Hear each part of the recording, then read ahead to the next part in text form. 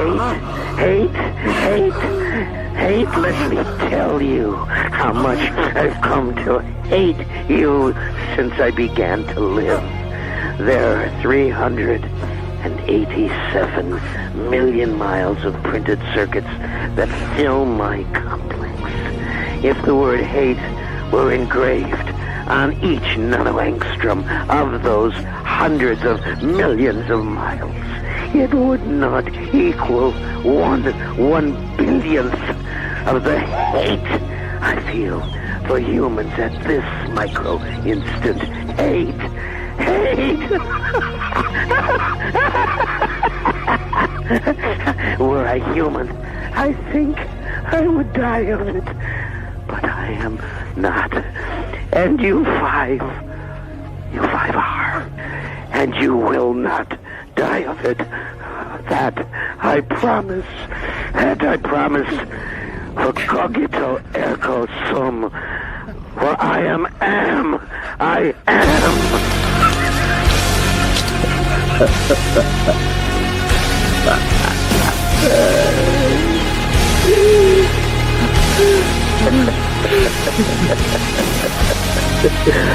So to hell. To hell with you all. But then, you're already there, aren't you?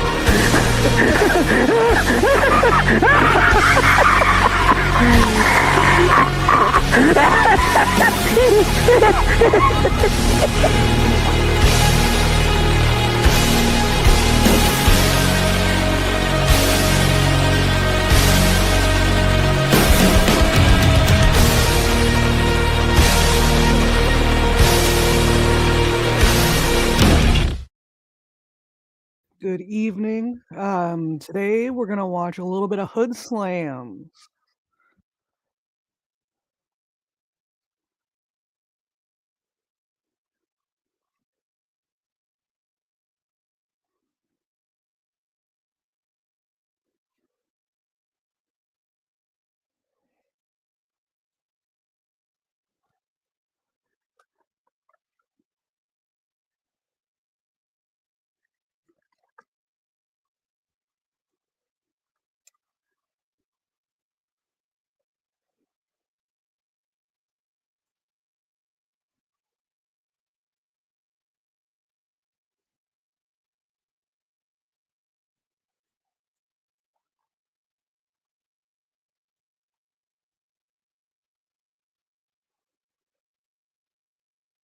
Right. Oh, 15 amen. I'd let her beat my ass too.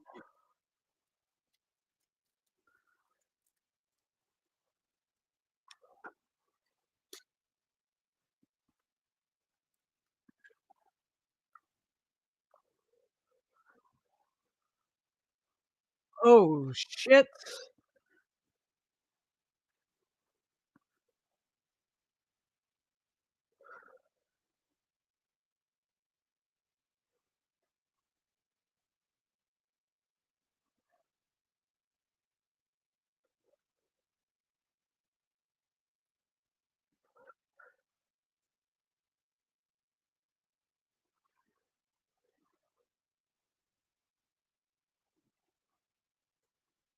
He'll piss on everything.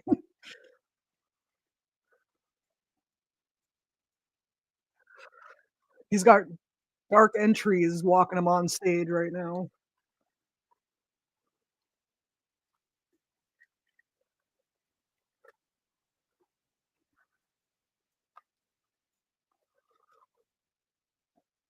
It's El Chupacabra.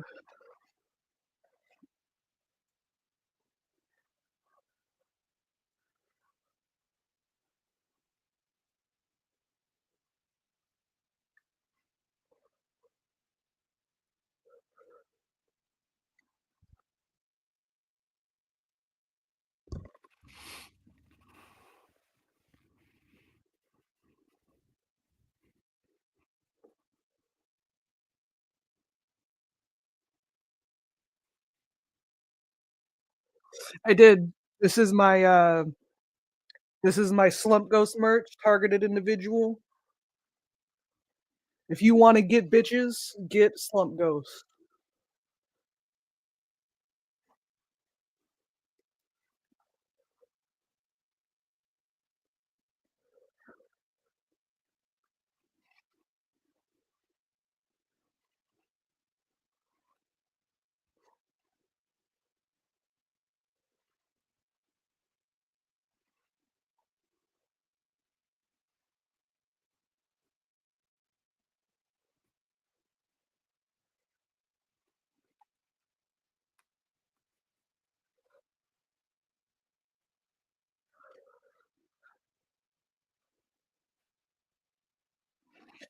Everyone but Nurse Ratched is afraid of Chupacabra.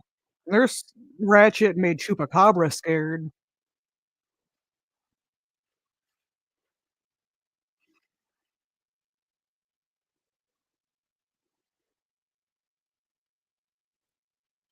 Did he squirt on her?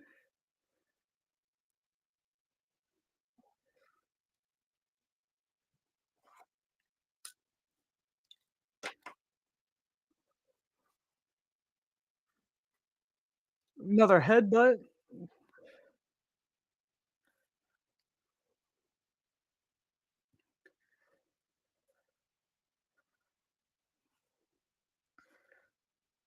Ooh, shit. Ooh, throw it right back at him. Gotta use their own momentum against them.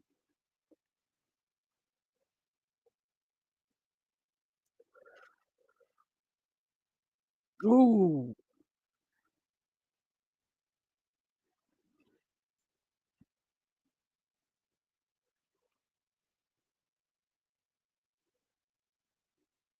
Oh, shit. Threw the ass at her.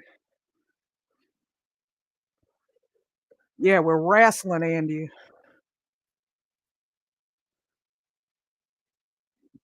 What a shame. That means she belongs to him now. I did, Northern, you were gone for it.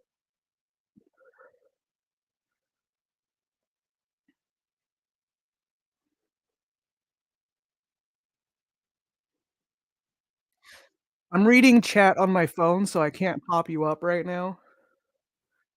I'm sharing my whole screen so you can have the aggressive fonk in the background. That's why I chose this fight, man. We got some intergender wrestling happening. I invited Andrew to come watch, but he was too worried about his parents.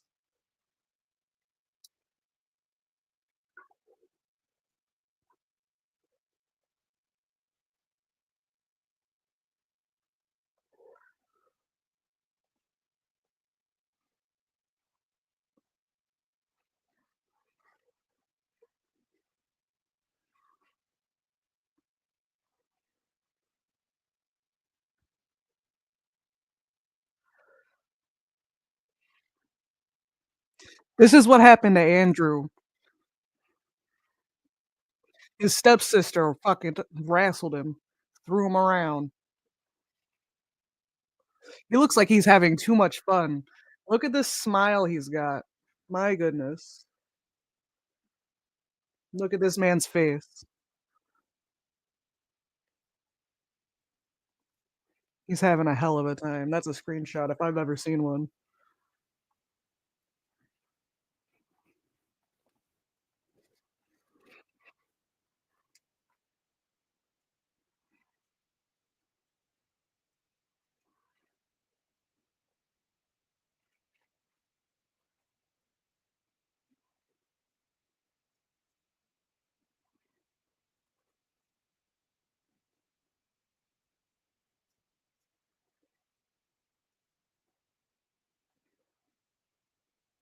She just grab him by the dick.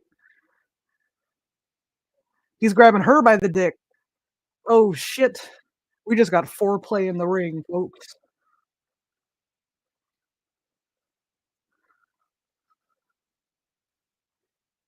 Boom. Shit.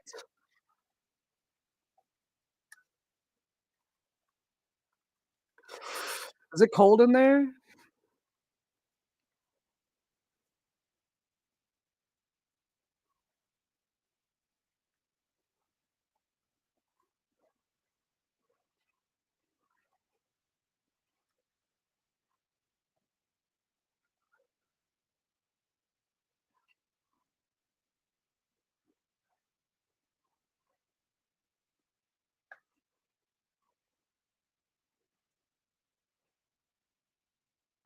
I thought we were friends.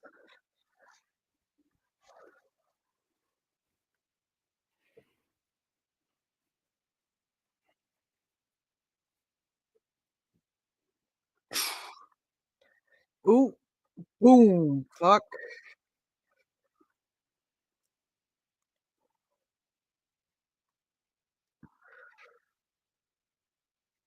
Why is the ref on the ground with him?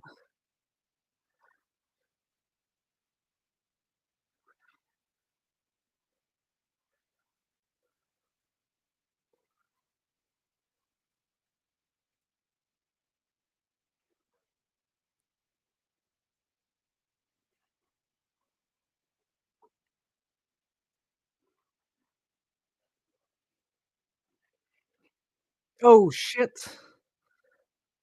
Drop ass.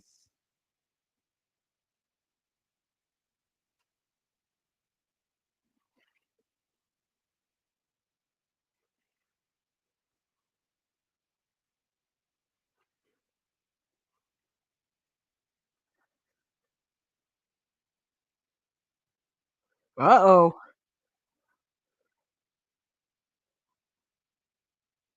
Oh, spine over the knee.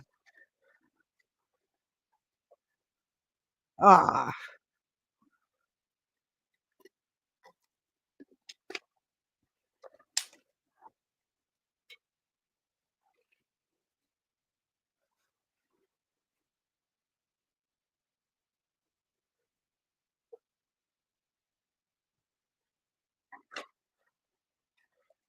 he likes him.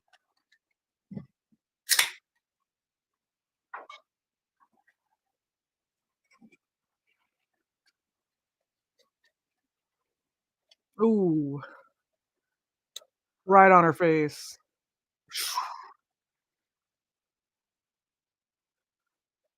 What a shame.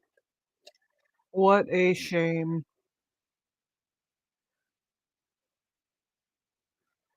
The only time before this I've seen Chupacabra was when he was afraid of Nurse Ratched, so I can't take him seriously.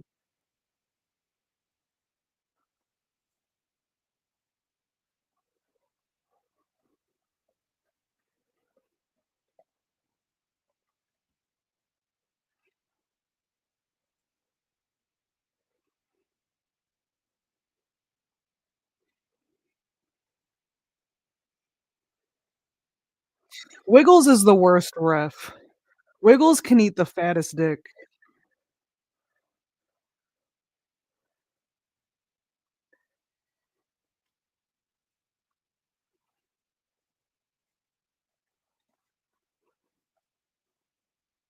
Fuck you, Wiggles.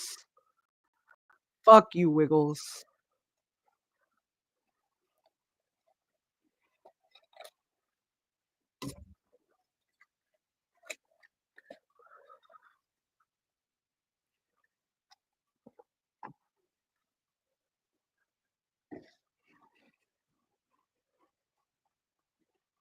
Who the fuck is this guy?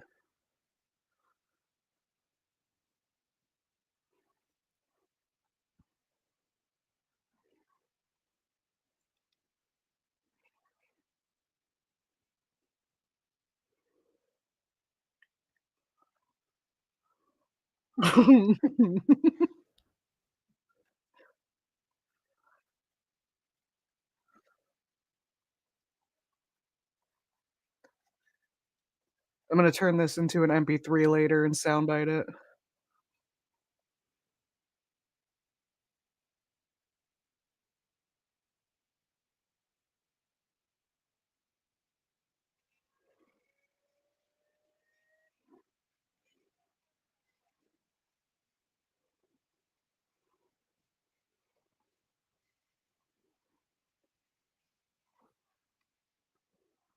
Okay, I'm coming to Discord. Hold on. Fuck.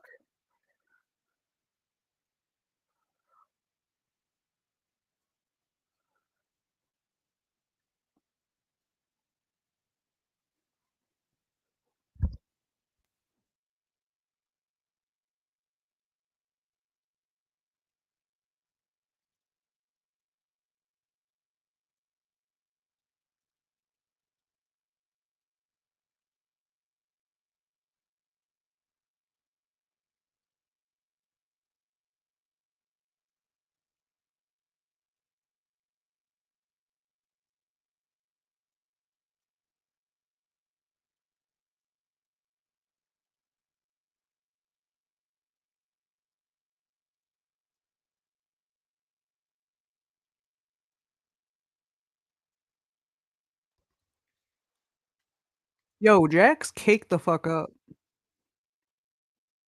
What's going on here? You think he's taking or throwing? We see a little sock action here.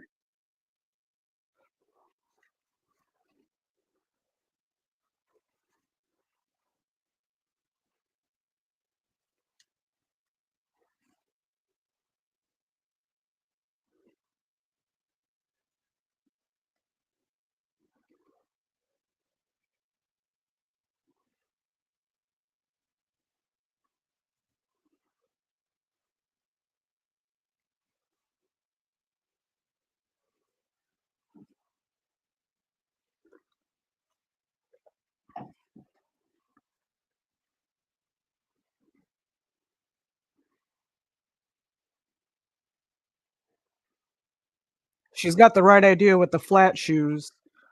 Ratchet was having a hard time when she was wearing them big ass boots.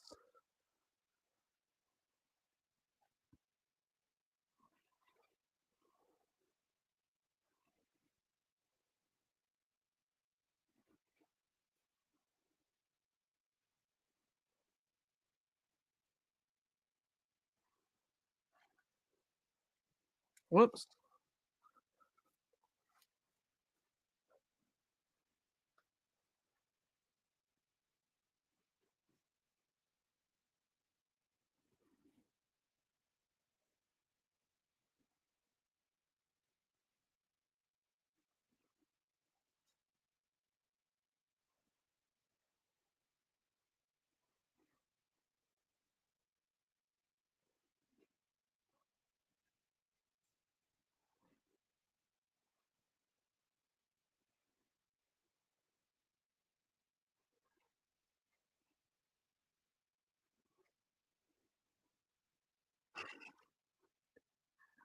The ooh beforehand was my favorite part of that. That's why I had to clip it.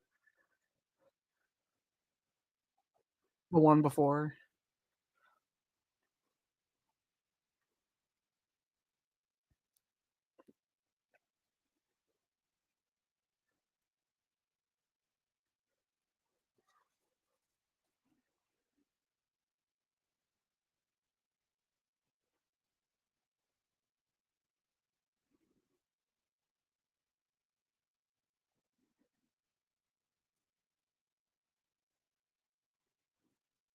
Ew, I'm a vampire.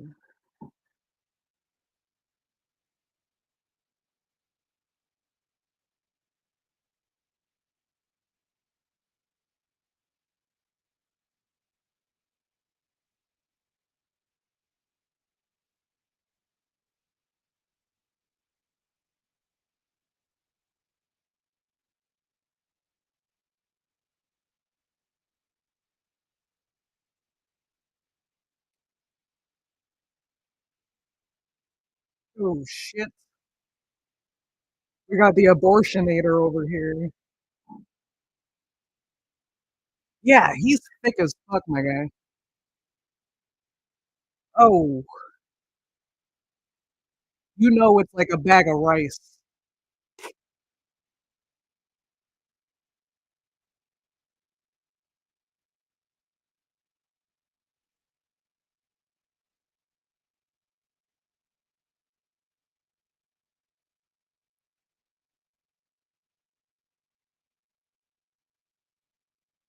These two got the gymnastics now.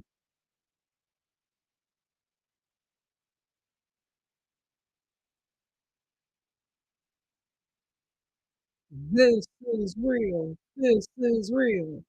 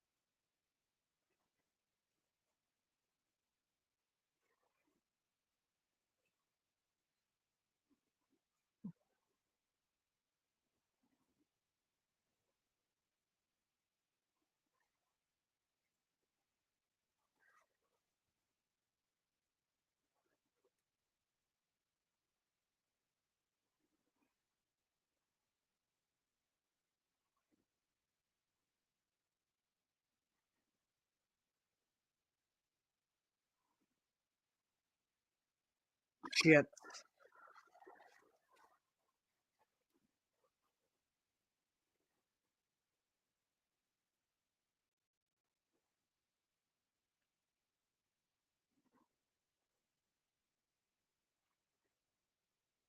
Kind of a disorder, really.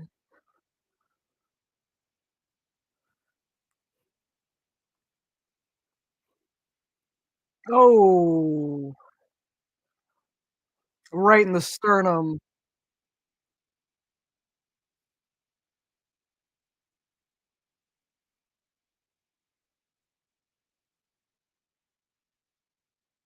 You sick fuck.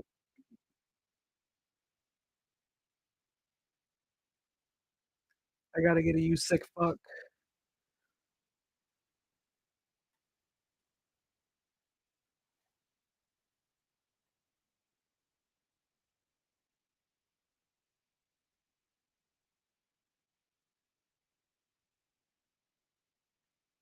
I'll edit it down to just the you sick fuck.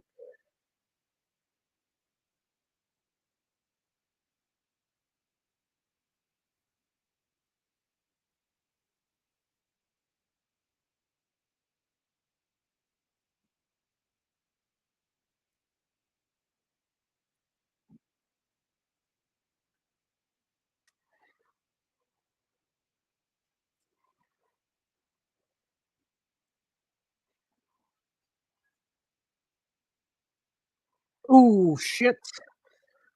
Crowd surf his ass.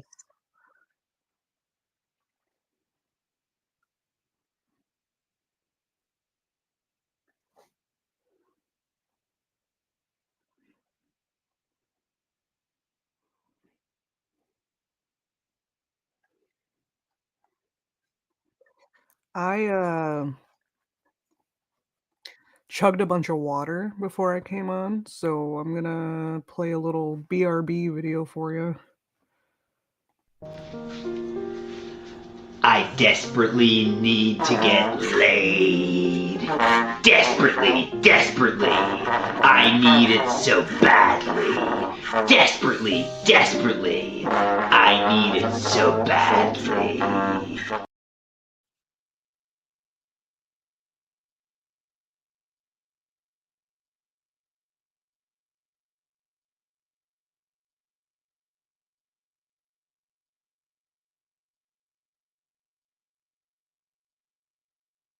I forgot to loop it because I'm a retard.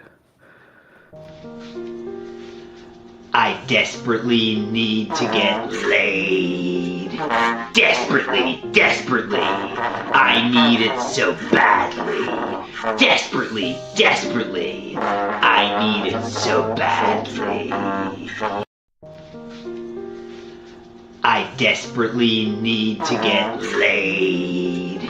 Desperately, desperately. I need it so badly. Desperately, desperately. I need it so badly.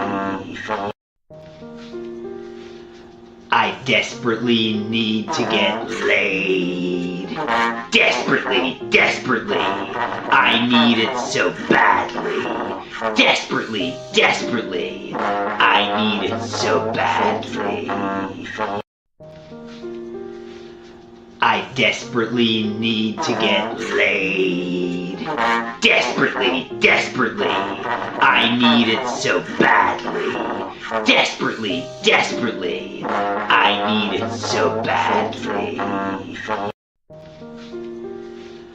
I desperately need to get laid. Desperately, desperately. I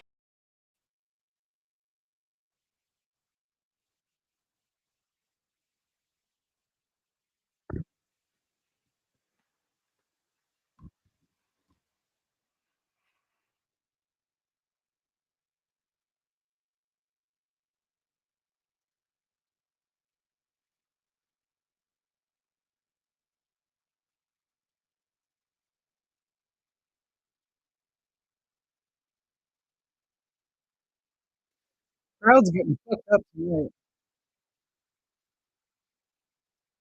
Oh, that's two. Fuck. Shin to the fucking dome. That one would hurt.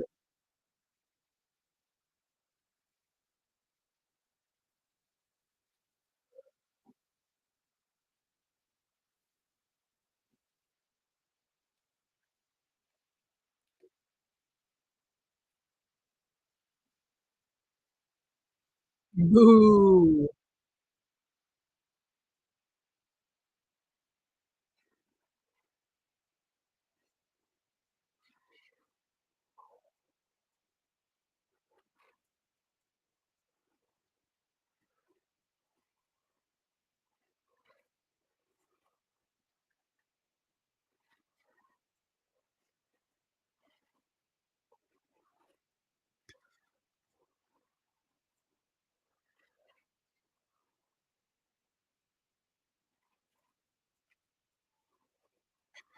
He's got a powerful build. That man is thick.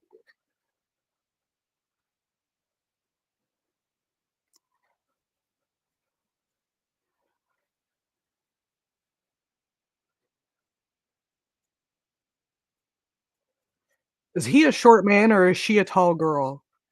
I feel like he's only that thick because he might be a little bit short, like a 5'6", 5'7".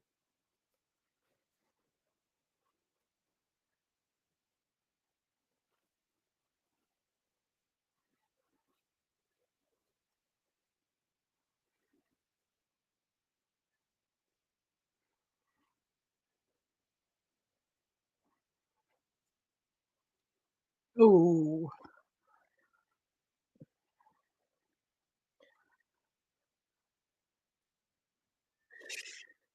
right into the rope.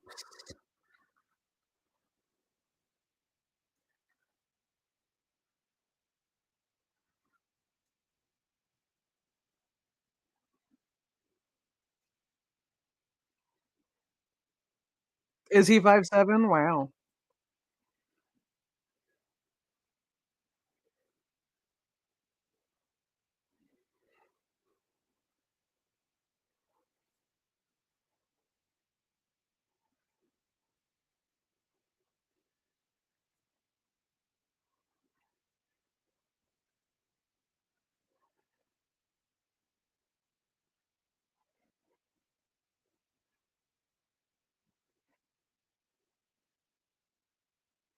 They're doing great. This performance is amazing. The gymnastics are really impressive.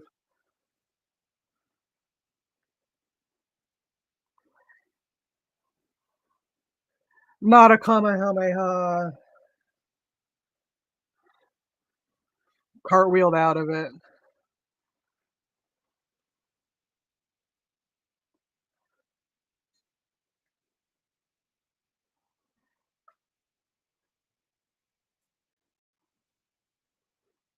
Oh,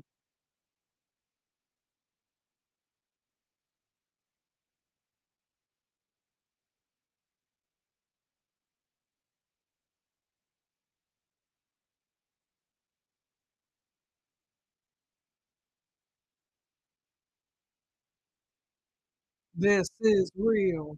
This is real. This is real.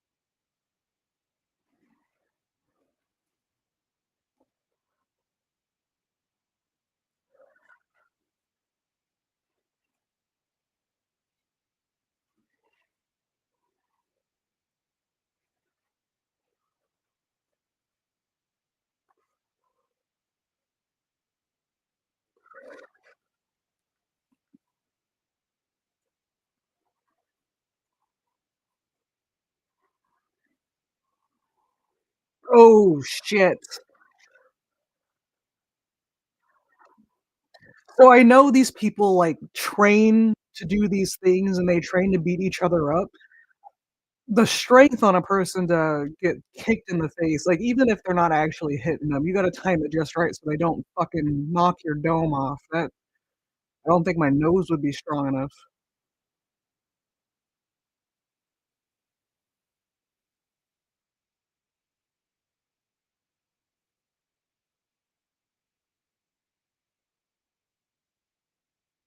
Does he got his dick out on his armband? That's funny.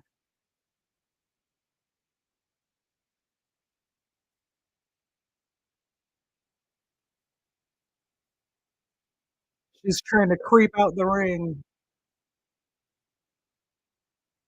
Is she gonna go to the bar?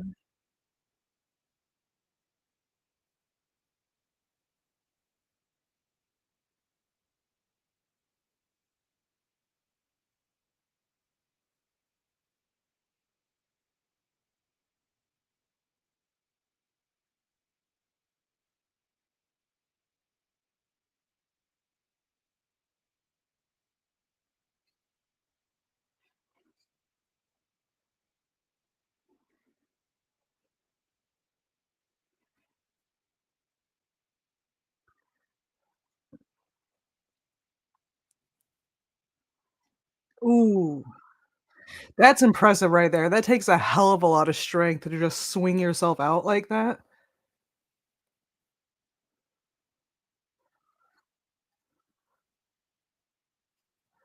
Holy shit.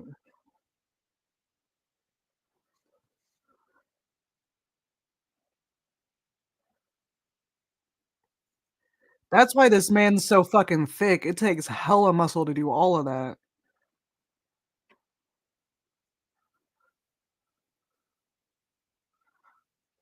Oh, shit.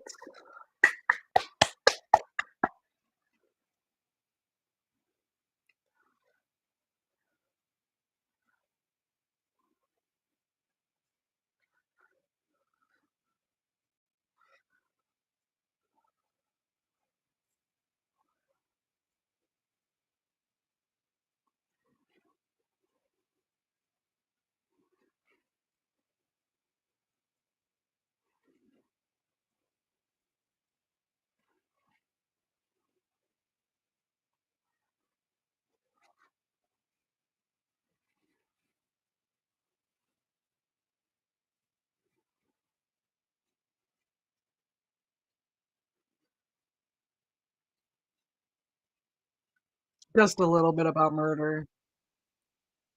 From the top rope. Miss.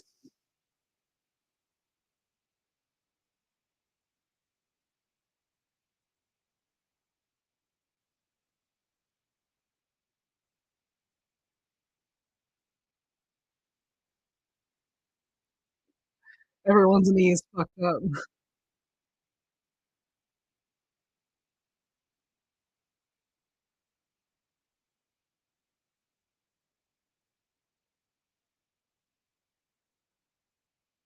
Are they gonna fuck up the ref's knee too?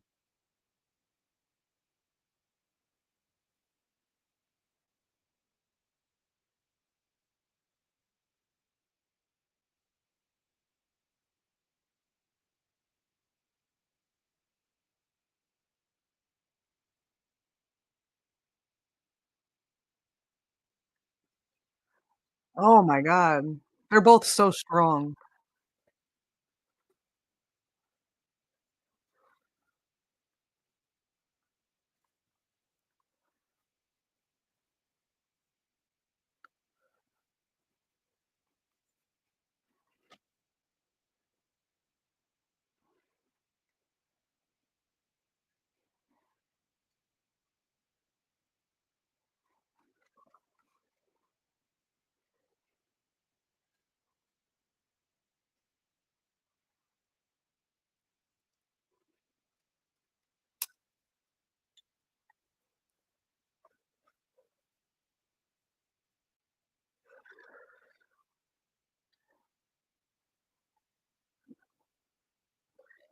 The, superhero pose? Hell yeah. Really fucks up the knee.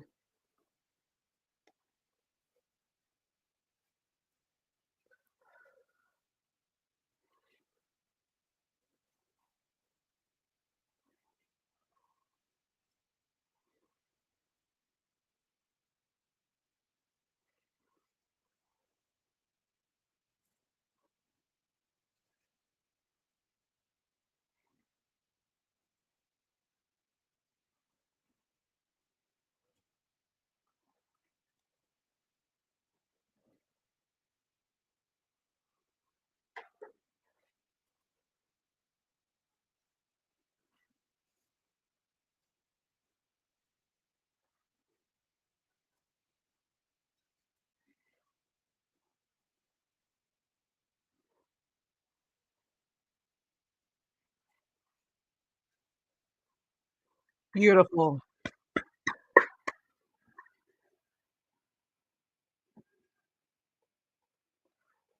beautiful.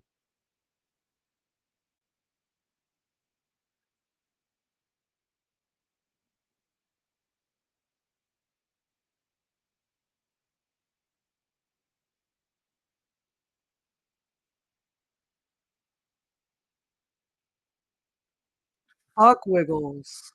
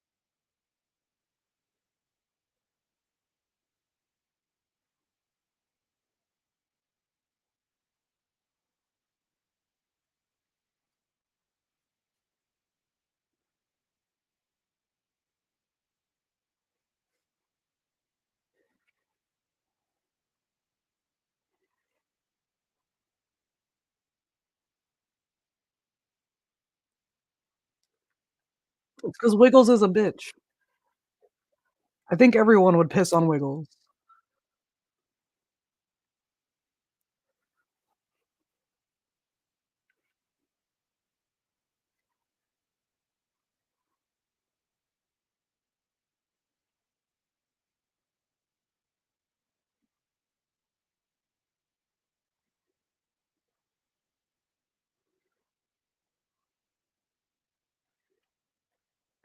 I didn't do this intentionally, but I'm kinda glad that all of these wrestling matches are intergender wrestling. It really ties up into my Andrew lore.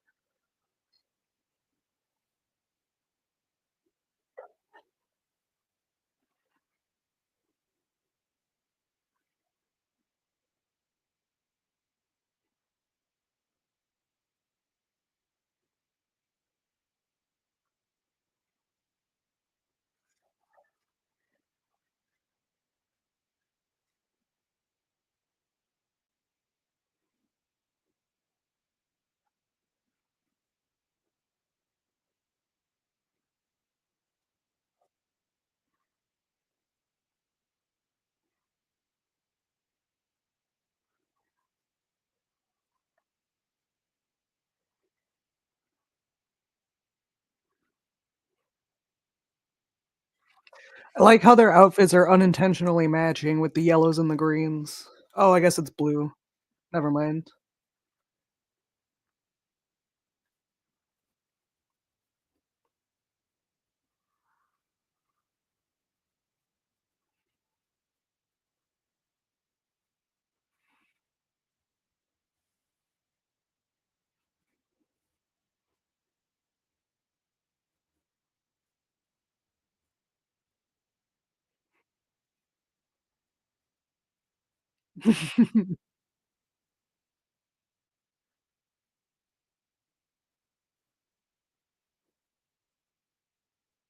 I love the Street Fighter setup.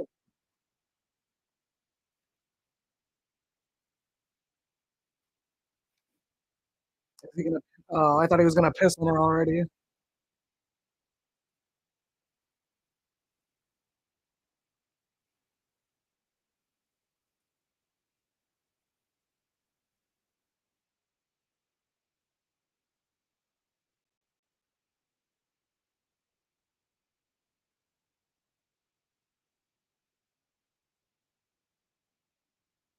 This feels kinda romantic with the Rat Detective Boogie.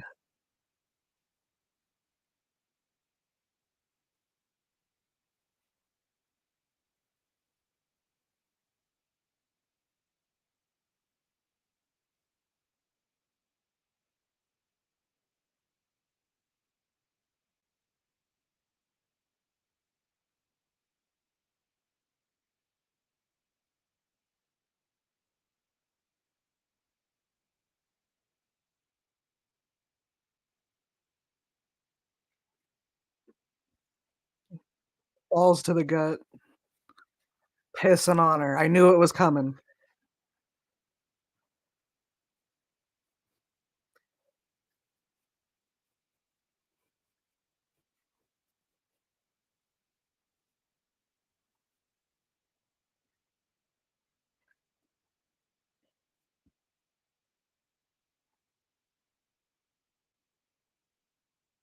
Right on the neck.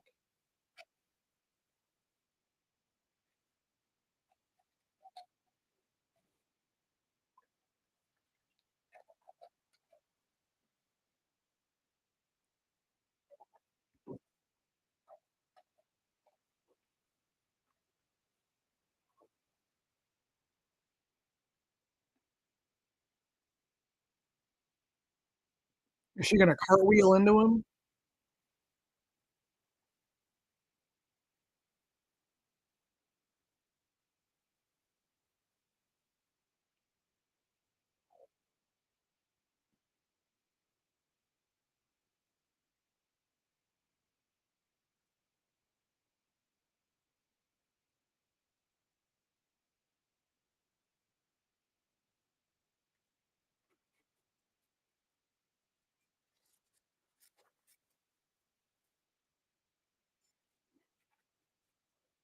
Throw his ass.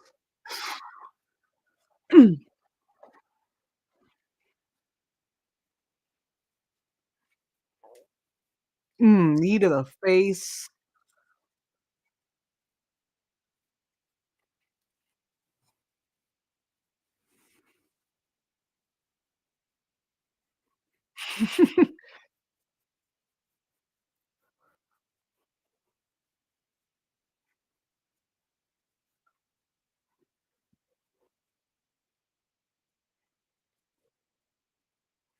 Pull that thumb out.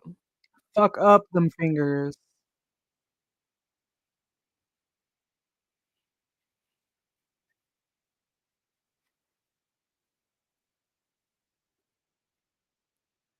I really hope she has a prop finger and she's about to throw it into the crowd.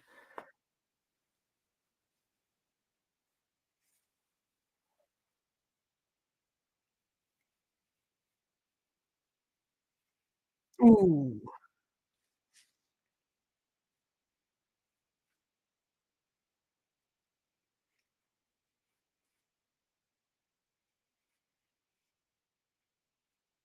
Ooh, I hope she drops her ass on him.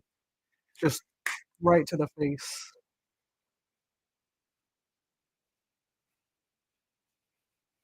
Ooh, shit.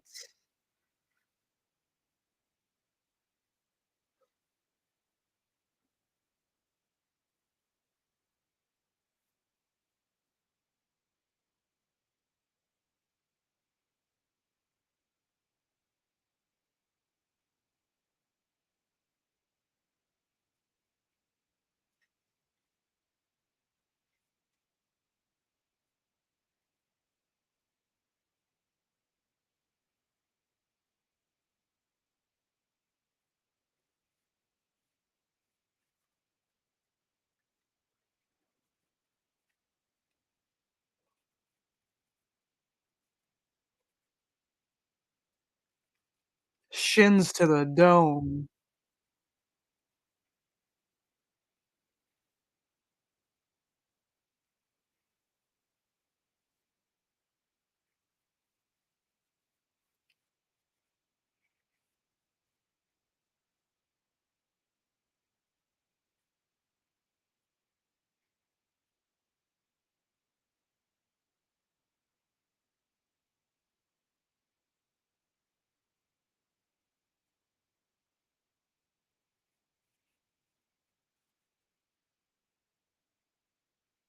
Ooh, fuck.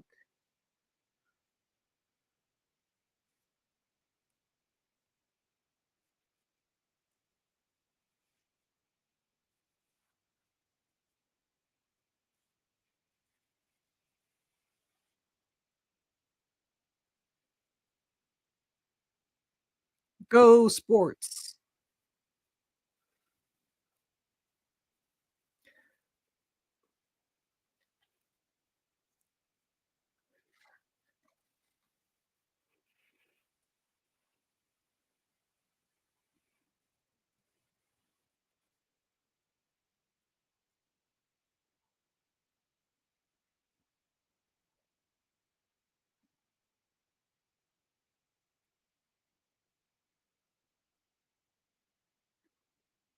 Oh, shit. I thought she had him that time. I guess we're only 7 or 8 minutes in.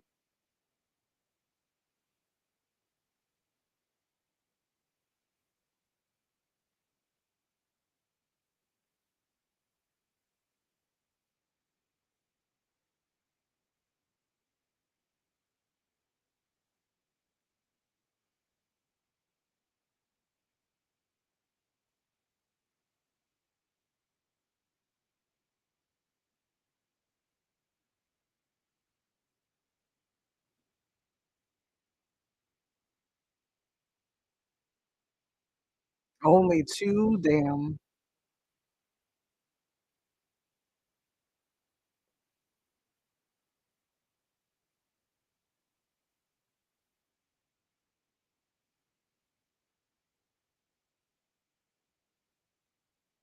Ooh.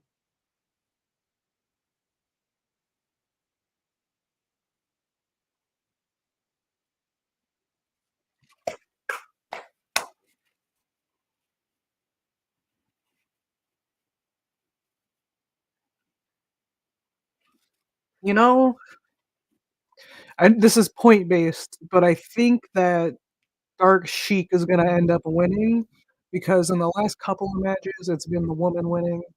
I think that might be fixed. I think this might be a scam. This is not true intergender wrestling.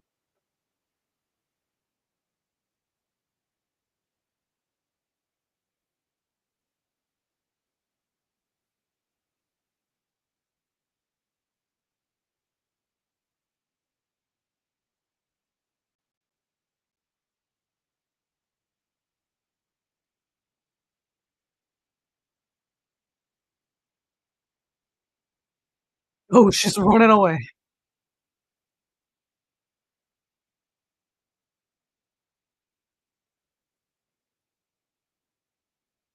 Fuck Wiggles, get out of there. Stop talking.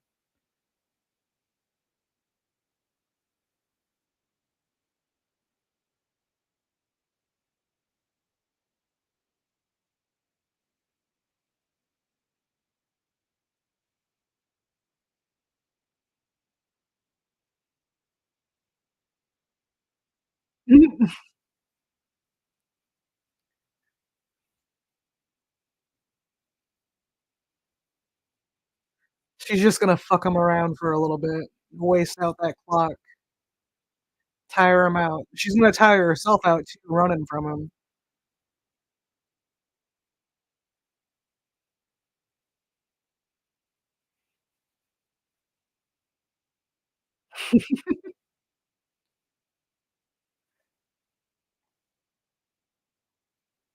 Alright, I gotta go to the bathroom again. I desperately need to get laid. Desperately, desperately. I need it so badly. Desperately, desperately. I need it so badly. I desperately need to get laid. Desperately, desperately. I need it so badly. Desperately, desperately. I need it so badly. I desperately need to get laid. Desperately, desperately. I need it so badly. Desperately, desperately. I need it so badly. I desperately need to get laid. Desperately, desperately. I need it so badly. Desperately, desperately. I need it so badly. I desperately need to get laid. Desperately, desperately. I need it so badly. Desperately, desperately.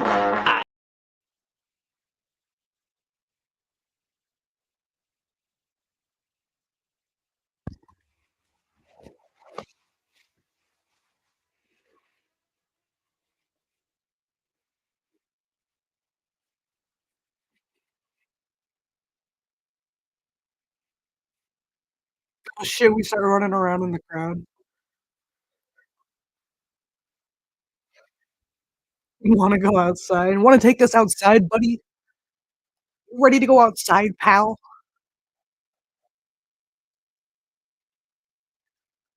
Literally becomes a street fight.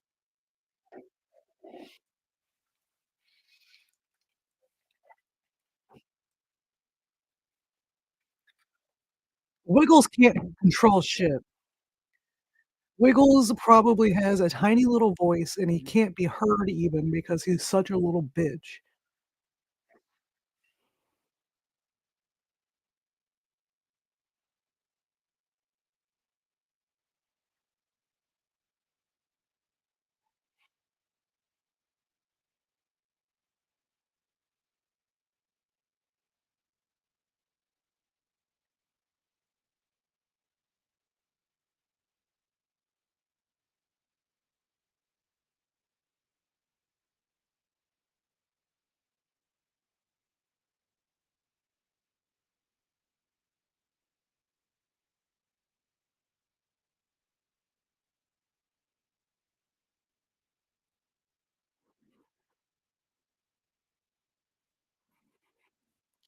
Pulling him by his ear up to the ring.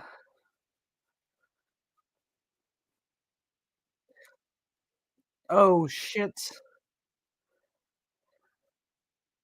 Oh, no. That one's gotta be rough. It's gotta be really rough right on the fucking concrete. I really hope she didn't get thrown that hard.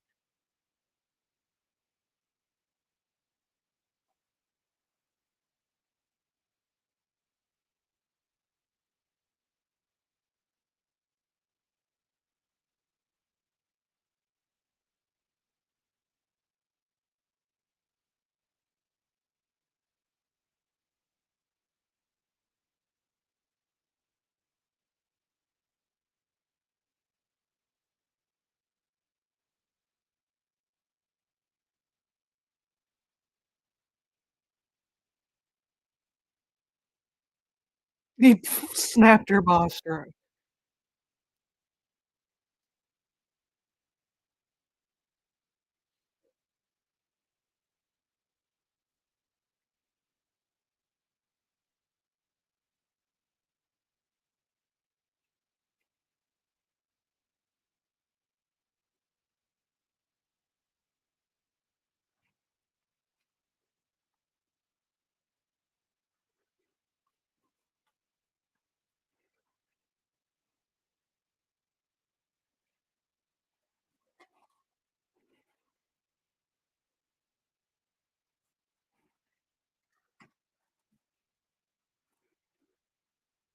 Oh, shit.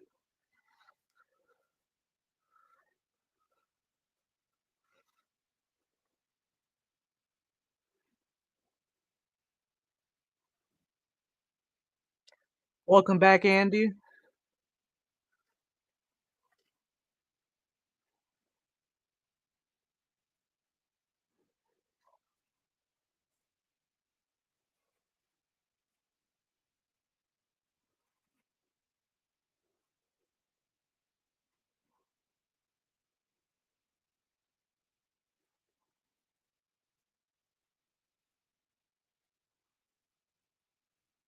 Fuck you, Choopy. Right in the face.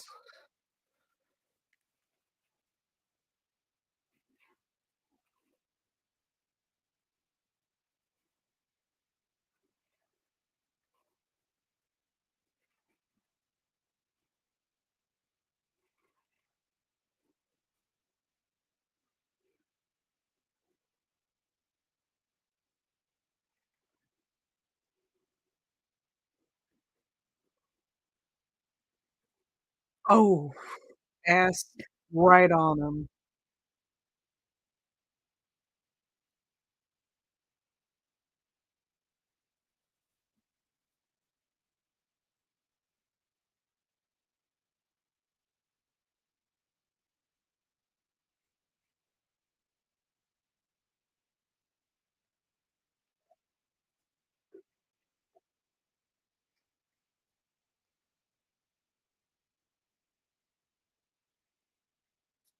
I know it's like Nurse Ratchet's thing, but I wish more people would give wet willies. That shit gets me.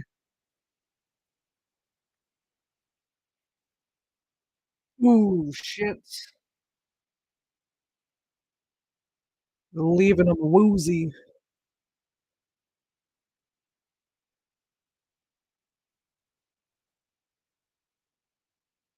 Drop him right on his neck.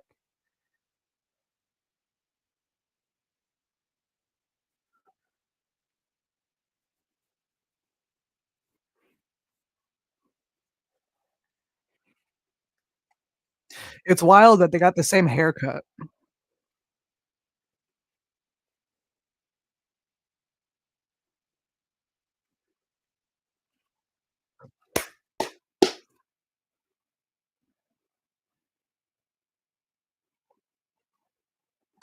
I think they're tricking us. I think they're gonna make it look like Choopy's winning, and then Iron Slut's gonna push him out.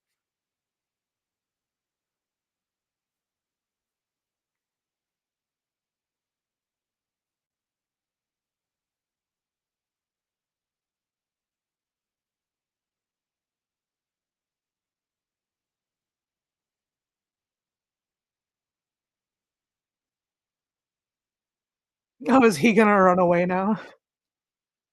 He's like, "I am in the lead. Bye,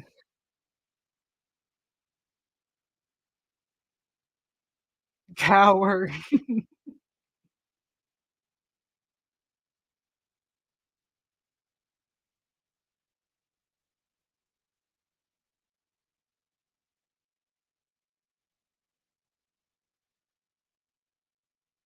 What's going on here?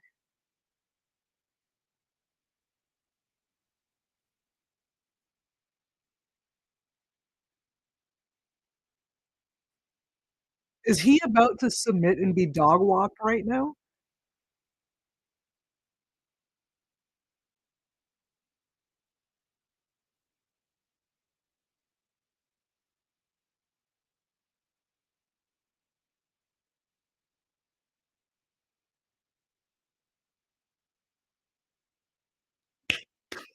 Even better. Lock in, dude.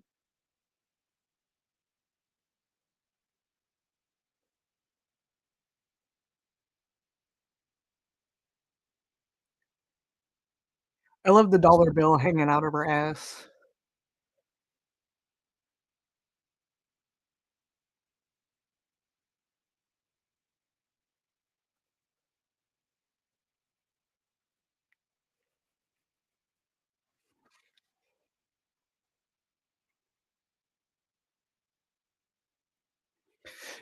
Gotta twist his dick. Grab it and twist.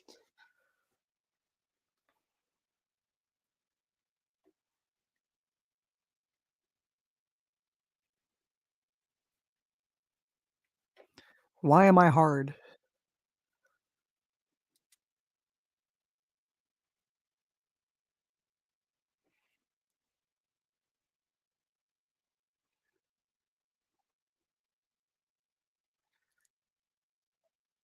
Hey, shit. Wiggles can't stop it either. Wiggles is such a bitch. He's gonna let a murder happen.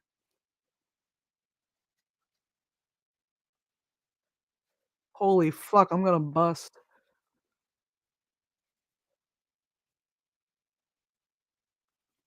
What a gracious, gracious woman not killing him.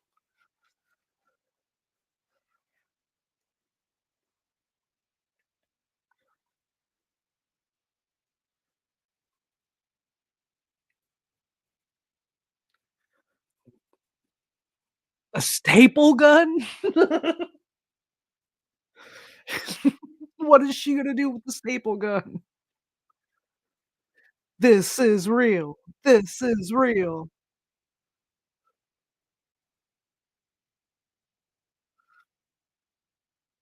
Staples in the forehead, I bet you. In the chest.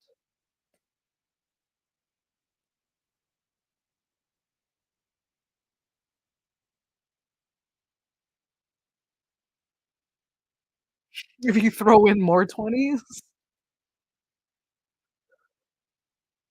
She's gotta check, is that a 20?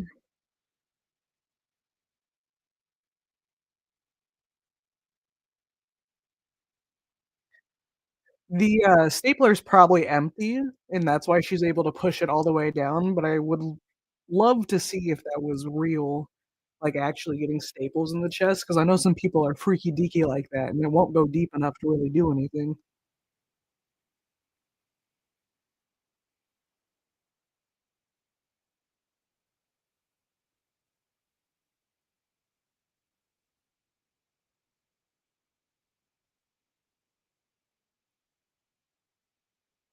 And a staple a one to the head. There's staples in there! There's actually staples in there. You sick fuck. Beautiful.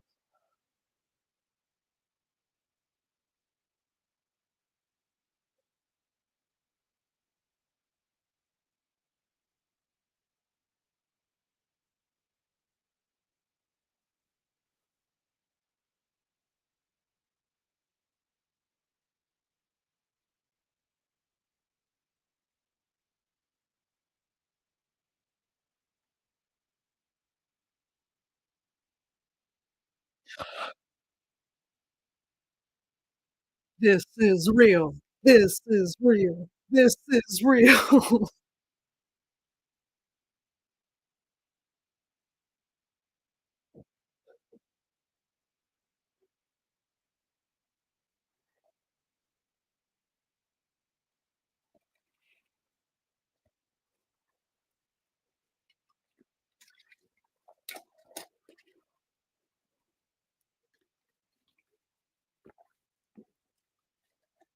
To her forehead.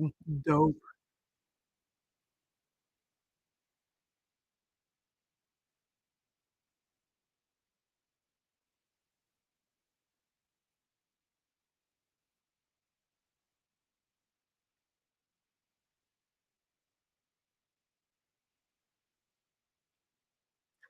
Now that I think about it, it probably isn't staples, it's probably just, like, little glue dots, if you know what I'm talking about?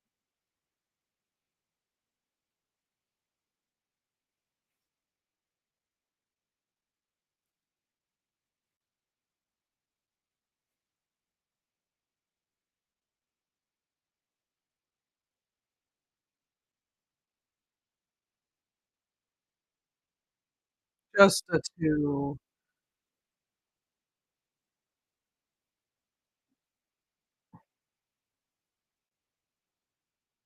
Stapler.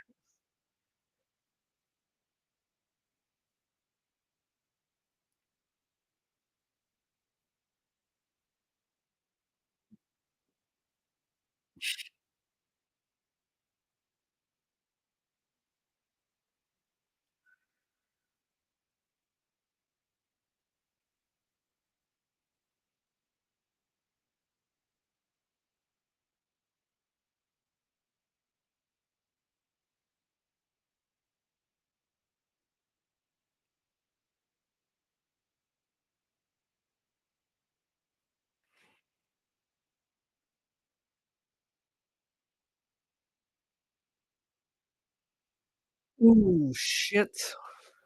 Right to the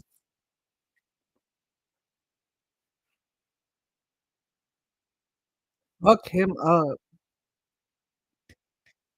We're close. This last one's gonna be good.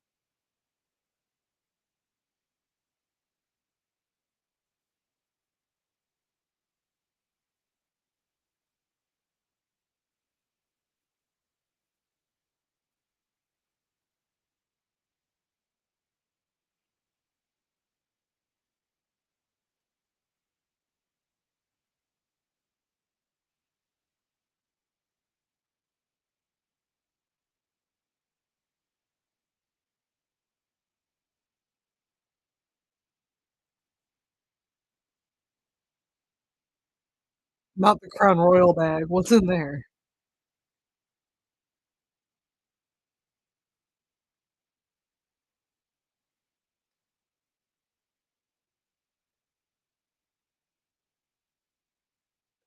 She's gonna drop him onto the thumbtacks, bitch. Beautiful. Maybe those are staples. These 2 are freaky deaky.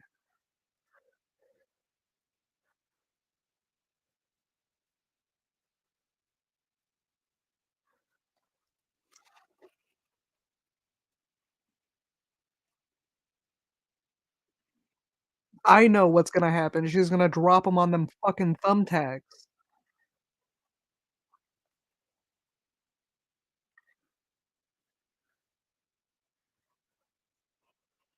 Oh, he's gonna drop her into him, and Wiggles is just watching. What a bitch.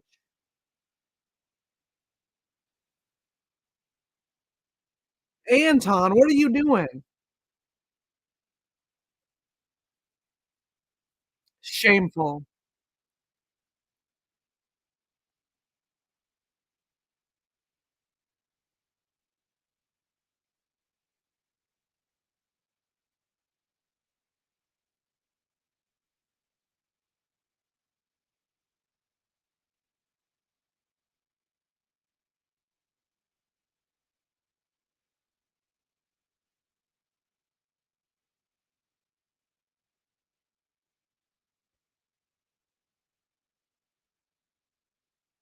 Shit.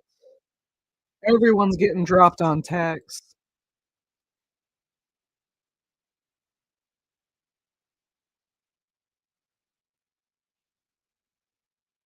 They were staples. She's bleeding from the forehead. Wow, these 2 are hardcore.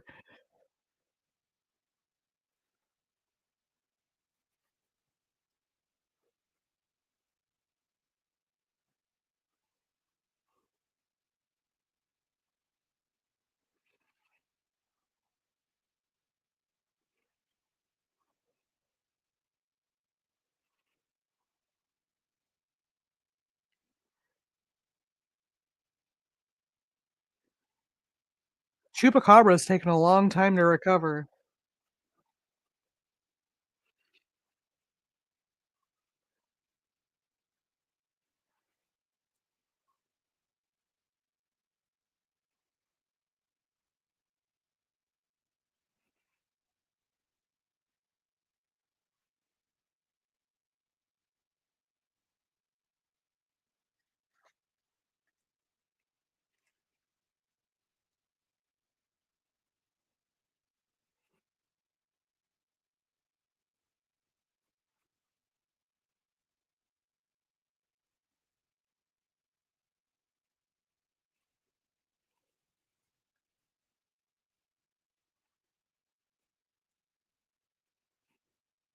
Drop them. Yup.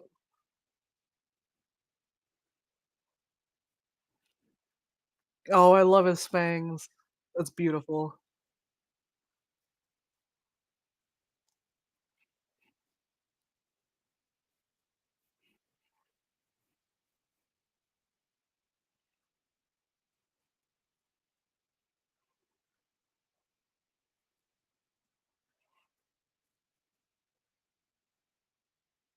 Both of them. Ah, stuck in the skin.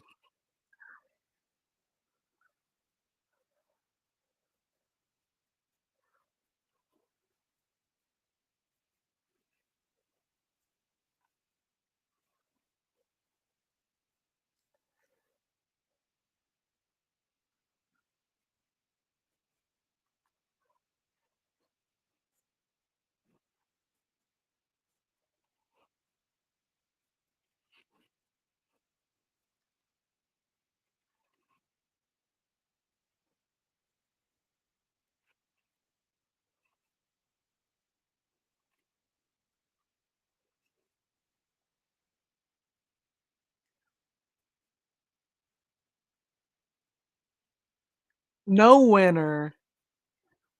What the fuck is this bullshit? What the fuck? Oh, they do a death match, okay.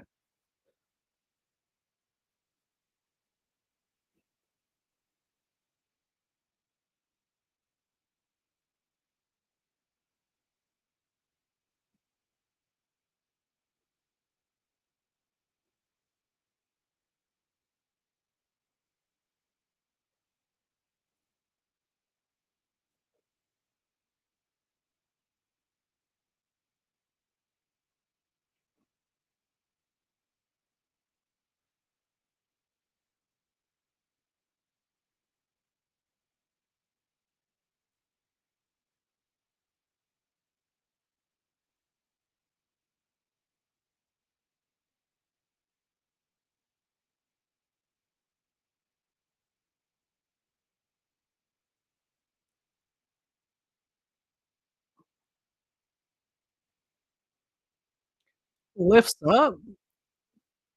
How you gonna crawl away when he's got both your legs?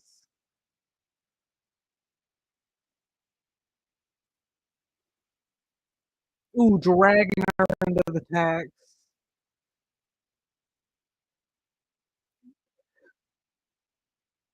I was wrong.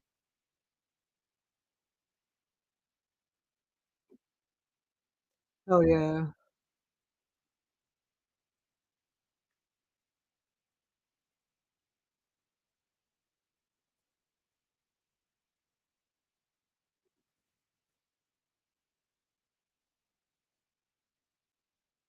I don't care about your speech, bitch.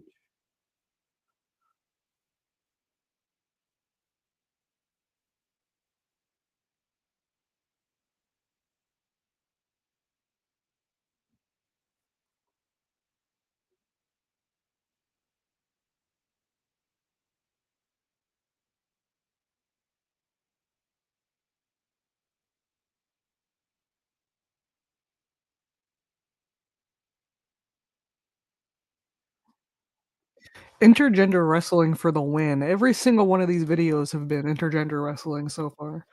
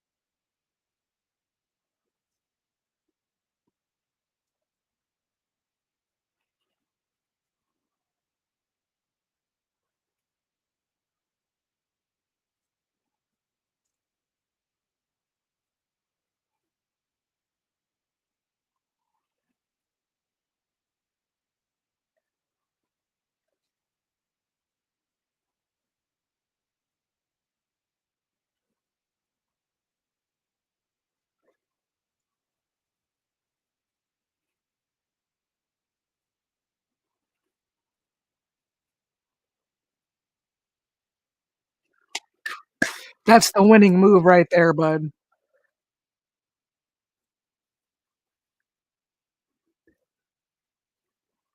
This is your average trailer park DV day.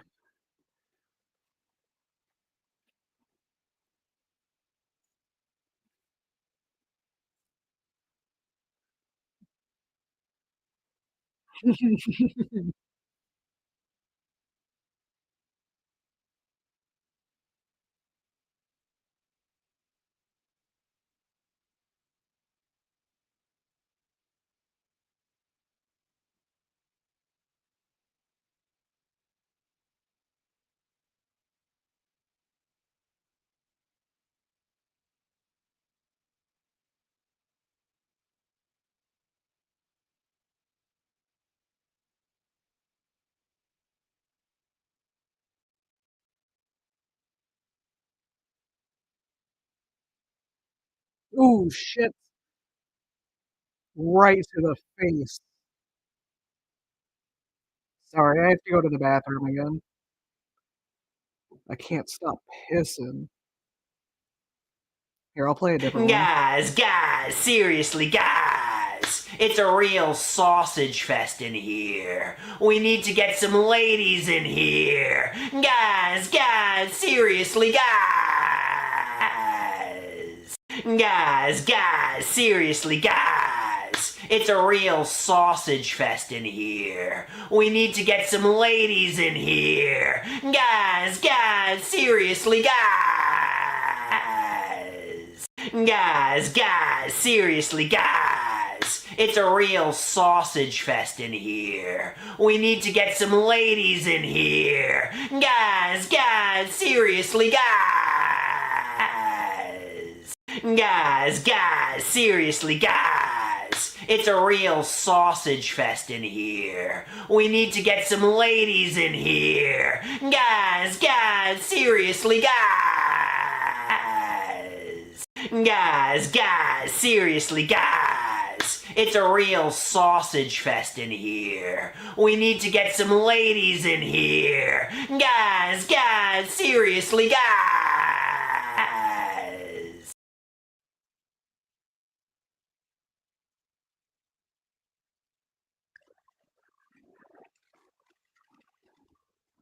A wand. Is Dark Sheik the one with the telekinesis? I don't remember.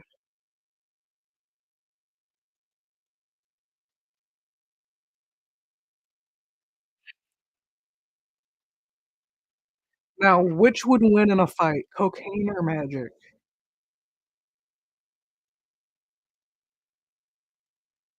Oh, she froze him.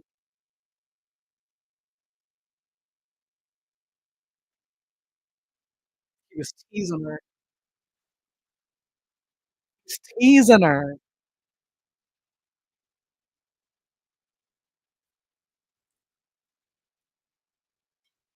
This is real.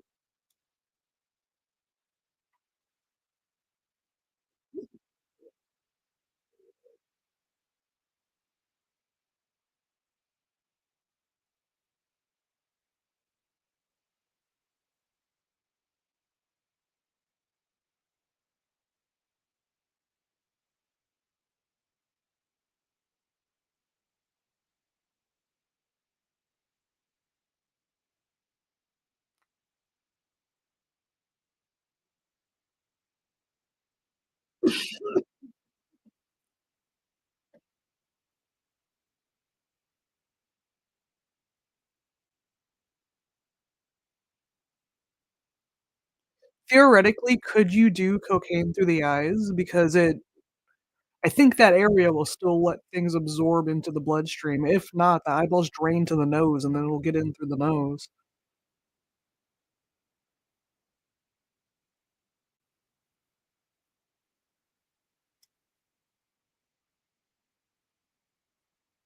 Of course, he's drugs money.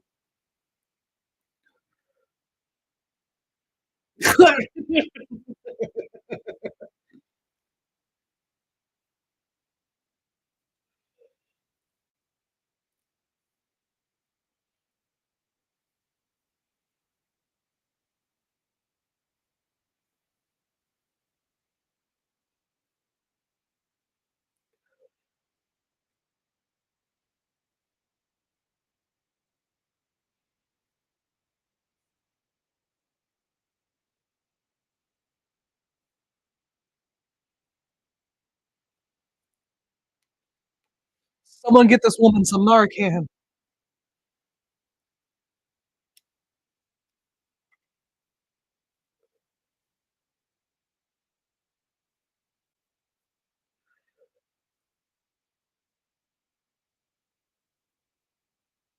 This is average redhead behavior.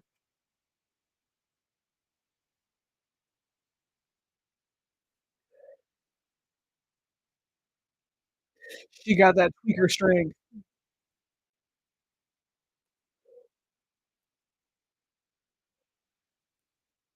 Like I said, this is the average DV incident in a trailer park.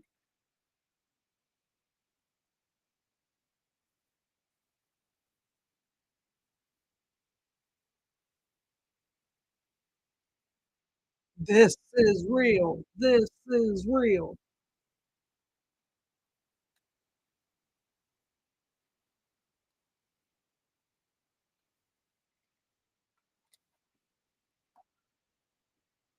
Yeah.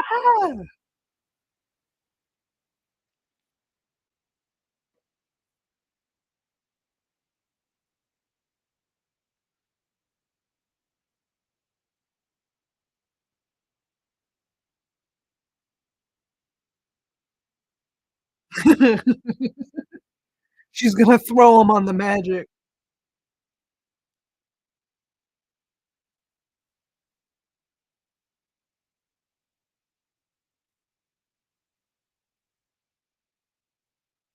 Mm, thrown on her own magic.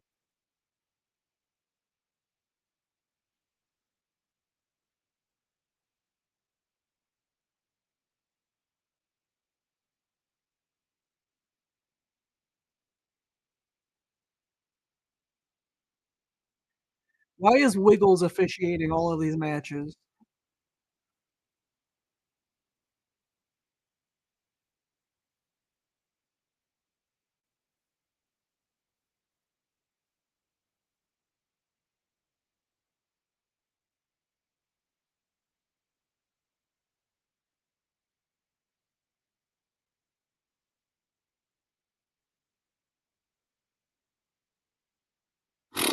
Right to the face.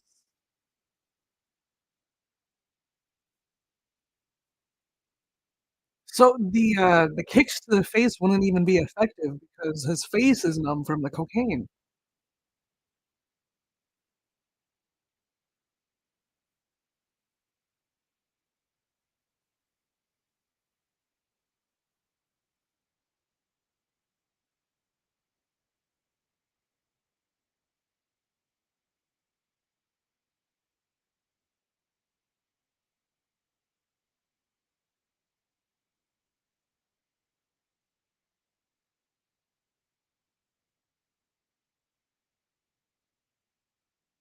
Drop it on him.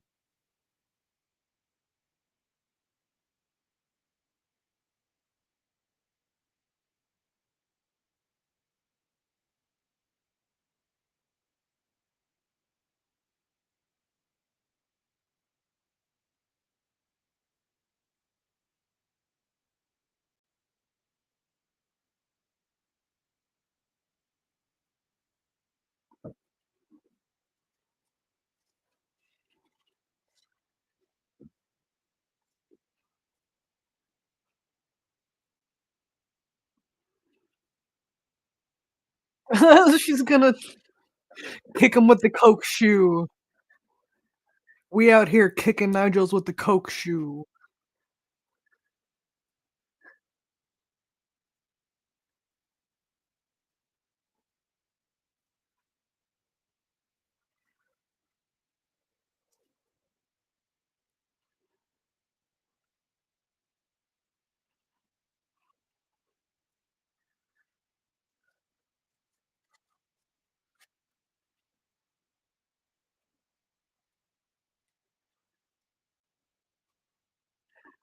They're gonna go through the whole bag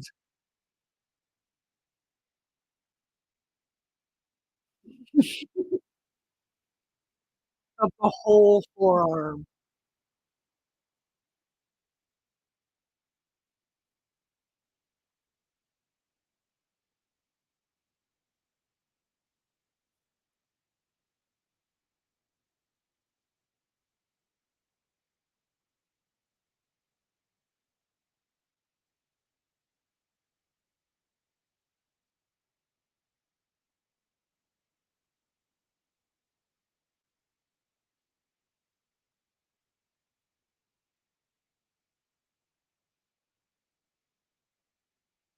What the fuck is this guy doing?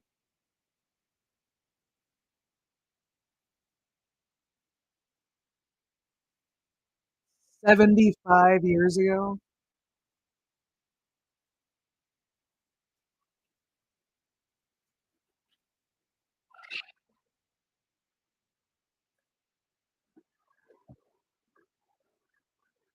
Atomic bomb enters the ring. That's a spaceship.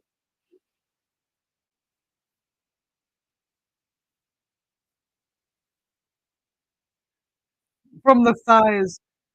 I'm gonna guess right now from the thighs, this is gonna be Johnny Cartwheel.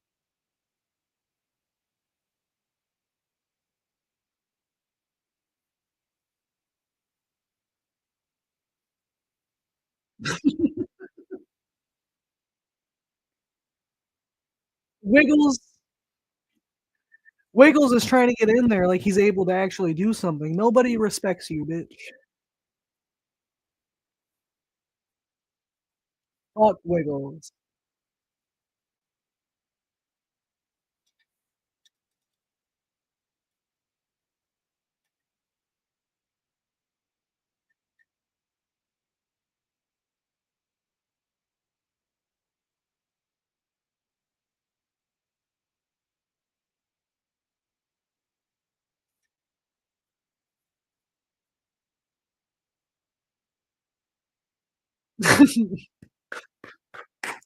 Fuck it up.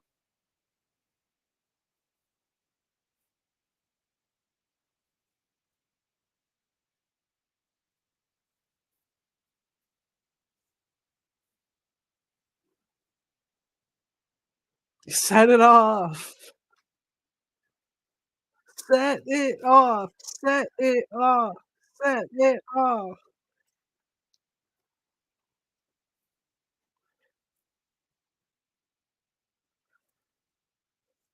Is he proposing?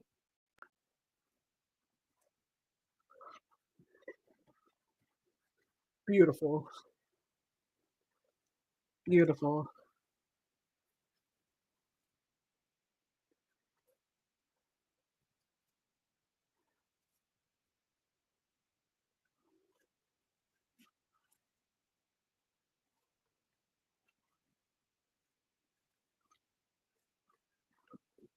You're a disappointment.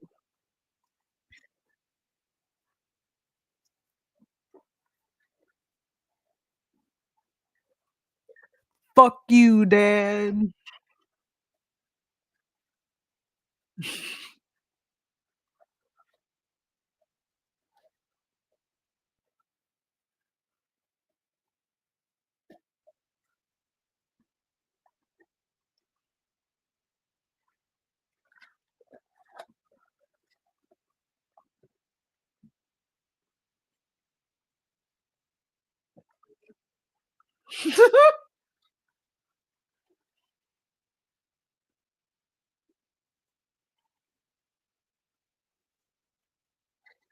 Is this my dad?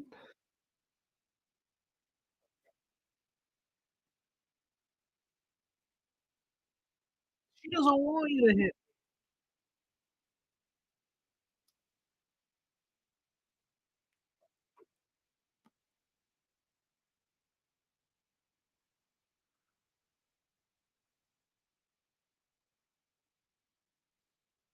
toxic.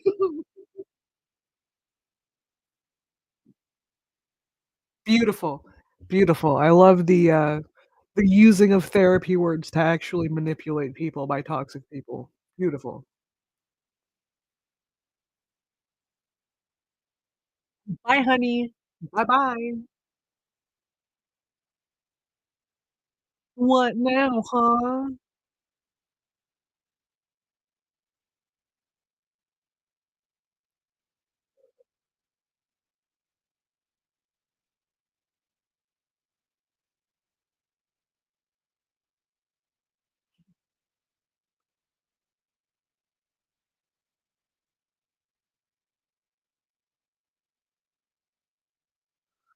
Gonna be okay.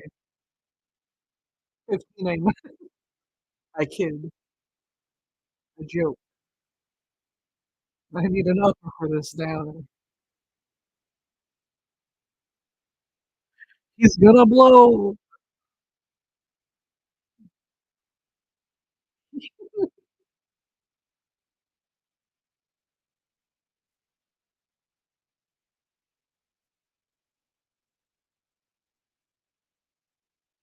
What have I done? I wanna live.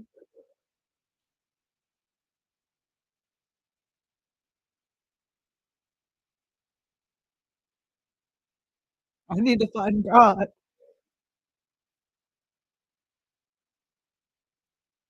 God grant me the serenity.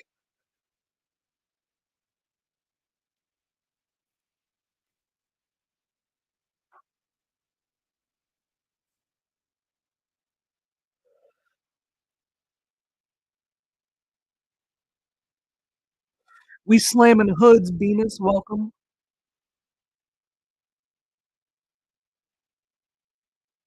We out here disappointing our fathers.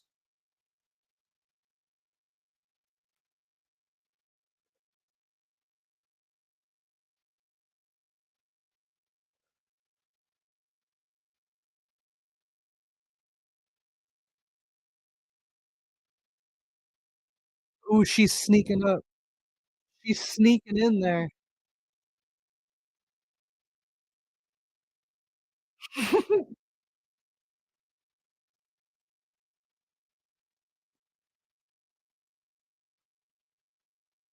Yes.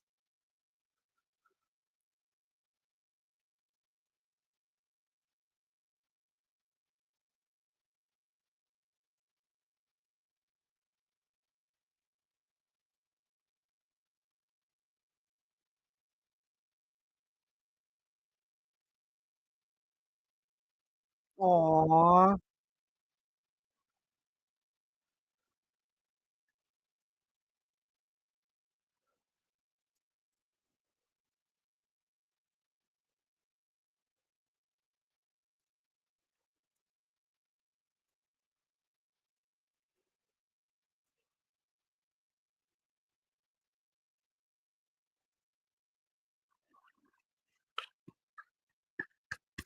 This is real. This is real. This is real.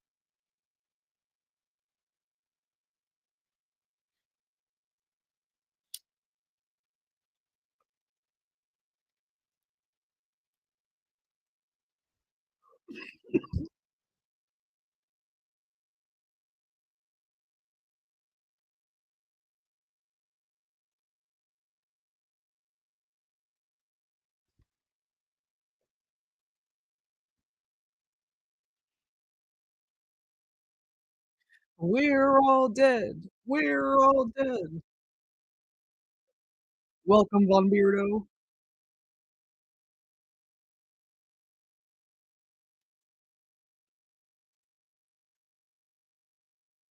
There's a surprising amount of survivors for a nuclear bomb going off.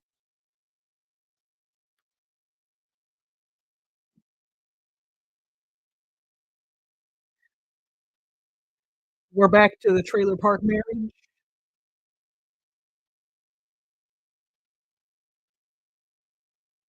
2, 3.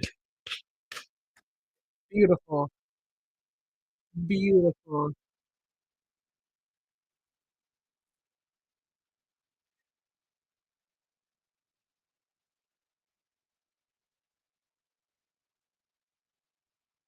Alright, I don't want a man, I want more intergender wrestling.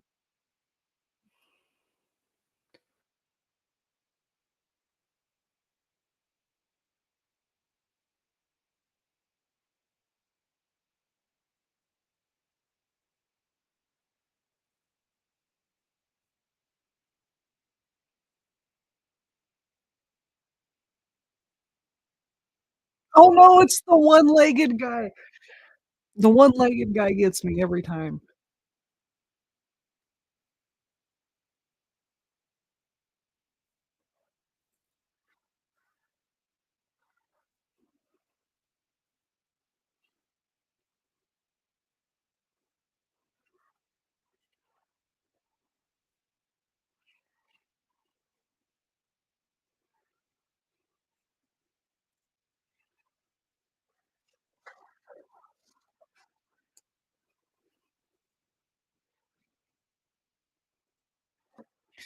He's got his titty hanging out of his leotard, it's just jiggling. They both got their titties out. I thought this was intergender wrestling.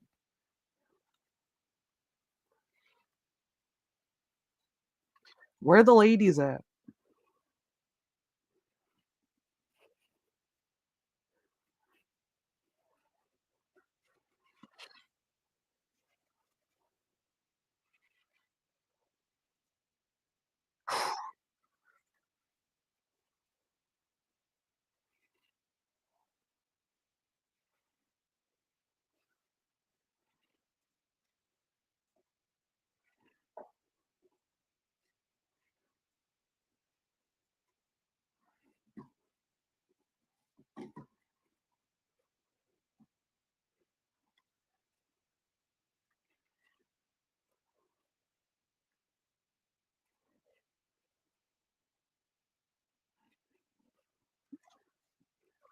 Snap that sign in half, bit.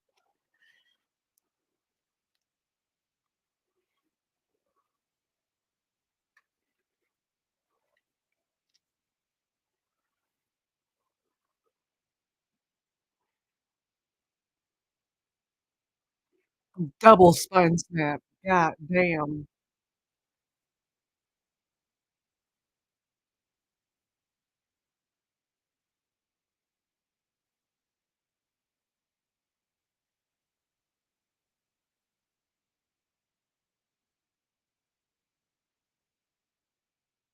Fucking her up. Oh, shit.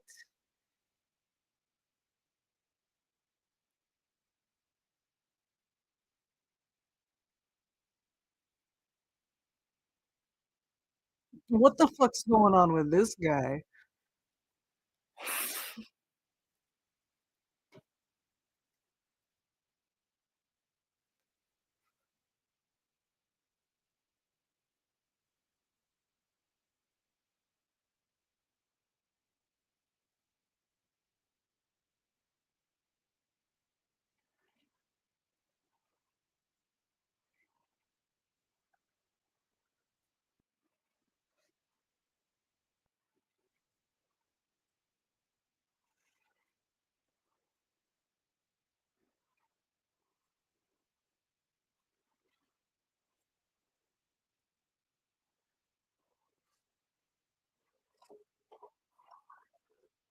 Shakira Spears.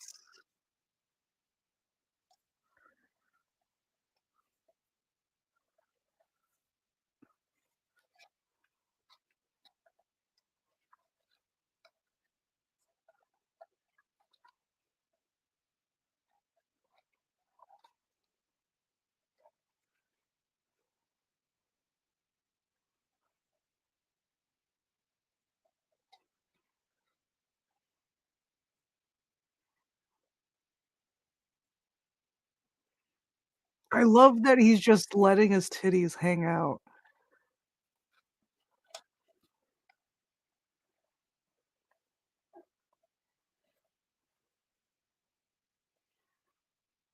Gotta drop the stump on her.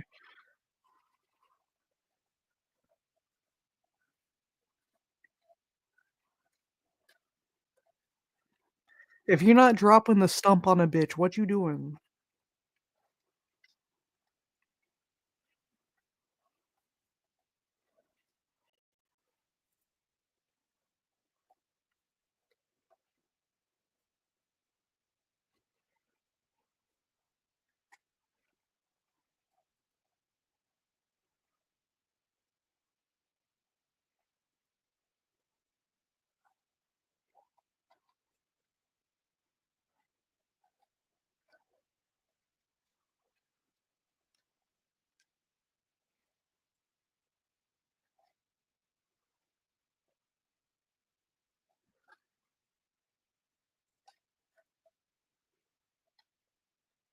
Shit.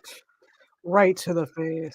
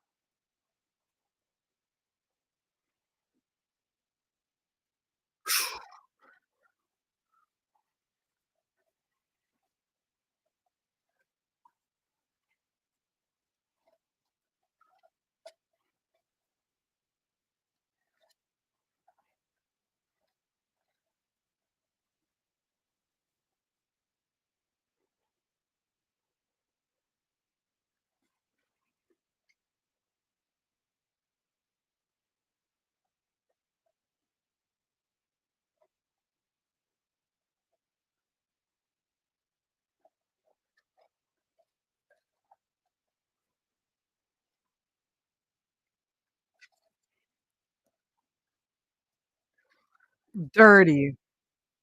Leg sweeping a one-legged man is dirty as fuck. Drop her ass on him.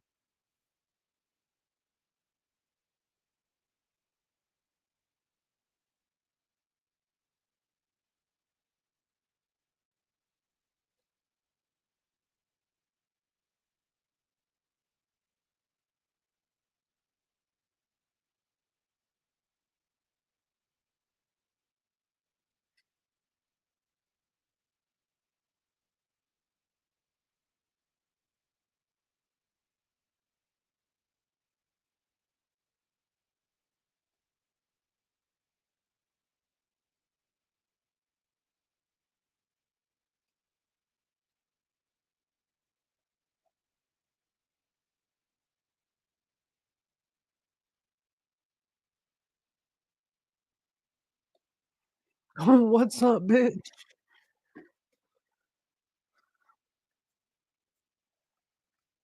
That was quick. Damn.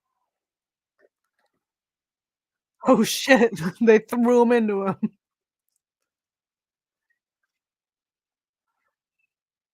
It's not legal.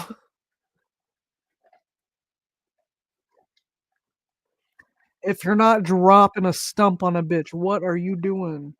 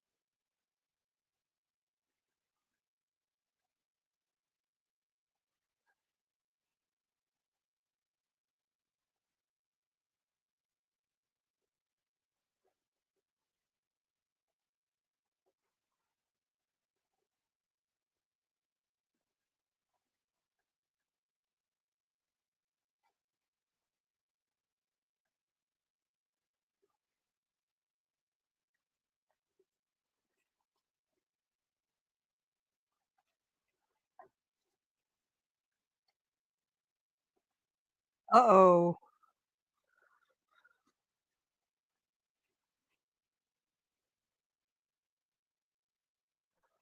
Am I muted? Let me know. I can turn shit down.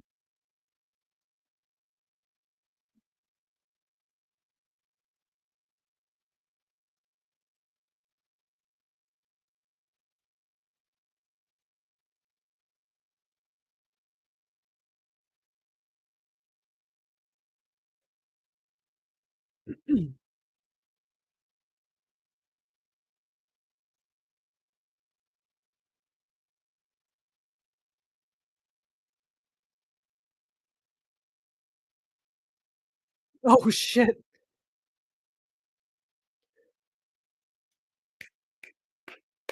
I love it when people use other people as weapons. It's such a flex of dominance.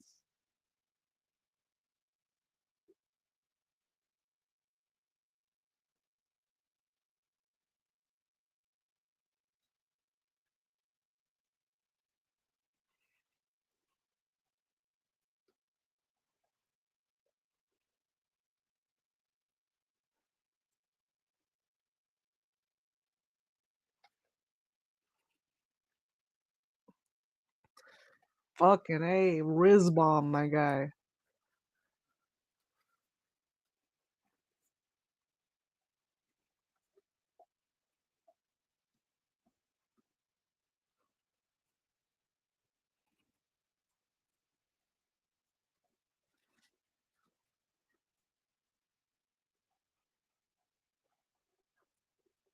Better give that headgear back.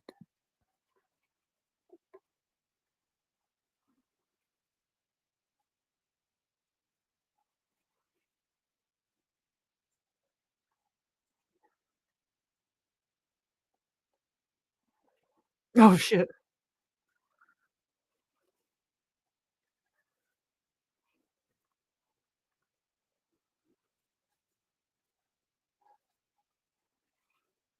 He's surprisingly agile for only having one leg. Dude must work out a lot. That one thigh is thick as fuck too, because he only has the one to work with.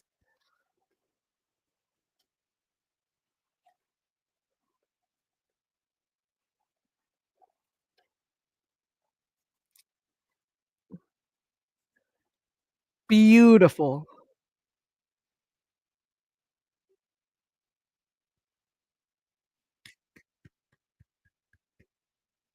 The squad.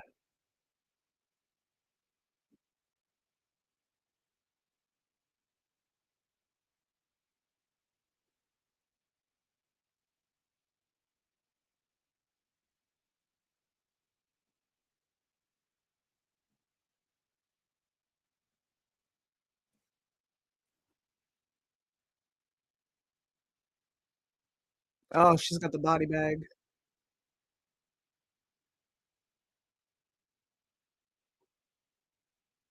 Oh shit, I think I already watched this one. I watched this one in the custody battle playlist.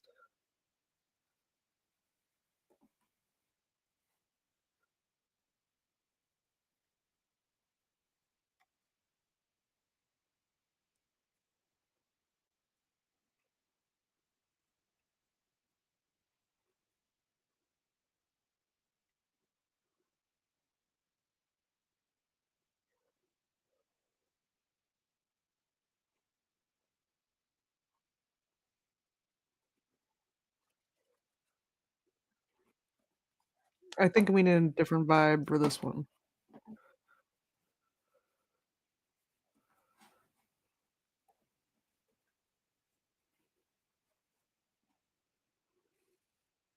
Oh, I don't think that's right either.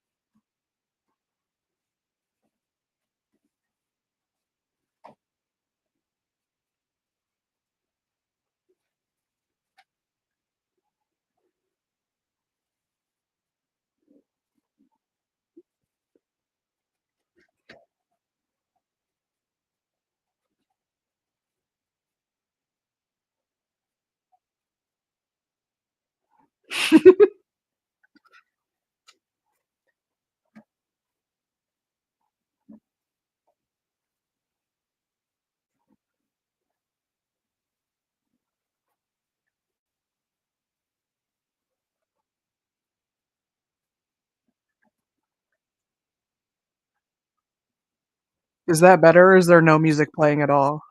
Because I only shared my whole screen to play music.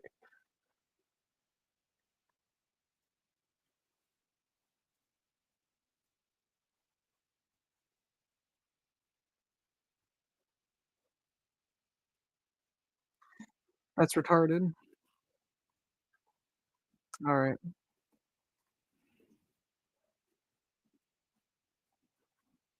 That's stupid. I was looking at chat on my phone this whole time because I thought that you could hear both my windows if I shared my whole screen. Down on a calculator. Well, you're right, Earl. I mean, writing books upside down on a calculator is pretty fucking over. The fourth one. I can the admit fourth that. one. When the internet went down in Dumbwater, that goddamn pinball game. Yeah! Pinball? And you know which one, but I don't know the name of it, Earl. That's right. Just the one that comes free on your Windows 95, Earl. 92, baby. Yeah. Why are you fucking out here? Listen, we've seen about enough, as we said when we first came out. Damn right. So any video game character that thinks they can take on Earl and his brother Earl, If that is the real names. yeah, come on out here and put your dukes up. I think we have ourselves an open challenge from Earl and his brother Earl. That's my That brother. is probably somehow also his father Earl. Well, thank you. What is... Can we kill the lights, please? What is this? What?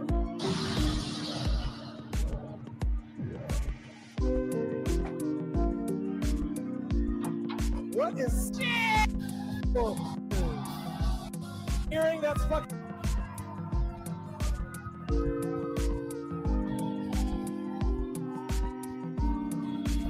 Jill Valentine from Resident Evil is stepping up to Earl and Earl.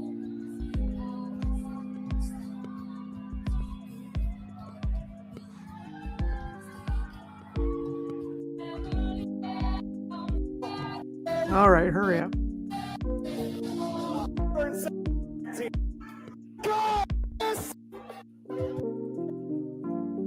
Excited, you fucking. Anybody? Thank you. That was a Thank good you. catch. Thank you. This is one white gloved hand in the air for a Is test that Tejo Trish? of strength. And why not? Oh! And Earl with a fucking cheap shot. Whammy.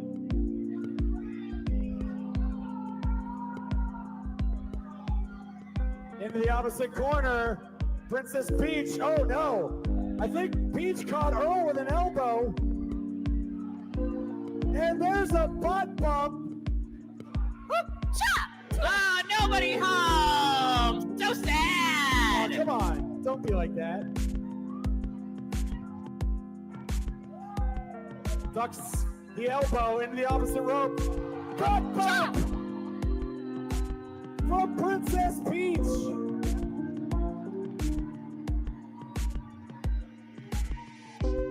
And there's a tag to Jill Valentine. Jill Valentine bringing a gun. Shoot him. Doesn't.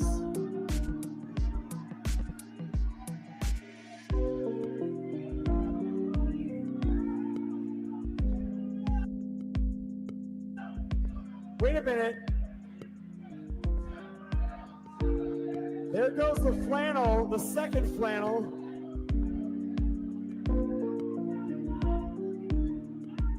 I've got a gun. I Shut got the a fuck gun. Up, Earl. I gotta go to the bathroom again. Guys, seriously, guys. It's a real sausage fest in here. We need to get some ladies in here. Guys, seriously, guys. Guys, seriously, guys. It's a real sausage fest in here. We need to get some ladies in here. Guys, seriously, guys. Guys, seriously, guys. It's a real sausage fest in here. We need to get some ladies in here. Guys, seriously, guys. Guys, seriously, guys. It's a real sausage fest in here. We need to get some ladies in here. Guys, seriously, guys. Guys, seriously, guys. It's a real sausage fest in here. We need to get some ladies in here. Guys, seriously, guys. Guys, seriously, guys. Fucking troglodyte. Bradshaw shit. Ducks. Uh-oh. Wait, Jill. What? Jill.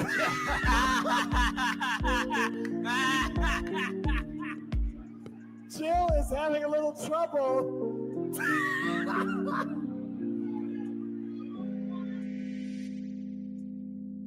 Why is this so eerily reminiscent of the actual game itself? Oh man. Jill Valentine in desperate need of a graphics card upgrade. Oh God! Knife to the chest of Earl!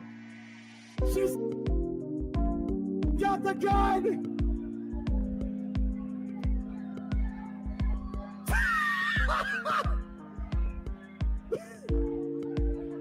Where? Wait, now Jill's going into her bag. Your referee for this contest, Aaliyah Mia Garcia. She hails from the blackest pit of the blackest pit. She is the villainous Cypress.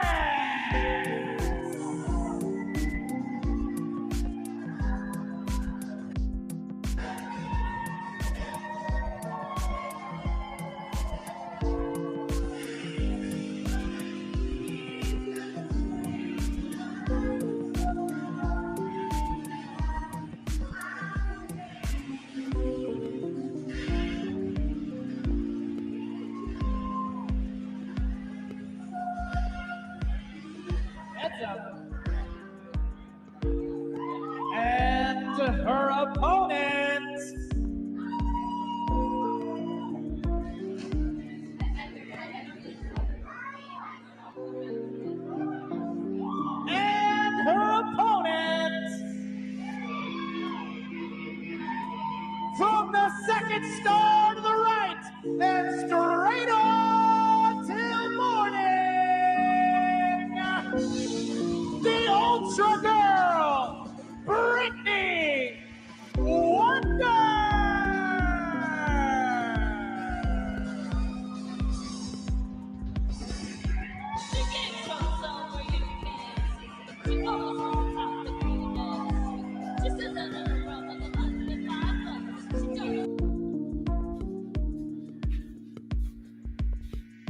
Would you cry if I died? Would you cry if I died? Would you even bat an eyelid? Would you even shed a tear? Would you cry if I died? It feels like nobody cares. Nobody cares. Nobody cares about Andrew. Nobody cares. What the fuck, Nobody internet? cares. Nobody cares about me. Would you cry if I died? Would you cry if I died? I feel like if my funeral took place, they would say the burden is gone, the leech is gone, the monster is gone. I feel like, maybe they'd eulogize me in a respectful way, but I feel like nobody cares. Nobody cares. Nobody cares about He just like me for real. Andrew. Nobody cares. Oh, his mom knocks on the door. Nobody cares. Nobody cares about me. Din, din, din, din, din, din. Din, din, din, din. Din, What the fuck? din. I'll never be happy. I'll never be satisfied. Doing what I'm doing in life. Doing what I'm doing in life. It's not 3 a.m. for me, it's only 1:03. And I have no aspirations. I just want to be happy. Doing what I'm doing, what I'm doing, what I'm doing, what I'm doing, what I'm doing, what I'm doing, what I'm doing. I'll never be happy. I'll never be satisfied. Doing what I'm doing in life. Doing what I'm doing in life. Time takes away. My fucking internet. Faster every day, and every day I accomplish nothing. I just want something to do. I'll never be happy. I'll never be satisfied. Doing what I'm doing in life. Doing what I'm doing in life. But what can I say? And what can I do?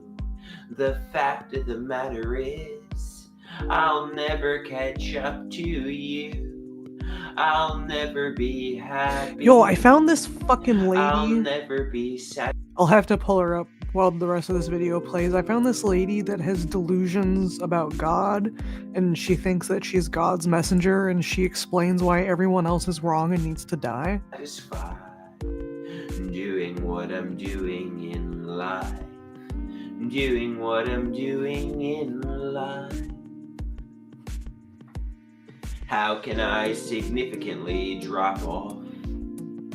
How can I significantly drop off? How can I significantly drop off? How can I significantly drop off the face of the earth? I no longer exist, no matter how much I resist. I'm no longer here, I'm filled with such fear. How can I significantly drop off? This thing gets triggered. Today in the shop, when I was listening to Big Girls Don't Cry, it was like kind of talking to Sia. If Sia is in the V2K program to be controlled, which I think she was, because I'm aware of someone who's there in the Helm Mines. He was really revealing something to her, and he was showing a place called San Francisco. You know, that was renowned with gay and sinful behaviour and stuff. That there might be something coming for that area, you know, like, and God has shown that He's not a wrathful God unless it's that bad that it's sinful towards other people, and it's causing a lot of pain. What the fuck? You know, universally. So that's why when this thing gets triggered, you know, like a reset. Anyway, today, as I've said on like posts and stuff in written form or whether on here, it was revealed to Madonna that she had AIDS, and there's a few others as well, and you know, like them kind of sleeping with each other all as a default fact, you know, because like that's just the way they do things, you know, like when they're like in the elites, you know, like it's a way of life, and there's all sorts of complexities about them being slaves, each other's slaves, and depending how deprived you are, you have the pick of the mix or whatever, as like your desserts. Anyway, he told me about that, and you know, like San Francisco.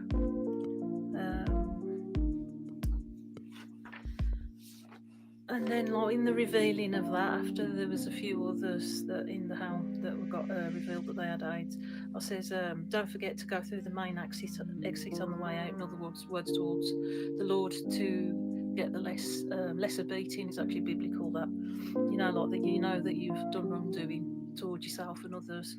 It's better to take the lighter beating. You know, maybe, you know, like some people might get punished in this life, you know, like with illness and stuff. You know, to sort of carry their sin of like whatever. I wonder if there's a tad bit of Catholic in her belief, feeling that you're gonna get a beating no matter what, and it's better to take the lesser beating.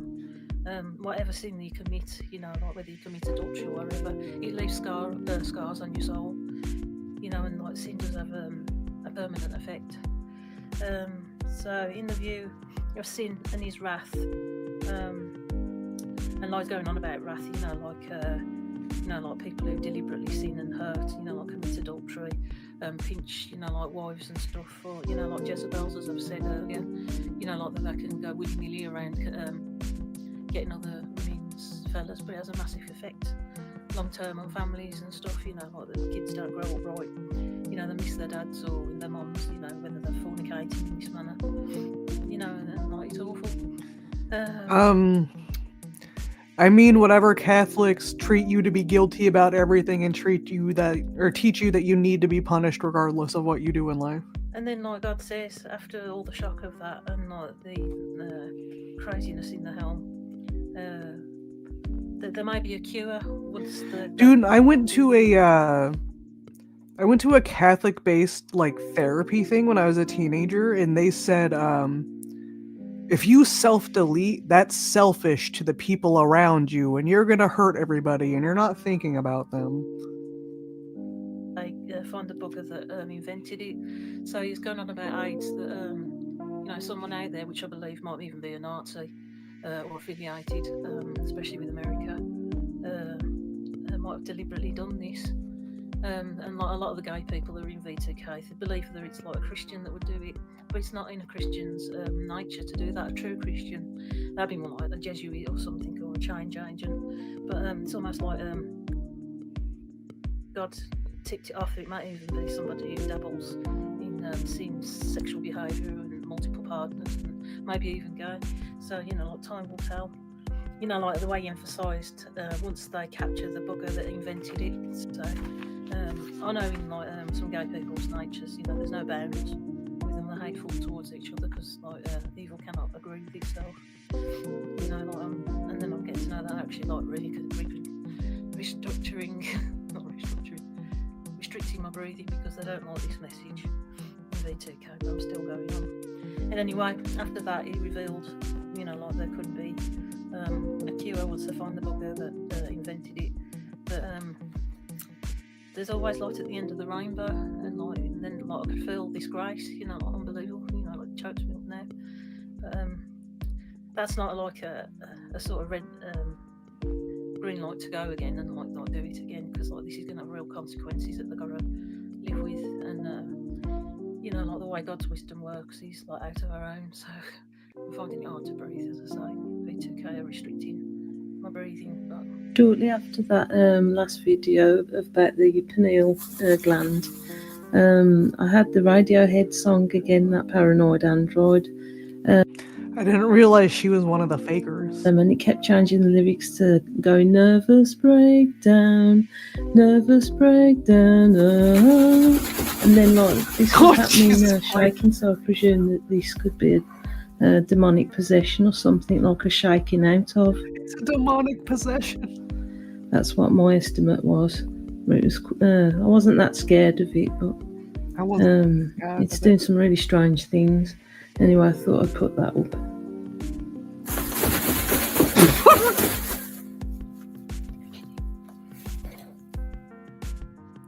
Sorry.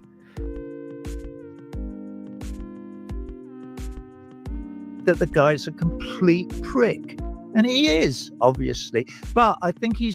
Okay, I'm commenting on Roger Waters' interview, which is a reaction video. Calls out Tom York over Palestine video. I recently came across this interview where Roger Waters calls Tom York a prick with his non-stance on Palestine. It was to do with a heckler in the audience video clip circulating online on his recent tour that was blown up out of proportion for maximum effect, whom I believe was a plant to bring about pressure and shame on Tom into a mainstream narrative on Palestine in front of many onlookers. Albeit Tom's reaction was a bit dramatic, calling out the heckler to come up on stage to shout down the mic, no doubt.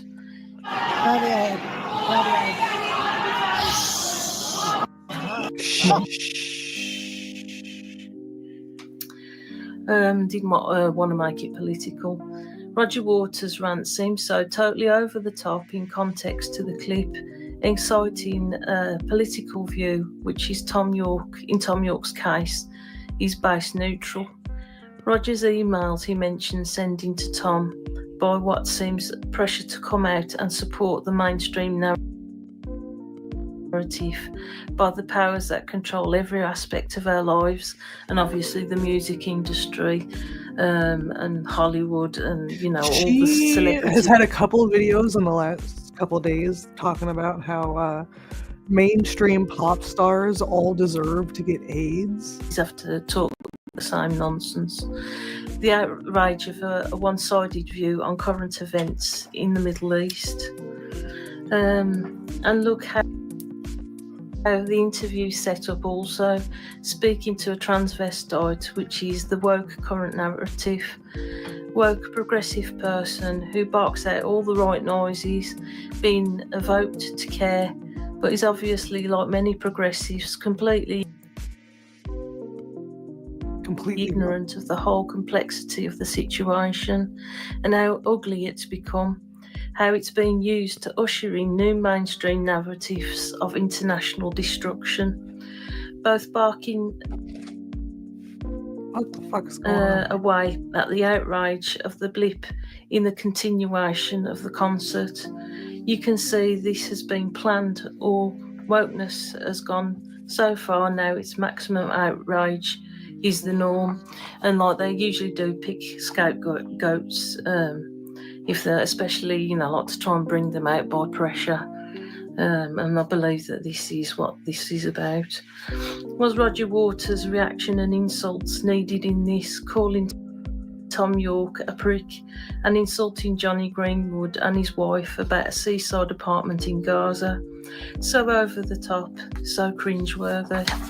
So cringeworthy. Always admired Pink Floyd, Roger Waters, Dave Gilmour, Syd Barrett for their anti-establishment music, blowing the cobwebs out of the establishment, which has had a big influence on my music. So I don't doubt that, that their opinions are not valid. But as I say, like things have just gone too far. It's just that the NPC narrative is turning a blind eye to the hurt and damage that the Palestine narrative is causing to the rest of the world, as in, like London marches and stuff that are getting ignored, and two-tier policing. And on home turf too, which, there are a lot of things going on with these people that are coming over. I haven't talked to Leon since our last stream. I blocked him, but I'm going to text him right now, and I just sent him a link, and I'm going to see if he comes on and yells at me. That are doing destructive things. Roger Waters is effectively supporting terrorism by ignoring the evils of this region. And my criticism is he is a hypocrite because he earns URN, and that was something that God told me to underline, money from this cause as he keeps continuing to support it. I think he needs to readdress the overfed monster at the back of him and start telling it how it is, even if it hurts.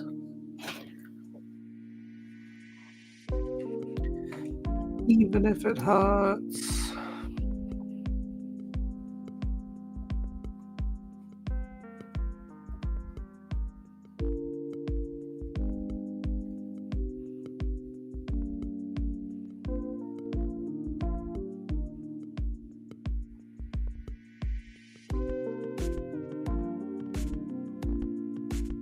Celebrities used as prostitutes, witches, and warlocks. Celebrities are controlled and raped by selected people who are their mental handlers, and they are usually married to them.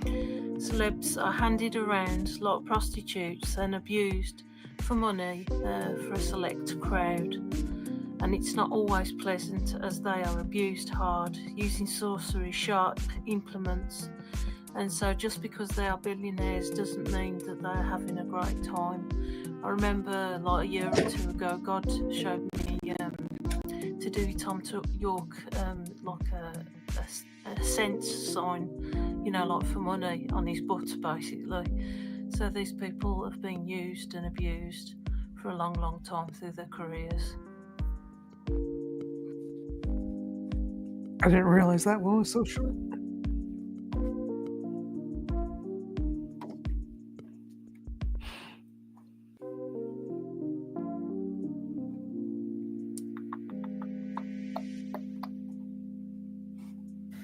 The masses go on about white privilege, but the only thing is, it isn't white privilege. They're part of the problem. But the real problem is the anti-Semitic Jews that are running this country and many others, and are installing their beast system. What I mean by anti-Semitic is they're sorcerers, and they even oppress the Orthodox Jews. So God wanted me to reiterate this information, and I've got my cat in front of it, and I'm just washing My God wanted me to share this with the world. Okay, this one's a bit in an angry tone because of what I've been putting up with V2K this week. It's entitled "They Are So Stubborn." Okay, this is to do with V2K, or known as the elites, to the elites as the upper consciousness. This is the technology that Hell Minds. When I'm on YouTube, like super early in the morning, they recommend me these super small channels. I found this, I believe, Monday morning after I finished streaming. A lot of important people, along with their slaves, Or whenever I streamed the last time, I found this right afterwards. across the world, that make decisions such as what food you eat, how you live, what wars are appropriate, what music you listen to, the current political trend in fashion. Basically, everything is discussed, and they vote as part of this Freemasonry elite system to bring it forth or suggest ideas that are put in place. And our opinions don't count anymore, especially on the low levels of like what we are. You know, your average person who goes to work or unemployed, or like claims disability allowance or anything like that. It's basically your middle upper people and onwards. Our opinions don't count anymore, as you see from the demonstration with the Brexit vote. God has sent messages to them from the prophets who are trapped in V2K like myself, because there is nothing like a nice Christian to bump off. And believe me, we are suffering, as I've said. God, I wish my internet would fuck off. I've tried to take my life a few times in the last few weeks with restricting my breathing and trying to break my neck, but as I say, they're interfering with my eyes now. God has given me them multiple warnings of an atom bomb equivalent to the size of that over New York, multiple predictions about gay fornication, warnings of celebrities getting AIDS. He said the entertainment industry is going to be flipped over onto its head because of all the terrible behaviour that these celebrities are doing with each other, which is sleeping in each other's beds all the time, as well as engaging in sorcery, cruelty, murder, physical sexual harm towards each other. The filthy wedding rings they put on their fingers has nothing to do with God's natural order of marriage, which is sanctified between a man and a woman only. Gay couples adopting children to abuse, the complete inversion of society held up on stage and compared to Christ. As I say, like, it's all on varying levels with these celebrities. Usually the more famous they are, the more depraved they are. They do not deserve their idolatry. They do not deserve to hold their careers in public view anymore. Because I have God's heart as a Christian, I cannot bear to even look at people like David Bowie and Madonna anymore, because they are clearly fornicators of Jezebel. In particular, America. The song of Bowie, "Living in America," comes to mind. America has become so disgusting, just like Snow White's apple, beautiful and tempting Snow White's apple on the outside, but rotten to the core on the inside. Almost everything what America has produced is sick. The governments, the food, Hollywood celebrities, the wealth, how they obtain wealth, the wars, the TV, the ideologies, it's Jezebels, the shopping malls. It's brought about a world sickness of obesity and sickness, self-idolatry, greed, vanity, idolatry, drug use, abortion, fornication. They've literally resold sin as the most wonderful thing to mankind. As I say, sold sin to the full. And they want to make what the fuck is happening? And although I see Donald Trump means well, more than what Biden did, I feel that America is lazy. Donald Trump claims to be a God believer, but it's lightweight on the word. And they have Elon Musk, who is a multiple baby daddy, and quite proud of it as well.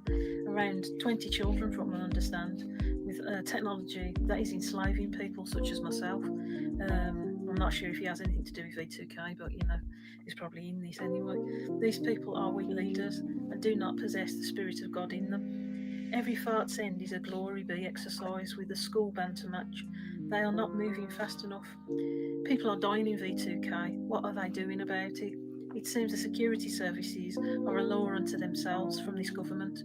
It feels we have a world full of installed leaders with What's no up, power, Frankie? just like our king, and we know who they are. So God has sent. I know very little about this lady, but I'm assuming she's just someone very far right, where I think she's in the UK, and she's just going off on anyone that doesn't believe what she believes. And I don't think she has a deep knowledge on anything she's talking about. I think she's regurgitating things she's seen in other YouTube videos. In us, into the V2K prophets as a testing stick to see how stubborn they are. And and to pass on his message, as a warning, because he is a forgiving God, and like if people are making the efforts, he'll save that town. But if they're not, then terrible things are going to happen. I just noticed the line of dolls on the shelf next to her here on the right. And this time, it's very serious, because I will not back down. We are on the cusp of a very nasty reset. We are bringing on a world war. We're all heading for a major pressing so we can come back to a fleshy heart again. That isn't black through sin we use on ourselves and others. A safe mode, if you like. As I say, these people are really hurting others, and God can't bear it. So he has to send a reset to everyone to get that. America's an easy target because we are very dumb. Selfishness out of them, Like, not just the people due to the school system failing, but our politics and government and everything is pretty fucking stupid. As a last resort, otherwise they're burnt up like chaff. America, with its linked up ideas to kill and destroy all the little people they consider useless feeders and eaters. And I know that this is on the face of facade of globalism, and it seems like Donald Trump is fighting it, but you don't know what's going on behind the scenes. Although there are some good news this week that the WEF is no more. That's one snake being taken out. Next, I hope Silicon Valley gets taken out. Apart from the fact that we can be captured by a breaker frequency, is 5G actually good for the human body? Have you seen the size of these gunning towers lately? And how the 5G people are so funny. Them a bunch together, increasingly yearly. How plain does it have to get to the average person's eyes? Again, America offer the sweetener. This technology is good. I'm not denying that other places don't have problems. I just think this is one of the surface level hater ladies. For your life, just as in the robots. Only in the end, the gun turns on you. America has become the big dirty uncle that takes you beyond the back room to fuck you over. Based? Gravity and beauty is a thing too. God dropped to me that Michael, some of the stars we're using, have actually got children's body fluids mixed in with them. These people are really depraved. At the high end, and I know that I'm dealing with some of them in V2K who want to take me out, who are preventing me breathing sometimes. They want to keep this quiet. God has linked me to two possible kingdom spaces in the music industry, but both chose Jezebel. And it's not just looks, it's genuine depravity. Being cut up, being strangled during sex, being waterboarded. This is one of these celebrities who have been enslaved into the elites to keep their music being heard. And I know that it looks like she's reading something. I wonder if this is actually something she's thought of and wrote down to remember it, or if she's reading someone else's blog right now. Somewhat that they're kept prisoners and stuff by sorcerers. But these sorcerer people have really got to be dealt with. They think that this is stupid. Freemasonry. Sorry about my internet being a cuck, guys. Religion makes them more powerful. No, it doesn't. It's just a closed system of dickheads that cut off everyone else who challenges their narrative. So if you're a struggling musician out there like me, this is why, because you're not in the Freemasons, and usually you're not in Freemason families and stuff like that. Especially if you like the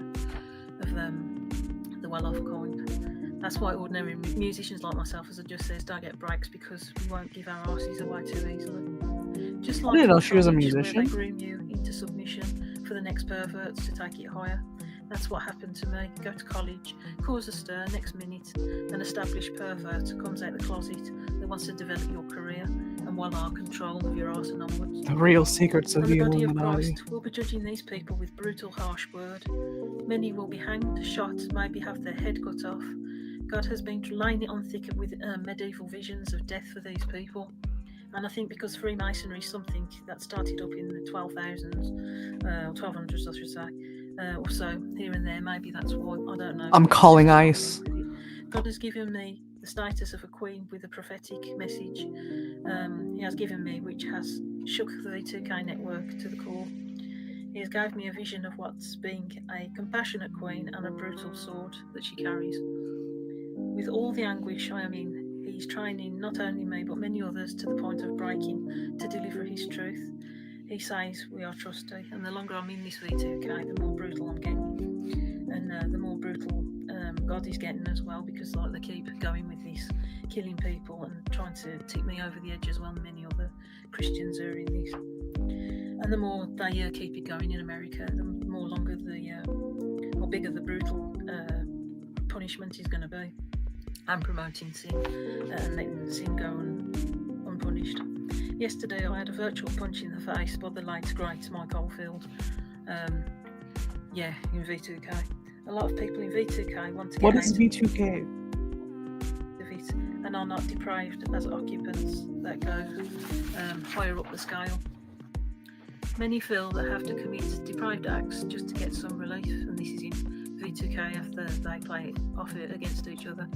As you can see, the pop industry has become a joke in itself. The radio and TV only ever play the same songs up thereabouts from 30 years, over and over and over again. You have got to be around, let's say around Christmas radio, it's the same old hits. It just feels like about the same old 12 hits. How many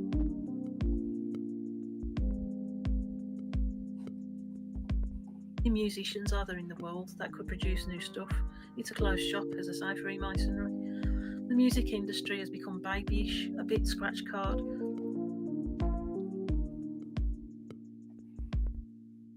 Not challenging nothing. No artists are just peddling for Palestine. They've become like the mouthpiece of this global lunatic organisation, or the red and black demonic agenda, with baby lyrics to pull in some fresh 11-year-olds, I guess.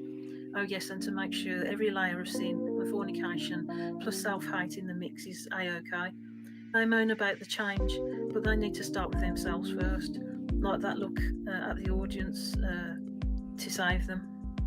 I don't know what that means, but yeah, that's a kind of a bit hilarious. Maybe they do. I don't understand what I just said. It would be nice to see the music scene pulled back to local communities and maybe small odium where you can see the artist and they can see you. When I've been to massive arenas in the past, the whole experience was not enjoyable. The sound was awful, the band looked like fleas from the onset. I was pushed about by security and it was overpriced. Hackers have started taking help from ancient techniques like telepathy and hypnosis as psychotronic weapons for committing cybercrimes. Cybertronic weapons mean brain manipulation from a distance. These weapons interact with the nervous system of the target individual, affecting the target's subconscious and conscious mind, resulting in suffering. A TI is a person being tortured by psychotronic weapons. There are a variety of means that are used to remotely harm and control their target.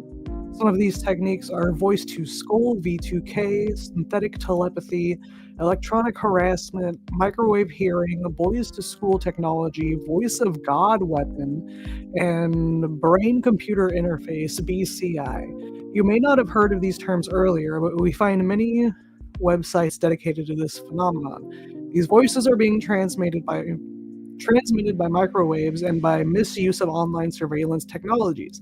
These methods, unfortunately, have become another tool and aid to organized crimes run by criminals and terrorist groups worldwide. Media in the USA has widely reported such types of cybercrimes in the past decade. Their law enforcement agencies have faced challenges to counter such offenses. We would like to bring your attention an overview of this less talked form of online crime and protect ourselves from being victims. What the fuck is this lady talking about? Plus the event of fire or terrorism, people would be obliterated in that situation. Overpriced for the experience too. when I used to visit up north, they would have a little jazz festival. I disagree where with you you. could walk into one pub and out into the other, and it was a buzzing environment. I want people to be partakers rather than watchers when this is over. As I say, this celebrity thing is going to come down. Celebrity has gone too far now. I think God's highlighting the industry because it's the most hedonistic of all industries, especially like in V2K and stuff. And they are setting themselves up on stage and are not using their position to challenge anything, mainly because it's gone too far and they're totally controlled, and some don't even want to give up the hedonism that they're involved in, or maybe they're bullied, I don't know. At one time, music and art were a great creative vehicle for challenging the cultural mindset, such as punk, for instance, where it's become American, fat and lifeless. It's become a selfish pursuit just to be a musician. I'm not having a go at musicians being musicians, but you know, like when it starts becoming a dominating factor of your life, you know, like all the time, everywhere, you know, like you sort of live in your brain through their lives, you know, and Hello magazine, and you know, the predictable pop stars married to models, you know, just to make everyone feel inadequate, you know. And you know, all this fashion shit, you know, like, not saying that, you know, some of that's okay, maybe it was in the past, but it's starting to look stupid now, especially in the current challenges that we've got where people are struggling. So that's me having a good onslaught towards the music business, and God is bringing it down because of its stupid ideologies, what it promotes, and they're putting themselves on top, looking down on us, you know. So I think he wants it brought back to a sort of simple level where, you know, like you can go up and talk to these musicians where it's not a big deal, you know, rather than being silly icons. It's so out of date now. Okay, that's the end of that. Psychotropic weapons, boys. Psychotropic weapons. Alchemy and the true nature of magic. This one's about alchemy and magic. This is something that God gave me, and I've been trying to remember it because V2K are on full attack now with my mind. Because of the They're on full attack. And this shot is like purely accidental because I'm having to do that, so it looks a bit spooky, so it goes along with it. Sinister ceremonies all are a human construct, which is even worse because Satan is a deceiver. He gets people to carry out his deeds. He himself cannot execute it. Only people with dark arts knowledge can. How do we know this? It's all the start of Genesis, where God bound. Everyone fucking reads Genesis and they're like, "That's my book, bitch," and stops reading, and all they fucking talk about is Genesis. It shows his nature in the fall to do with like Eve and like whispering things into her ear to against God, which she carries out, you know, as the human. And then Adam. Chief magicians know how to work science and the elements to cause and effect. Some of these people who practice this don't actually, or they might or might not actually use satanic rituals, but I think they're having a laugh with people because they are that devious. They probably just enjoy it. God showed me Satan was firmly under his feet, as in a footstool. So these people who carry out satanic ceremonies aren't impressing anyone, at least of all Satan. And those who practice it are all criminals, not superiors, as in Illuminati and Freemasonry. You know, they claim to have this secret knowledge, which God is revealing its true nature. Beautiful.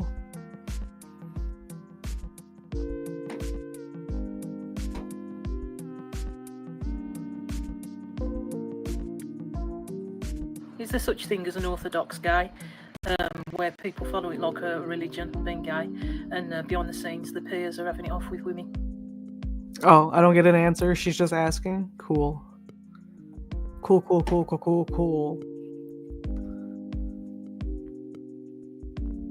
What we know about the Illuminati, and I know a lot about them because of all the stuff that's spilled out in V2K. It's Freemasonry. Where people are talking and stuff. Illuminati secret knowledge, which is based in satanic Jewish mysticism, and it's not orthodox, and it's based in alchemy and sorcery. This lady's great. Holy shit. medieval times and beyond. I think it goes back to Babylonian times, and it's tied in with the Freemasons as well. Messing around with other people's worlds. This lady needs to link up with terrorising Rev. them until they submit to booty calls They submit to booty calls. or money offerings, or generally just frightening them or using them as like a fox hunt. The next thing is to interfere with the balance of power. What the fuck's going on? To control, to replace good with evil, to have a secret world of elites where they all have it off basically with each I gotta other. close the whether married or V2K not, page. willingly or unwillingly, as I say. Like What's they've up, been Morgan? doing stuff where I'm part of a satanic ritual in V2K. This is nothing to do with me. I'm a Christian, but they do it to try and control you and frighten you and stuff. But I'm holding on to God's word.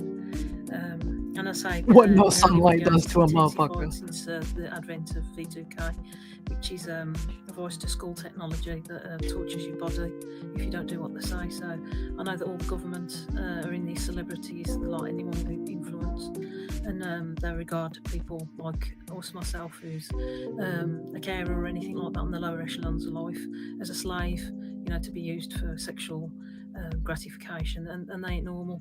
As I say, last night I actually felt like some sort of ceremony, or that was kind of showing me what it was like, the way they have sex, the way the celebrities have to have sex with these witches, you know, against their will. You know, they just With have the them witches. fly out. And like With the they're witches. kind of hurting you as well as having sexual pleasure with you. And the closest imagery to that, and I know Madonna was kind of involved with it as well. It's like I don't know if it's a certain sacrifice. She did like one. I can't remember the name of the actual film, where she's actually pouring candle wax onto someone's privates and stuff, and actually having sex with them.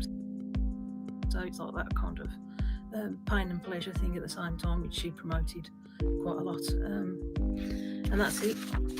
And I know that I think she got into the wrong website and just didn't like what she saw. tied in with Freemasons, that seems to be like the introduction course, I think, to this depravity. So I'll leave it with you there. I can tell you it's not, because I'm not a Freemason. I tell you what.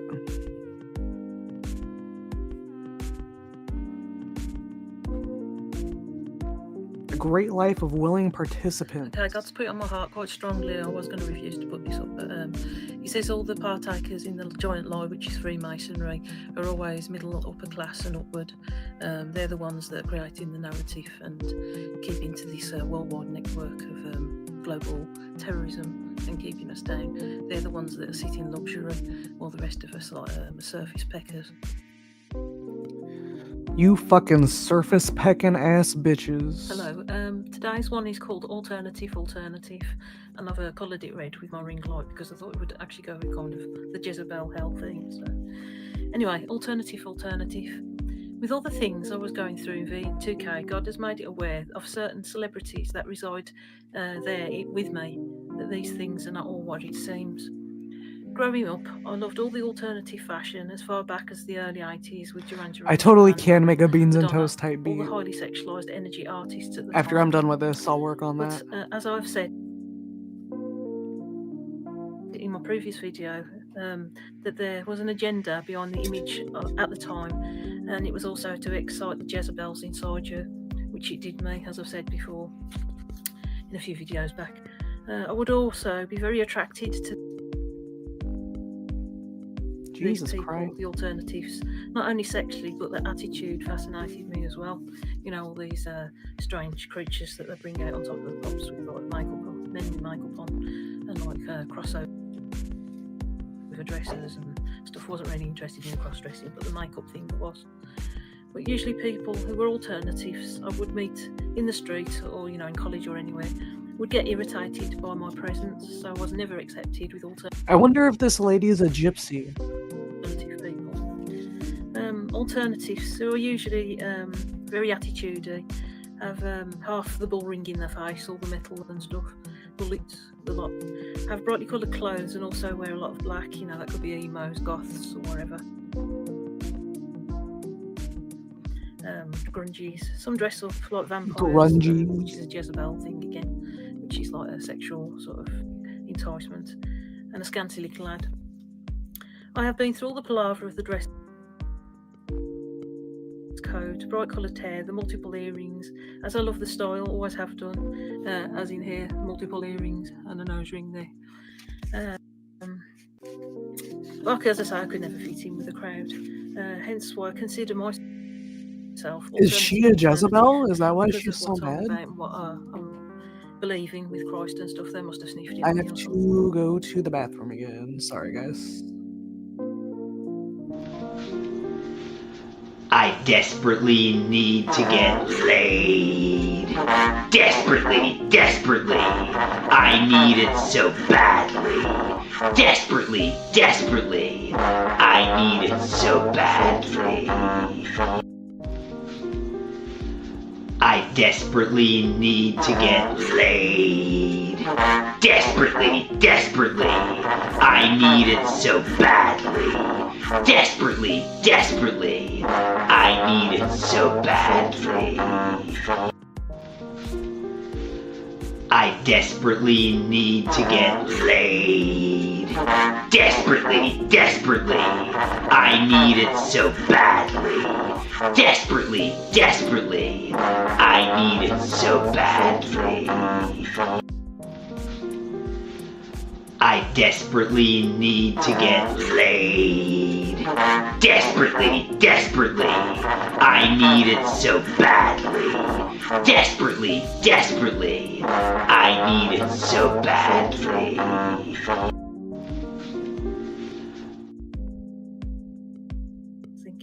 And what I'm about to reveal next. God has been revealing to me in V2K that the stars and celebs that have been perpetuating this image for decades and how they live their lives and who they really are. The fact that they are deviant and have gone down an incredible long road of deviancy. People like Tom York, who are subject to nightly slashing and torture by his handler and her prostitute associates, where she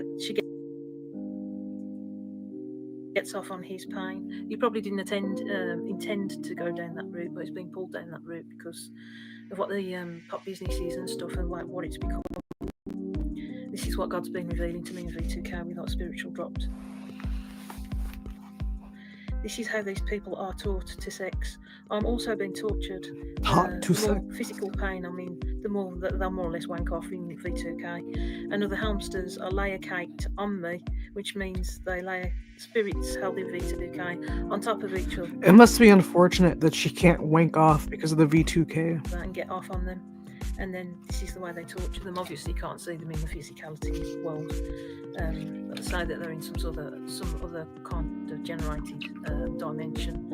I don't know if it's like an astral projection thing, but I know it's linked up with technology in V2K. So you can obviously see these spirits, but you're aware of them. You know, like in your physicalities, you can feel them all over. So Tom York. I just read it out, Frankie. Through his feet, it's voice to skull technology that's disrupting her thoughts. Stranger could be violently bouncing up and down on his private parts whilst being beaten and strangled. Then a load of layer caking with other people, physical beings, being layer caked, as I've just said, whilst they're getting off on it. You're good. Sorry, I yelled. Ministers, Jewish rabbis, celebs, and other influential people in other walks of life, even people in our governments. God spiritually led me to Tom York as he was about to commit suicide a year or so ago. I wonder if both God and the government are using the V2K to get inside her skull, because if she's talking to God, isn't he also disrupting her? Yeah. Because of this, death was better than life to him. I contacted him through his, I don't know if it was Twitter feed, I can't remember, or Instagram. I contacted him, and my handler, whom I believe is Jeremy Chatsky, alleged, made me aware of him in V2K, so he brought him to me, from what I understand. I have been looking after him ever since, where it's turned out to be mutual comfort, and has been a thing for a while, to the point of it being sexual in V2K, not in real life. As I say, you can do the acting V2K, you can be bound that way, and they all do it, but behind the scenes it's not so kosher. God has been revealing to me that what he's actually getting up to, in particular Madonna and Susie Sukes, and he has been up to sexual shenanigans with them, and has ended up in the revealing that they both have AIDS, which he could too. And the close call he was warned of. God keeps revealing things to him as he did. I don't believe the words that I've just heard. To the point turned out to be mutual comfort, and has been a thing for a while. To the point of it being sexual in V2K, not in real life. As I say, you can do the act in V2K, can be bound that way. And they all do it, but behind the scenes, it's not so kosher.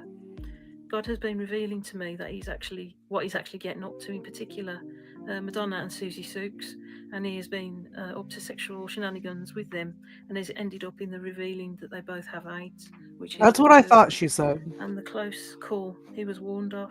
God keeps revealing things to him as he did with Jeremy Chatsky. I think he was trying to make an example of them to get them out of a circumstance. No, they may be the best of the bunch. I don't know.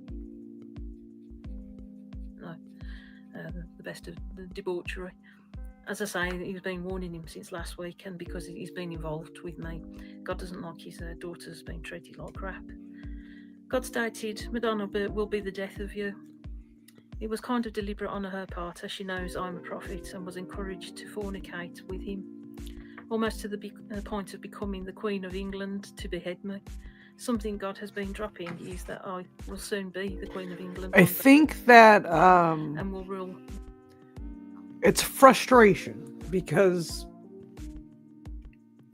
I don't want to sound like an incel, but unfortunately the older a woman gets, the less desirable she is, so there's less things happening, so they become obsessed with it because they no longer get the attention they used to. With an iron scepter. It is very harming to the ego. I'm only 26 and I have experienced this.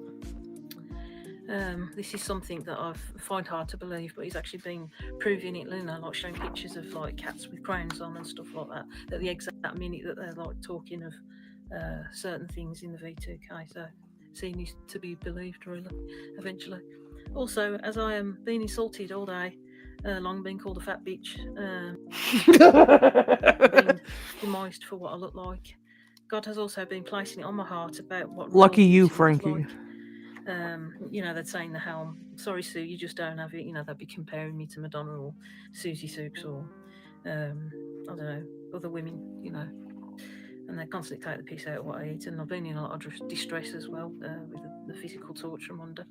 They say because I'm so many stone overweight, but it's these nasty Jezebels that have caused a lot of my suffering and weight gain, whether it's through the accusation of their mouth, whether it's cheating, whether it's being compared to one. There's always a Jezebel at the bottom of it all, whether it be... You can't blame the Jezebels for your weight gain. If you're eating to cope with the feelings you get because people like the Jezebels over you, that's a you thing. Figure it out. Male or female. And also about Madonna, always pinching other women's wives as husbands as an entitlement, probably wives as well. As I've said, the elites out there have no comeback, as they are protected for their sinful behaviour. It's hidden, which makes it all the more tastier. And obviously God still cares about Madonna, otherwise he wouldn't be highlighting this to her, and she has been under a lot of distress, because I'm witnessing it in V2K, along with Tom York and the others as well. As I say, it's like he's holding us all up for accounting, like if you don't turn from your ways, me included, like... What's up, thicko? You're going to end up hurt, and you're probably going to end up dead. So, even I have been caught up in this correction, as I've just said. And I also acted the Jezebel spirit when it caught me out in landing me in V2K. I'm here in V2K. Seriously, guys, it's a real sausage fest in here. We need to get some ladies in here. Guys. And you just come out with all the cheek. I regret that terribly now, because it's put me in a lot of pain, and I've lost a lot of stuff. I've lost a lot of money. I've lost my time where I could be doing things positively, but I'm holding on with Christ's help.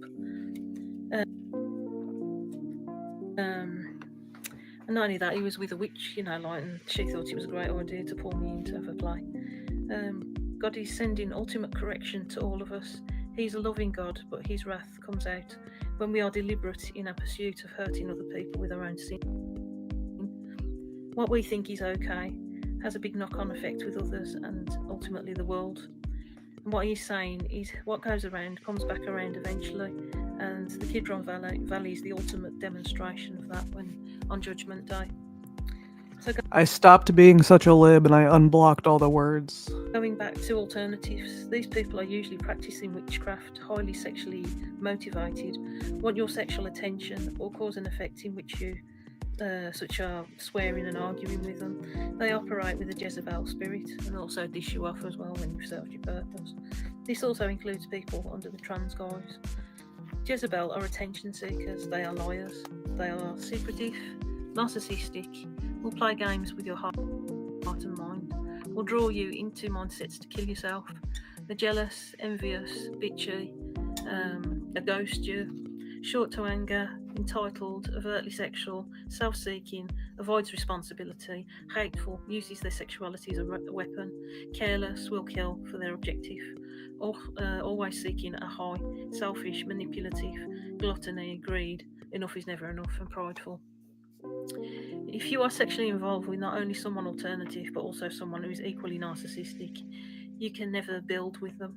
They are always takers, only givers on their I wonder if her last partner left her for like a goth chick, because she's going real hard on alternative chicks right now. own terms, usually when you have been a good slave, after months of breadcrumbing with you with their deeds, which is hardly anything at all.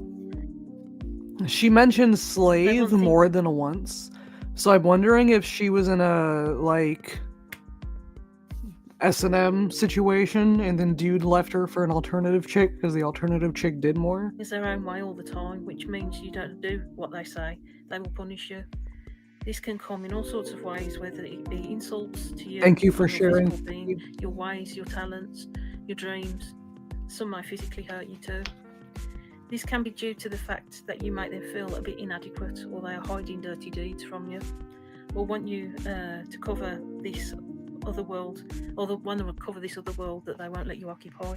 You know, sometimes they can like you enough, but they don't, you know, stay there. You know, like, this is my corner. You know, they don't want to take you down that road, you know, like, because they like it dirty down there. It's a bit like Dorian Gray as his painting of doom, whom he really is beneath. God told me about his wrath, which it flickers in the shape of demons, or demons are a reflection of like his flickering of wrath. It is because people are in so much sin that they are consumed by his anger. These people are hateful and are never satisfied, running from one thing to the next. He also gave a word about these Jezebels, which fornicate with each other constantly. Ain't that guy from As Scrubs? they are all in each other's beds all the time, and sex is going to lose its meaning. They are abusing each other. Jezebels deny this as they only are in each other's arms long enough to fulfill each other's needs for a quick buck. But they are perverting the most sacred act of God ever made between a man and a woman, and I mean a man and a woman. And she means it. So, you know, like they're divulging. Hey, this, Lauren. They just get more hateful. So it's This is the first time I've seen you here. And like God's saying that, you know, these Jezebels are like effing ugly, you know, like on the inside, you know. It's always kind of fascinating, you know, these women, you know, like I sort of consider it women because every bloke that I've ever been involved. Bitch, do you want to join? I can send you a link right now in Discord and we can both watch this lady together. You know, even to the point of having a child, that you're never good enough, you know, that they've got to covet this other world. So, and like God's saying that these women are not pretty at all, but you know, they probably are victims of it as well, with men that are Jezebels. So, you know, we're all fair in this, but God says they're really ugly on the inside because of what they're accumulated in sin. And the only way out of it is Christ, or, you know, the Christ mindset, you know, like to have a bit more respect. Is that a yes or a no? I don't understand. The only thing that they are searching for has been perverted badly, and they cannot recognise what's good anymore and don't hold value to it. I know this because I was taught to be a Jezebel too by all the media, though it's great to have free sex, but it hurts and it's made me hateful towards mankind because I know the tricks. Also, if you don't want to watch this lady, that's cool. We can just chat too. From there and ignore them because it's sick in itself and it makes me puke. Ooh, you know, like multiple people they've bedded, you know, like, and they look that way, you know, that they automatically assume that you want them, and I sent it right now. People hitting on me, you know, like I just think it's disgusting. I get more out of a relationship with a man when I'm talking technical stuff, like mutual interests like guitars, and I'm at a club where I'm not talking to a lot of guys all the time, and I get more value out of that actually than being close to them, because I know where it's going to lead. It's going to lead to a lot of pain, because that's the male state of the current time. So what I mean about being alternative is love the style, but be careful what you take on board with alternatives, because there could be a lot of pain ahead of you. Sometimes we can see alternatives or people who are narcissistic and see something of our fractured selves in them. In a day and age like this, everything is so mixed up, and we want to save them or nurture them or relate to them as we see ourselves in them. I could never understood what... Absolutely true. Every single person I've met that is into alternative people are the I can fix her or I can fix him type. I saw in the alternative kind of men. It was usually the mystery of what made up a face, but usually after a lot of experience, there was never that mysterious at all. Probably because I've caught up now, like maybe that they were hurt at an earlier age, and they were, what I've learned, guys are fascinated with me because... Lauren, you got to connect your mic and cam before I can add you to the screen. It won't let me. All the attitude and self-preserving nature that I have now, that I'm more mysterious and like, I don't know, something to relate to. So your attraction goes up with your, what the maturity you speak with. You know what I mean? Like what you relate to another person with. It's not. Lauren, you got to share your camera and mic. As a Christian, I was attracted to darkness. There you go, baby doll. I had people that I used to collect dolls with, meet up with, and they were a lot of alternatives. And even though I was, but I could never quite fit in. I could relate to them, but not relate to them. Hello? Perhaps it was a mystery thing, as I say, what lies beneath, with all the pop mystery as well. Hold on, let me turn the music off. There we go. All right. Okay, now I can hear you. Creating the magical image to this truly. Where did you put spirit? What is she created to deceive? She's super obsessed with God and the government, and she has these things happening that are it's like speech to skull technology, and both God and the government are interfering with her thoughts, and these are the thoughts that she's having that she's sharing. Okay, all right, thank you. Face hides the feelings. A painted disguise hides the feelings inside. I think I used to say. Sometimes you can't make the Jezebel spirit feel better, as it's always on the search to destroy. Careful that you don't get... She also keeps talking about sex a lot, and I think she's just bitter about other people being more attractive than her. With the mindset of God, you will defeat the mind games of the enemy. And I'm not saying that, like to dress alternative. Did she established Christianity? I love the alternative dress. I'm actually God. Yeah, she said that she is a Christian. To that for myself. I do know what denomination. Just be careful, like test them. She said, but I don't remember. No, I did. Okay, thank you. How are you doing? How's your day going? That looks like Sherry. Does it? Sherry was a lady I knew. Her name was Sherry Waldrop. And she was, after I get sold to this ugly guy named Jeff Bastow when I was 20, I dumped him when I was 26 years old. I was like, you suck in the sack. You're whining. Get on out of here. Yeah, I do. I was like, I don't want the kids sounding like you. You can go now. And then within 8 months, my now ex, marries this lady named Sherry, and she is super stupid. And I've talked to her for a while, and I was like, she was so dumb. She called me. She's like, "What's Jeff's favorite candy?" I'm like, "You married him, shouldn't you know? Like, why are you asking the wife for food advice and dating advice? Like, I don't want to know about it. I dumped him. Don't involve me." And she was just really super stupid. My kids hated her too. She was always talking about trying to get laid, and she was ugly. This lady. She was it looks just like her, but looks like she has a wig on or something, or a shitty wig. The A lady that shitty was wig. but she also seems like the same stupid. This lady actually kidnapped my kids out of my house. I was dropping one off at a What a bitch. yes, and then she like knocks on the door and like tricks the kids into coming out like it's Sherry, like it's your stepmom. I come back after being gone for under 10 minutes. 9 minutes and 49 seconds. I was on the phone the whole time with my sister. Come home. And I got 2 missing kids. I What was the like, fuck? so yeah, they lived a half an hour away. So she's So they just outside took my them? yes. They were What the sick fuck? too. Yeah, and the cops wouldn't even arrest her.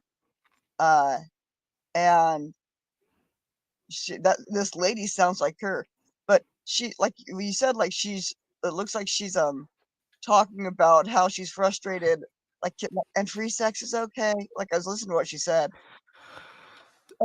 She could just get a machine and be fine.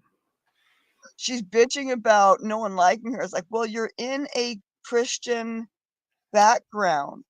What this means is the Stanford experiment.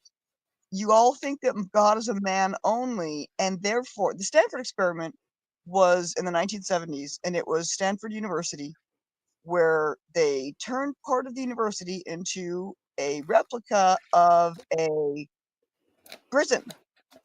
And you had 2 groups of people, and these were just people from their science, it was a psychology class. These people, some of them were guards, some of them were prisoners, but there were only two classes of people: authority and recipient of authority. Authority being police, so your republic versions of authority.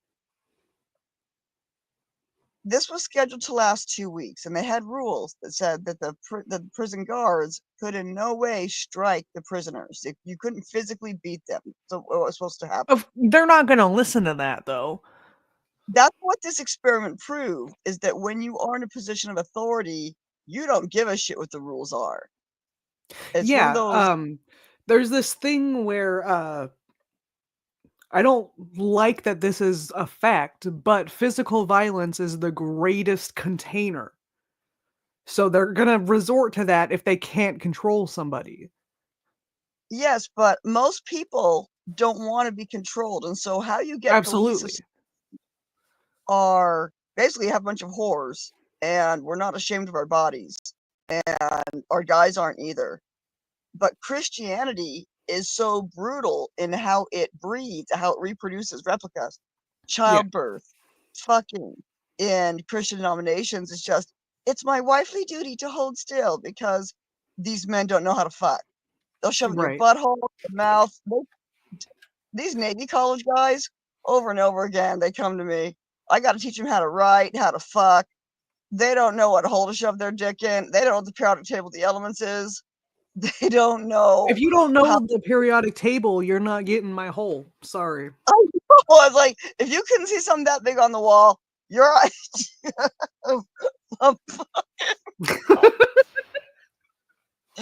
I know, like you this.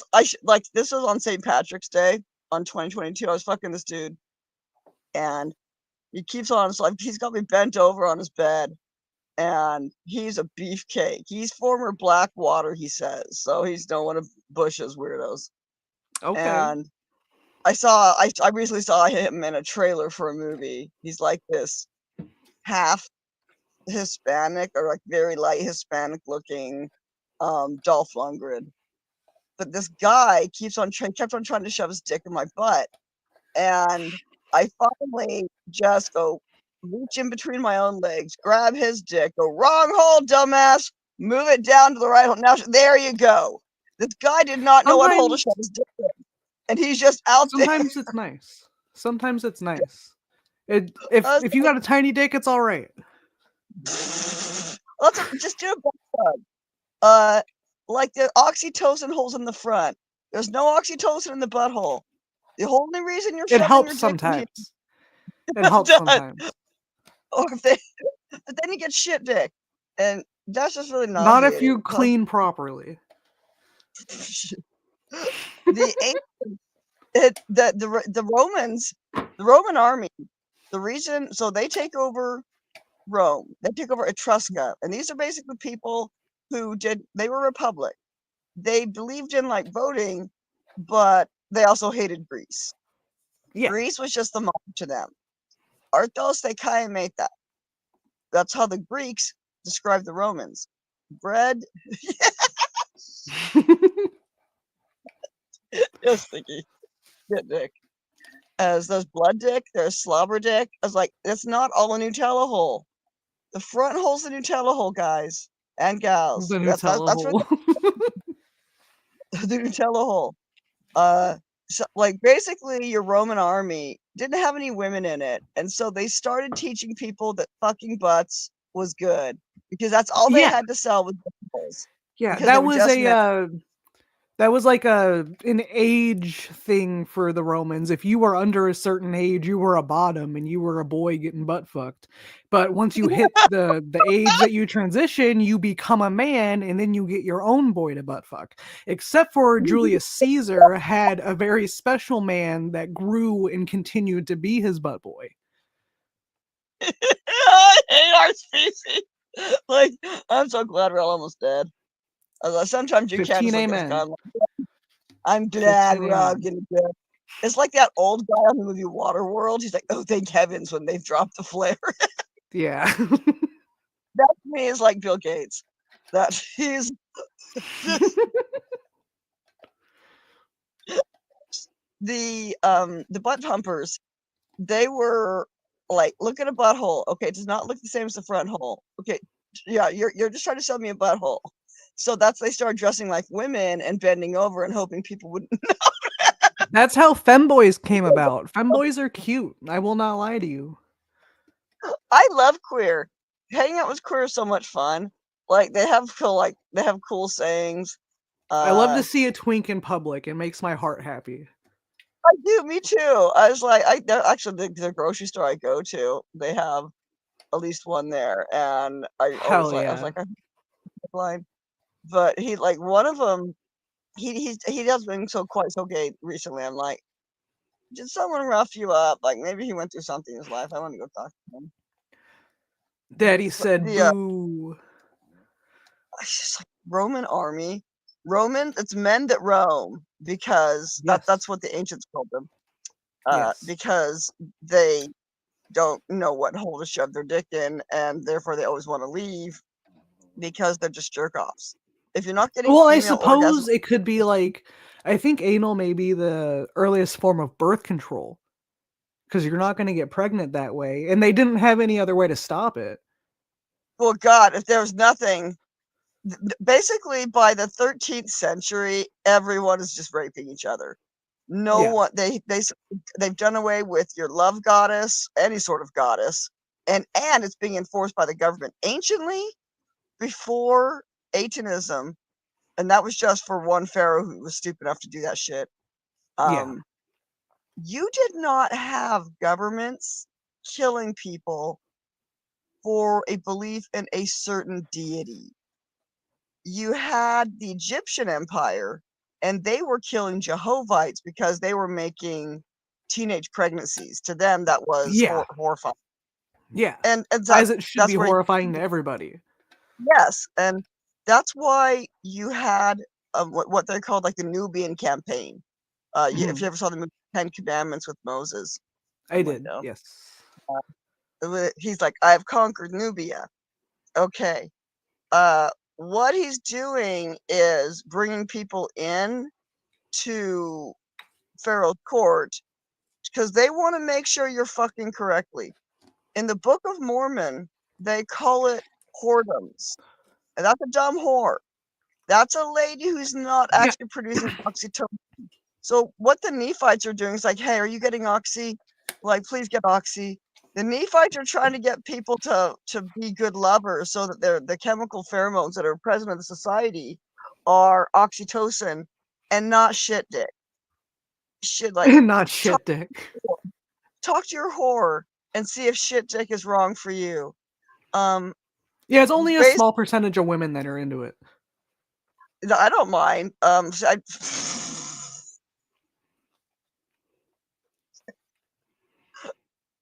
in our societies, we used to have good whores, and now we have an overwhelming amount of Christian shame women, and they look just like us. They got boobs and butts, and guys start fucking them, and then realize that fucking someone who's ashamed of their own body is super disgusting. No one wants to do it, but these women, they very judgmental too. If you ever go to the South, and that's like big Jesus territory, skinny women, snippy women, weirdo beauty pageants. You're like, you're 5 years old and dressed like a hooker. And the closest to the South I've been is Kentucky. I went to Kentucky when I was like, I want to say 12 for like a funeral of my mom's boyfriend's family, but that's it. Man, that's thin. So what was it like in Kentucky? I don't know. I just went to a hotel room and stayed there, and then we went to a funeral service and went home. I have no fucking idea how Kentucky is. Kentucky is like one of those states you hardly ever hear about. Like you might get a shooting, bombing. Tennessee, I've heard of bombings in. Really, Ohio, or like Iowa, is just plagued with Christians, and I mean shit Christians. In the 2012 presidential election, you had a guy named Rick Santorum, and Rick Santorum won Iowa, which is typically like one of those lead states, but it's just a farm state. Yeah. He actually campaigned saying that Michelle Bachmann, another candidate from Minnesota for president, that she was biblically unqualified to be president. I apologize to interrupt you. Thicky is talking about Florida balls. Did you know that Lauren threw the hurricane that ruined your family's home? I threw many hurricanes. At first, I did not even care where they were going. It was just the 2020 season, and I was just communing with air. And I was like, hey, man, do you want to go for the record? And so when I was waiting for the train, when I lived in Salt Lake City, Utah, when I was doing this, I still do it. So I'm checking the morning weather and like communing with air. But and she's like, I said the record. Like I thought so too. It's like, okay, so most number of named storms by this date. I was like, no, I did not target Thicky Pum. I targeted the Caribbean because of tons of poverty, and then I started throwing those. And then by the end of the season, I can target them. I didn't care where they were first. Bob Dylan song was written about Lauren's pussy. I believe you. I have cats that like to sniff my cracks too. I had a cat this page called Fat Was Never Clean. Received many years of this cat pictures of this cat following me around because I smell good. And that's how you tell what a good whore is. If there's cats on her lap. That's how you tell what a good whore is, if a cat's following you around. Yeah, so what happens is adrenaline is hydrogen based and it's designed to burn quickly. You're trying to get your pH as high as possible with your orgasm solution. So you're eating fat, you're well hydrated, and you are rested, you have slept. You can also lace with other stuff like booze, mushrooms, heroin if you really want to. Heroin's a popular one to lace with. Oh no. With booze and mushrooms, I'm not able to finish, so I cannot relate to that. Well, what will happen with booze is that it's an alcohol, and in the pharmaceutical industry, we use alcohol to sterilize instruments to the point that if you were to take a Q-tip and swab it on what you have cleaned, you can then put that into a gas chromatograph mass spectrometer and not find the chemical that you have manufactured with. So you're testing it at parts per billion or parts per million rate, how effective your cleaning procedure is. It's called a cleaning validation. And what we have successfully been able to pass these while using alcohol to clean. That means it negates the spore, it destroys it. The alcohol does. So the same thing happens in your blood, where when you eat mushrooms, it's in your bloodstream, that's great. It's supposed to be there. If you drink alcohol within a couple hours, you are destroying the spore in your bloodstream and therefore stopping the reaction of the shroom. I've never drank on shrooms because one time I guess I wasn't on shrooms when this happened. When I was on acid, my friend that was with me was also on acid and he drank and had a very bad trip and I had to babysit him even though I was No. also tripping and it was terrible. So I've never mixed alcohol with my mushrooms at all because I assume the same thing's going to happen. I don't want to freak out. I knew a guy. He'd taken LSD, or someone gave him LSD, but he was digging in the carpet. About an hour later, my friend Did he calls me. drop He's his like, weed? yeah, he started thinking there was something in the carpet and was like digging in there. I'm like, all right, well, your friend, if you don't want the cops to get him, you should probably put him in the hotel room. Yeah, probably. Keep him contained because the public is weird about that. They don't like people being high, apparently. What a bunch of fucking dicks.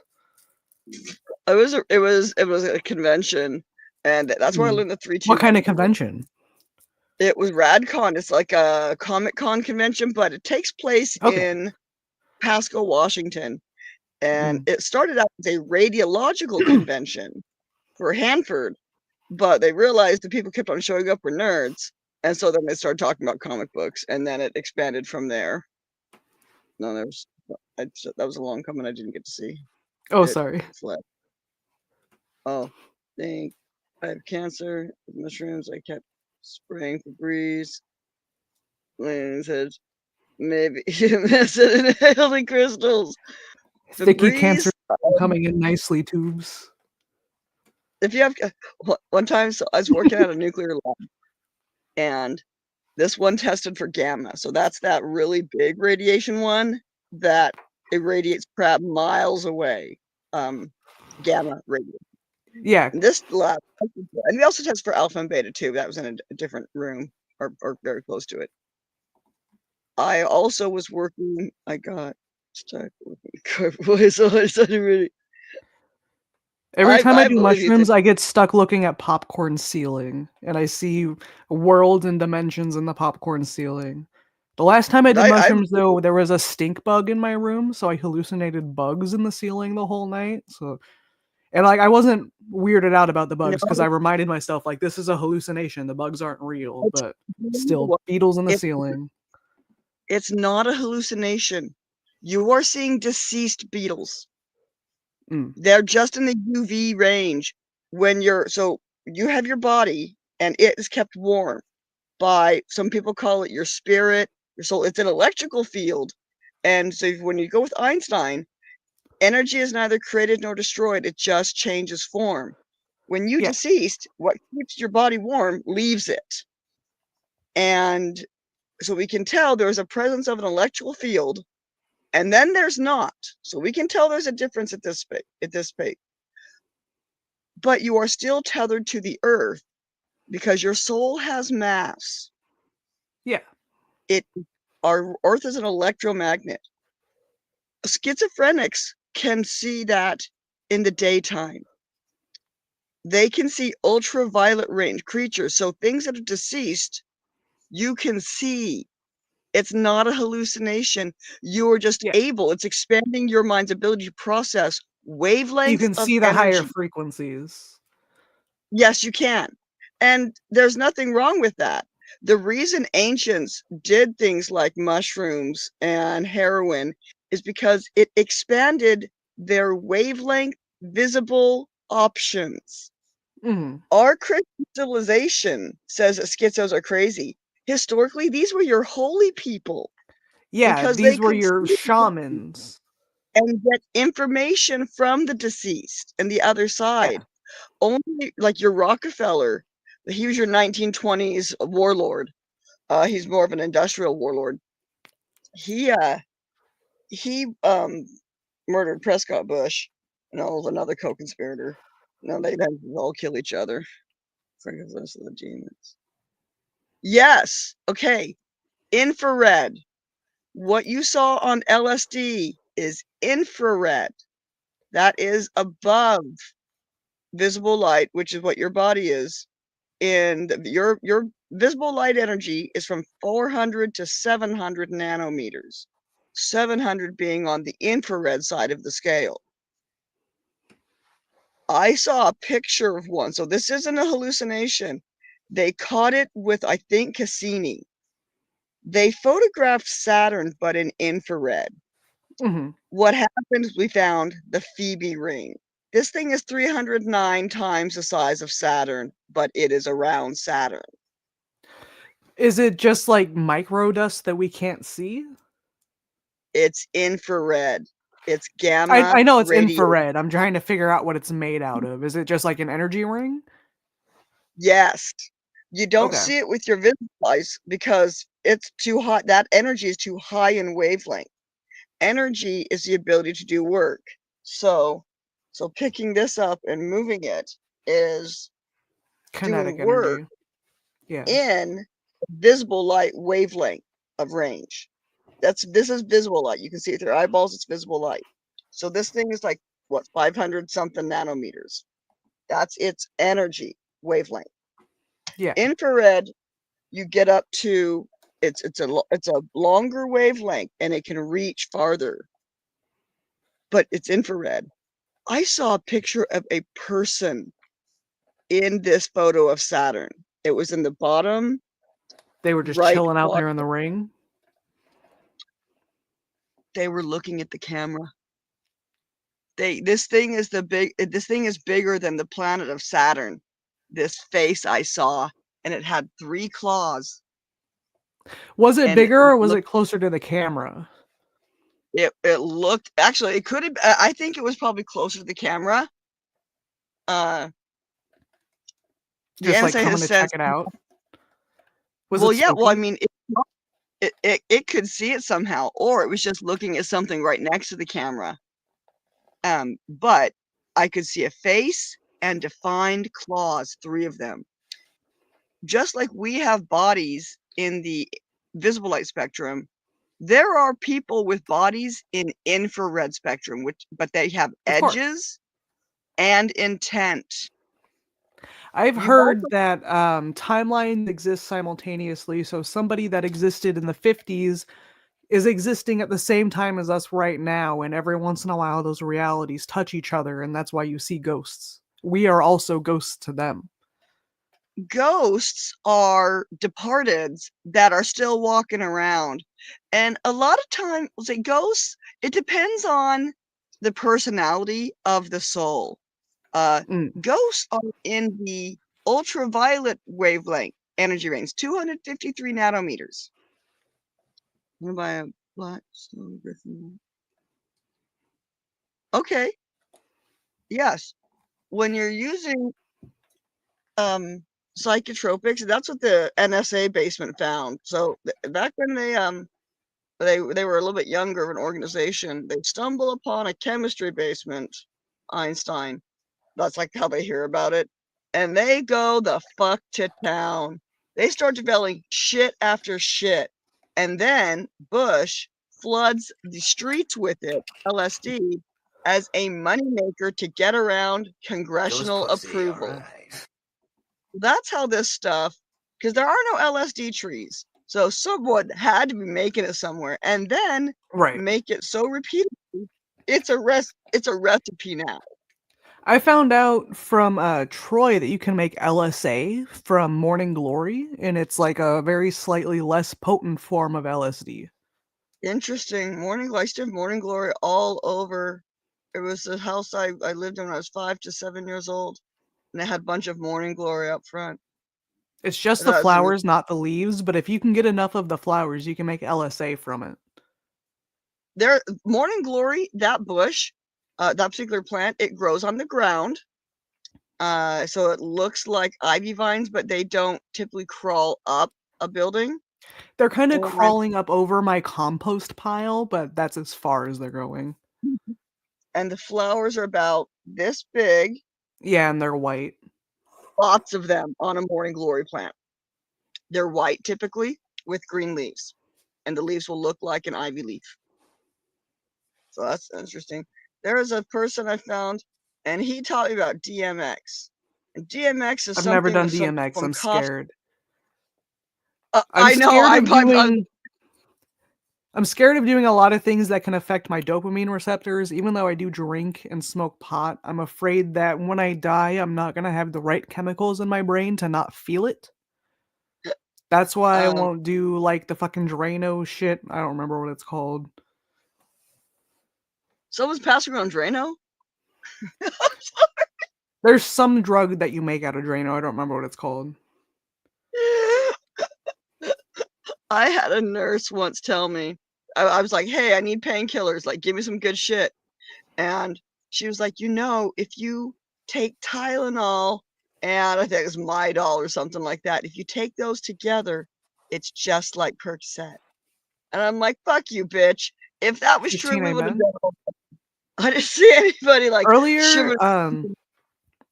I woke up at like 7 this morning and I had a migraine and I took like 1,500 milligrams of Tylenol and I put on one of those freezable headache caps and I slept the hardest I've ever slept in my life after that. It was the best sleep I've had in like 6 months. Well, yeah, but you're talking like a post-pain event. The sleep you get isn't. I mean, Tylenol. I mean, if it relieved the pain, I'm glad it worked.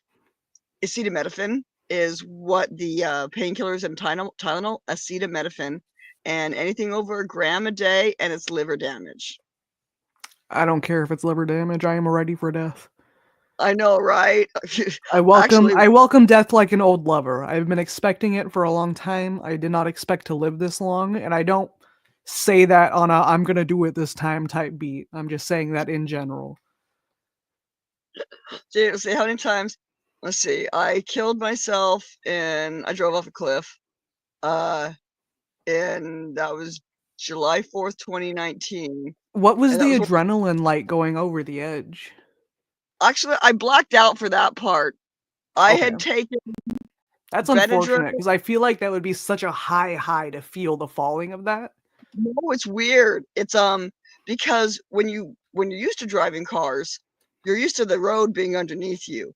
But all of a sudden, when the road ain't underneath you, you're like, "This is different." You feel it in your stomach when you drop.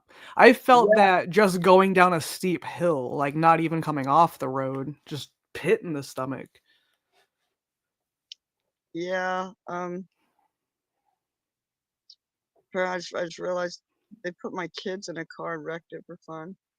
The people who kidnapped and wrecked my kids. Good thing there's more than one dimension, so they're alive somewhere. Oh man, like, I do not feel bad for people, for like rapists and murderers. When you die, because I've been through this dimension, you die. When you have murdered innocent, there is nothing you won't do to get out of it. There are many holes to be shoved in this universe, many holes, and they are electrical fields that control you, and there is nothing you can do about it. The reason historically people explored death is basically like a karma check. Like, hey man, I want to know before I die for real. Like, the body's too old to keep doing this shit. But I want to know if I'm going to a shitty place. So you would rent a bed at a death hut. This is Nephthys. This is the Egyptian goddess of death. You're like, hey man, you gonna come stay in our hut and die? And I want to go to a death hut. Yes, it was basically a hotel. And you would rent a room and they would just like check on you to make sure you're still dead, and no one would steal your body and like drag it away and like cut its head off while you're in a trance. And so these are called, they were death huts. And so when you look at how people worship the goddess of death anciently, they really are just killing themselves, but that's theirs to give. And so, but they want to like, that is the ultimate expression of self-autonomy is suicide. And yeah, and there's like, hey, I know that's a hot take. Expression of, they're like, hey, I want to check and see if I'm gonna go to hell, the shitty place. And so they would commit suicide, and then the goddess would just raise them from the dead, and then they would go on their lives. Like, you still had to go home. And if you didn't come back after a week, they'd just cut your head off and sell your meat. And that is something that everybody knows is going to happen up front. So if you're going to visit the underworld and you're not back in a week, we are just killing you. Like, You have to be really solid, like that Nephthys is gonna let you come back. But that's And how they were. that's a really big deposit of trust to believe that after a week, if you're not strong enough to do it, someone else is gonna do it, and you're gonna still want it to happen. Well, that's the thing is you're doing a karma check, like, you hope you still want it to happen, like, are Yeah. you really sad that I'm sorry, I'm trying to there we go. You're Are you good. sad that you're dead? Or you feel like shit? Are you in a hell dimension? Are you choking on blood? Like, there are some really disgusting places, and there's another dimension, it was just like my house, but I wasn't I was doing pot then, but I didn't have Doing anything pot. harder. Yeah, I had, what, cannabis then. Like, what was I doing at that time in my life? I felt like if I died, I would go nowhere. That That's currently what I believe. I find it comforting to believe that there's absolutely nothing after death and nothing I does matter.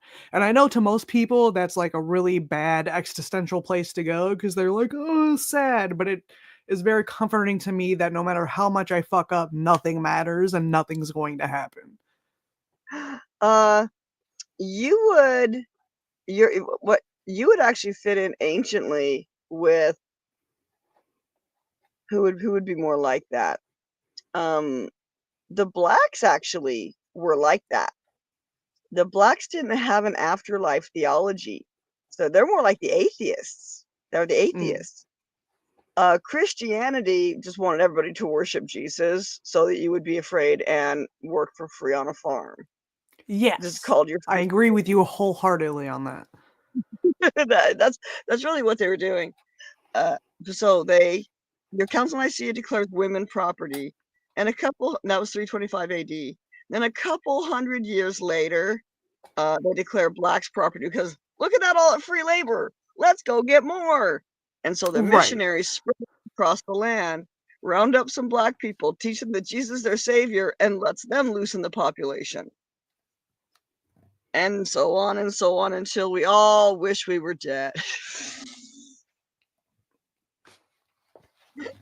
I hate religion. You guys I thought want to you go ruined into a everything. deep, dark rant about religion, but I'm afraid that I'm going to lose all 8 of you.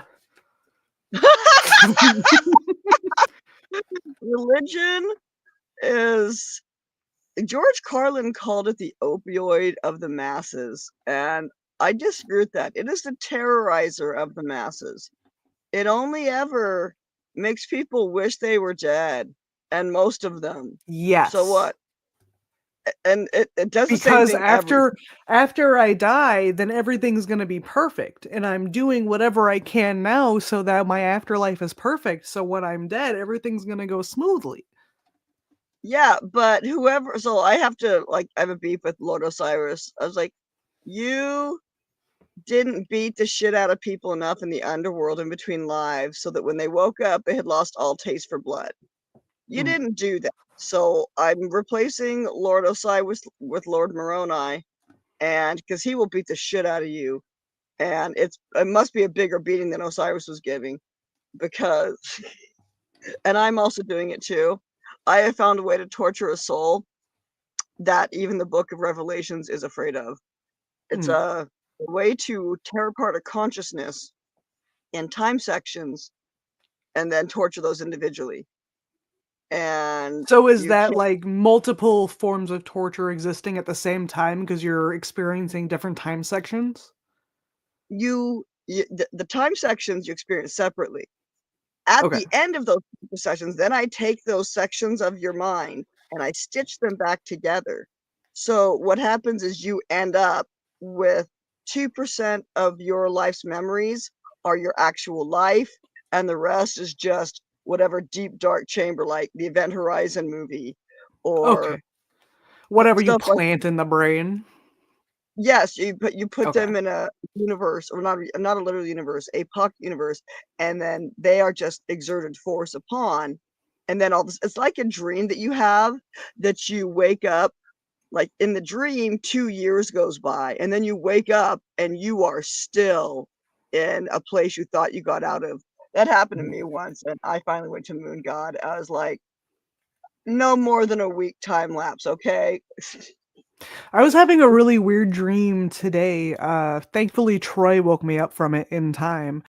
I was dreaming that I was on the way home from visiting you and I got lost and I rolled up on an abandoned building, but people lived in that building and they were like hassling me and they were going to beat the shit out of me. But before it happened, Troy woke me up. Really? What do Yeah. these people look like? Do you know? I can't remember the faces. That's fine. I just remember the feeling. An abandoned building. This is the cops. The cops are the people in the abandoned building. So that's your government. They're just squatting in abandoned buildings. They're not being forthright about who and what they are. But the fact they're squatting in an abandoned building and hassling you for seeing me means it's the government. Because abandoned Okay. buildings are Okay. like That's they like does their that. snipe position. Oh, well, what? That would be like their snipe position, because why else would they be in an abandoned building? Because the United States government recently commissioned a boat, and it was built up in Whidbey Island area. It's a Nichols Brothers shipyard, and this was they called it the Defiant, the USS Defiant. I watched the news, and they say mysterious naval vessel seen in Washington State. And so I click on it, and because I'm a Navy expert, and this boat, it's still wrapped in a tarp. There's a tarp up top, but it's already been but it's on the water, so it's floating. So someone has pushed it out of the shipyard, and there's this weird tarp on it. Now they're new boats, so this is a new boat. I had a dream of peaceful love, flew at once and went down the drain. That basically your sexuality That was the cops. is the cops were the one. I think he had a dream, and I was interpreting it. The sexuality was it's in the toilet. Like basically how you've been taught to use your penis, it's in the toilet. And that happened to a lot of people in our society. They were told to masturbate, jerk off, like break your dick as fast You as know what? possible. You know So why he had that dream? I'm gonna guess right now, and I could be wrong because I've never seen it, so I don't know. You had that dream because you're circumcised and you're shameful for not having the rest of your penis. Like, we are the only species whacking at each other's genitals as children. There's no reason to do this. Leave it alone. It came out just Leave it fine. alone. The foreskin is the way to enlightenment. I was like, leave our dicks alone as kids. I did not have my kid circumcised. I was like, that's his. He can decide when he's older if he wants part of his dick cut off. Please leave me alone. I was like, why are you asking me? Get away from me. Get away from my baby. One time I was popping up my third runt, and A runt? I Did you have these all runts? Runts. Well, they're all smaller than me. They come out, and there's like, when you have a baby, like you look between your legs, you're like, holy shit, man, there's another human down there. Like normally it's like poop or something, but you're a human, and you like have a face. That's the closest you can get to being God, is having a kid. It's because you're it's creating weird, man. another life. You're like, dude, like people think that men's ejaculate is valuable. As like, you never want to dress up some ejaculate and put some clothes on it and give it a name, okay? Like we have different parts on us, but they don't determine everything. By the way, yes, the shipyard. This boat, it's new, but it looks like old World War II stuff. So can I tell? Sorry to interrupt you all the time. I listened to this guy on a VR chat interview that is actively part of the Navy. And he said that sometimes what they'll do is they'll continue to make boats that are like out of what they currently use, like out of date types of boats, so that they can claim them to get more money from the government. Because they're like, we need this X thing for cost for the year. He said he was running one of the missile launchers on the boats, one of the ones they don't even use anymore because it's so old. I mean, there's so many scams going on in the government. I mean, Department of Energy, Department of Defense. They make the older stuff, if it's new construction, they make the older stuff so they can pretend to be a second-hand Navy.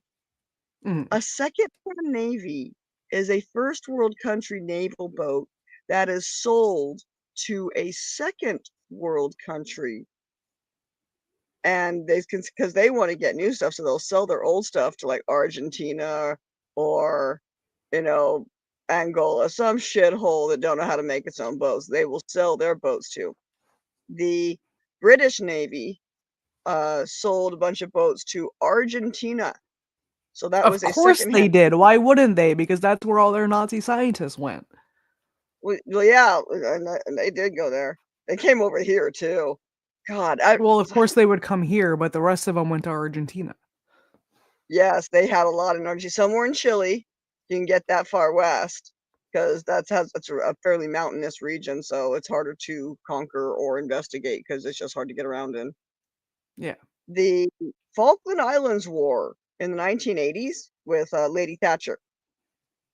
I apologize to interrupt you once again. I have my headphones on so I can still hear you when you talk. I have to go to the bathroom though, so I'm gonna walk away from the camera. Okay. All right. I'll continue to amuse our viewers with our Argentine Navy. The Argentine Navy was British, was the old British Navy. And so with the Falkland Island Wars, when they went to go put a shell into the now Argentinian Navy, the British had the blueprints for all the ships. And so they knew where to shoot. And they did. And they sunk a boat and it had magnesium in it and it burned. And but because that's secondhand Navy, the United States was making. I know she'll be right back. I know. All 8 of you. 7. I don't know. You guys counters. I can be quiet now. We can put on some music.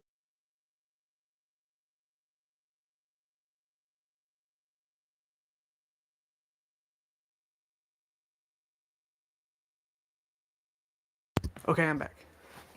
My dead dog chair? Fuck you, Thicky. My dead dog? Oh no! Dead dog. Dead dog. Why did They're comparing my chair to King Cobra's chair because it's the same color. And it's quickly getting dirty because it's a tan chair. I want dog. I'm trying to get a service animal. I'm sorry, support animal, and I'm trying to I always thought I'd get a cat, maybe a kitten, but also my friend, she thinks I should get a dog. She has a dog too, though. What kind of dog would you get if you got a dog? I would love a Doge, a Shiba Inu. They're a cute, little itty bitty guy. Well, actually, they're more like a medium size. But I've only ever had pit bulls. My mom thought she was a badass, so we've only ever had pit bulls.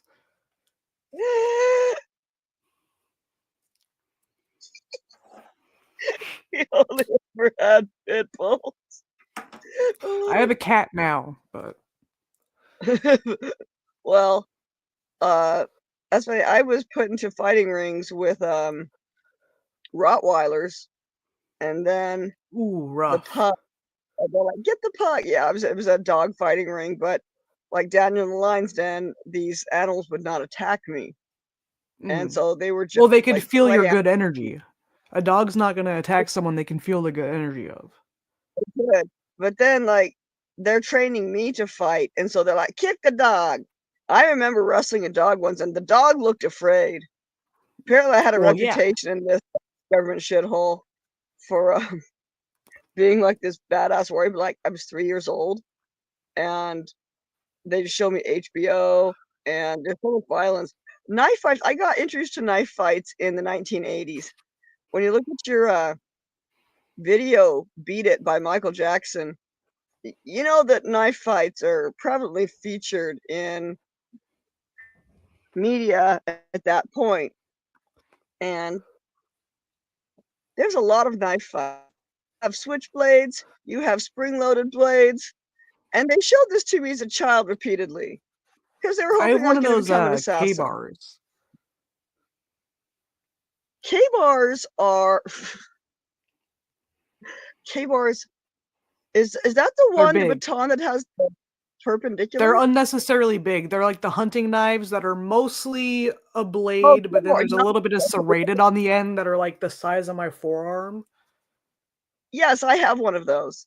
They're good for camp because you can stir with them, you can dig with them, you can You can cut strain with down them. trees with them. You can fucking Yeah, peel wood with them. You can get the fat wood out. so at some point you feel like, "Oh my god, I'm a Ronco commercial," but you still have a big ass knife. I have a ton. So I got super obsessed with the end of the world for a little bit. So I have like a 3-day bug out bag, and I have a ton of supplies for the end of the world. Ooh. Well, we are here now. We are on planet Luck, and we are in our June position of our orbit. I've checked 3 days in a row now. Is it? What's the fat wood? Specimen Andy? Fatwood What is is it? in a certain tree, and it has a very high fat content in it, so it burns very good. It's good for a fire starter. Oh, fat wood. What does it look like? It's it's a white wood, but there's so much oil in it that it's a very slight tan color. Okay. Is it around here? Yeah, you can find. Of course, it's going to be around here. We have all the trees here. We Yeah, they're have not all the for rectal exam. carnivorous and the deciduous. It's a deciduous type of tree, but Oh, it's a deciduous tree. Okay, so fat wood, yes, deciduous tree. That'll make it easier to find around here because we have yeah. mostly coniferous trees. You can't even paratroop into this area. You cannot invade this area because the trees will go up your butt. Yeah, The yeah. parachute only. There is so much land that is just woods. Like, I know we have high concentrations of people in cities, but there's so much land in Washington where there's fucking nothing that you will just like die somewhere. Yeah, the people don't understand. We're like the weird cousin of the lower 48 states. We're like a lot like Yeah. Alaska. And Yes. there was a dude who slid down an embankment or a ravine. It was like over 15 years ago. And it was about a mile away from the Microsoft headquarters.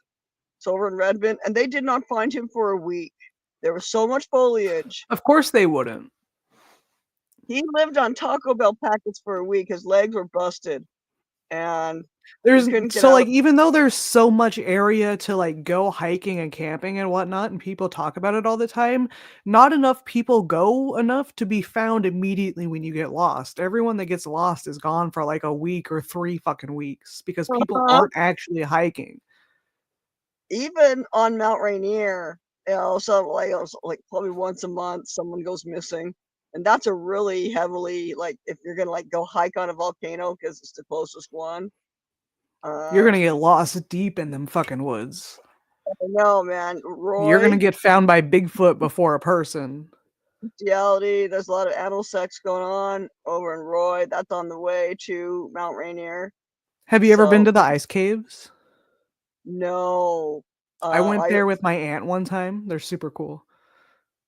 ice caves. What's in them? It's a cave made of ice that's coming off a waterfall that's at the top of a mountain. Okay, so some sort of shelter with ice being the It's walls. I don't remember the name of the mountain, but it's on the same one as the Monte Cristo hike. I also did the Monte Cristo hike. It used to be like a logging village all the way at the top of whatever mountain it is. It's like a 12-mile round trip hike. My aunt told me it was like 4 miles, so I was like, "Cool, let's go," and it killed me. That's why I don't like hiking with people, because I was like, so like it'll be fun, and then I'm like looking for Winnebago. I'm like, where's a Winnebago? Like, you give me a tent to hike in, and you're like, just roll over and pull the tent on you. You don't even set up the tent. They're Yeah. like, it's good. It's exercise. It gets you outside. I'm just trying not to trip on rocks and roots or have my mom punch my head again. I was like, you guys always say this kind of stuff's gonna be fun, and it is not. One time I was on Harstein Island for a week, and I Jesus, I've got to not been run out around. there. I got to run around in the rainforest, and the guy we were staying with, he was real good about getting us outside. Mhm. I haven't really been over to that side of the peninsula, but I heard there's a forest out there that has like a ton of moss hanging from the trees, and it's like kind of enchanted looking.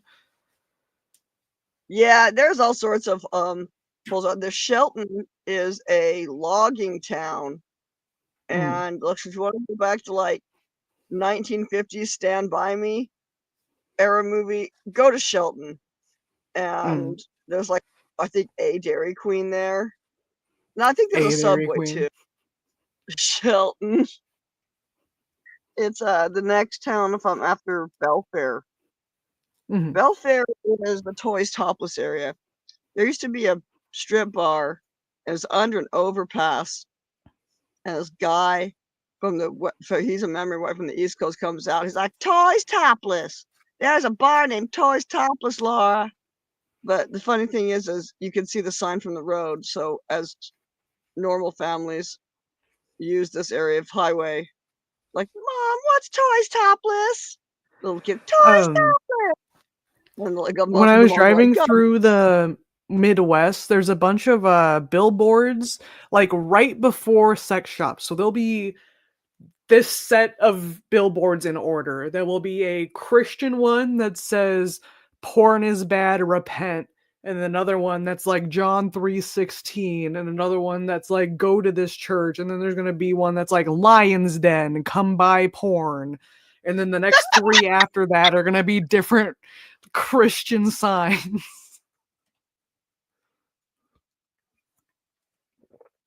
Very fun.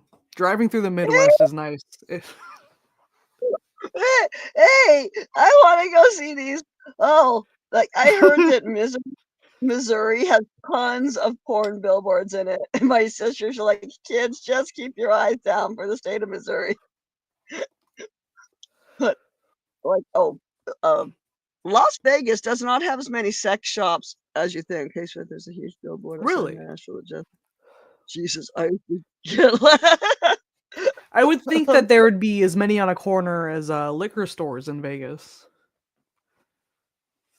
Liquor stores? What you see I meant more as in many Vegas? sex shops as a liquor store. Yeah, your liquor stores, you have some, but you really more like Las Vegas alone can drink the whole state dry.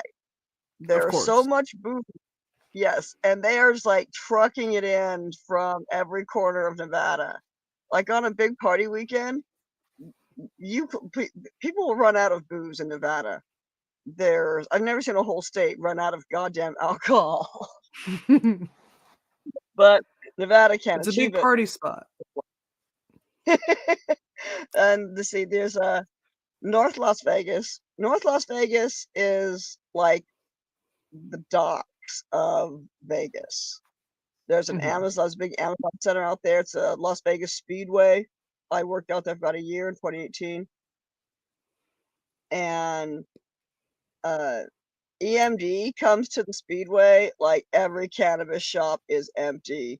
They will buy out the whole town. And it's some sort of electronic music festival that they do every year in Vegas. And whenever, people like, hey, EMD's this weekend. So basically, I worked at a cannabis, one of the cannabis suppliers for the area. And EMD comes up. We're like, anybody want to work overtime? We have tons of orders to fill because they're all going to clean out the weed shops. They're all going to smoke, yeah. I bet that's a very profitable week. gummies, chocolates, sticks, so like joints, or we call them pre-rolls. And then, Yeah. you know, you got your terp sauce, your butters, your water, your shatters. Shatter is that's a fun background. Shatter I've also heard is shatter as meth. Really, that doesn't surprise me. Shatter. Yeah. I said shatter as dabs one time, and the person I was talking to thought I was talking about meth, and I'm like, brother, chillax, no. Meth, like meth never. It's like when you do meth for a while, like you're the skinny whore, okay? Yeah. You need some fat on you. Your teeth are also missing. So I recommend against meth because people just look like shit after doing it. Pot, we look much better. Booze, we look way better. And yeah. 15 maybe I amen. should start. You should start drinking. I've been drinking. I know. I'm starting to look it up. I've got my Skull vodka up here in the bed with me. I have the same bottle that I had at your house. I've been working on it for like 3 weeks. But like, I wouldn't drink it straight. I would put it in a drink, and it's much better. It tastes better, and you can drink more, and it lasts longer. But because vodka is hard, it hurts my tongue. Like to drink vodka straight. Well, and I've made drinks before, but I'll have like one drink for 5 hours and I won't even get buzzed. I'll just get a headache. So it seems more effective to just be drinking it. If I cared about washing a shot glass, I'd take a shot, but I don't want to do any dishes, so I've just been drinking out the bottle.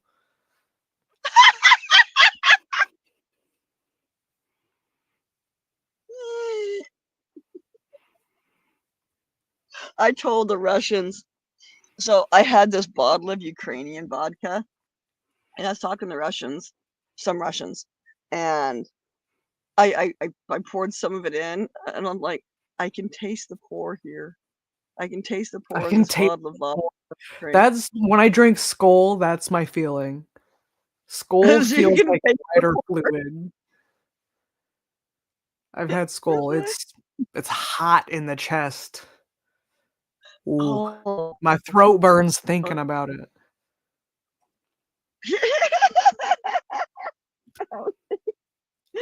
That bottom shelf. What do you think about Monarch? About what? Monarch.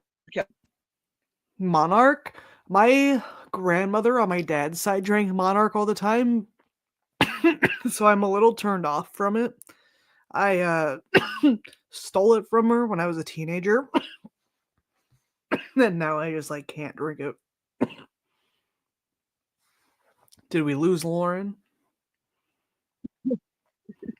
Rip. Oh no, there you are. Some vodka.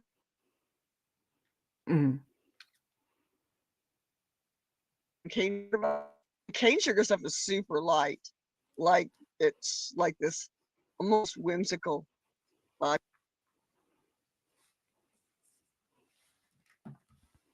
Oh, we lost Lauren.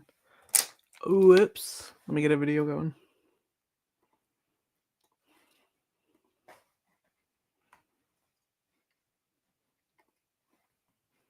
Right.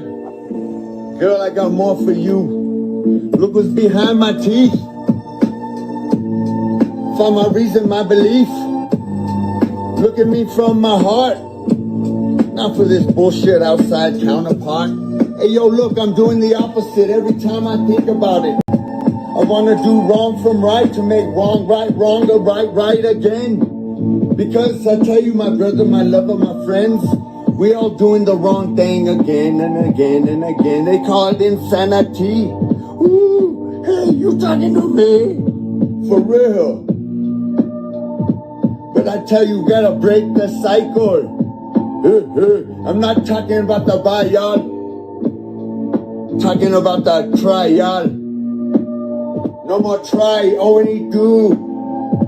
Otherwise, you a dog, you Scooby-Doo. In the last year or so, about the placement of the two triangles on the Star of David symbol. Could this be a Zionist unification of God-believing Jews and satanic Jews, a coalition of ancient times? Saw Born Again Barbarian's video on YouTube entitled Horrible Perversion in the Talmud, where he's pointing out the evil that is written in the Talmud, mainly monetary gain for sinful behaviour including sex with minors. This is from a series of books that Jews take several years to study from an early age, to learn and apply to their lives and beliefs and traditions. This was added on after the Torah, which is basically the First Testament of our traditional Christian Bible, aka King James Bible. God gave Moses the Ten Commandments in Exodus for all to follow, and then Leviticus was a chapter where God gave instructions for animal sacrifices to be an atonement for K Peak uploaded? Holy shit. Hello everybody, it's K Peak here with my new update video, and I did release my most recent song last month. I will actually let you know that since before that, Reach Out, my most recent song, the song before was Longer. I'm I going need to y'all to then be releasing monthly, give as some Longer love to came out KP. in February, followed by Reach Out in March, and I'm going to release a song this month in April. I've actually been doing quite a bit of songwriting recently. I've already got the beat found for my next song, and really I'm just using spare time, like when I'm traveling home on the train from work, or when I'm just sitting at home relaxing, to just do some songwriting, really, because I mean it's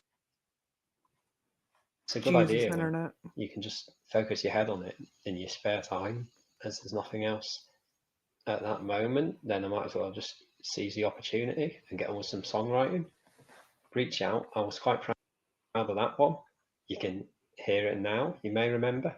Throughout your life, reach those goals set. Every single new stage, those you never forget. As you inch ever so close, keep yourself in touch. Pride when achieving the most, nothing that's such and such. As for my actual plans this month, I will be going to Dublin from Wednesday next week onwards, so I plan to release my next song before then, as I've only got one verse left to write, so it's all but being recorded practically. As the second verse, even though it's not been written, I've already noted down in my notebook quite a lot of ideas for what the actual theme of that verse is going to be. So I'm not going to show you what that writing says, as I don't I'm want gonna to play spoilers out, but I some will KP say it's going to be a different style from after my this other is recent done. tracks. As for my trip to Dublin, I will do a video when I'm there of something that would be suitable for my channel's content. I'm still having to think about which subject I would do. I may do a review of the tram. I may actually just do like a vlog whilst I'm in the city, really, just exploring. His tram reviews are the best. So you'll get to see about that. You may remember when I did tram reviews before.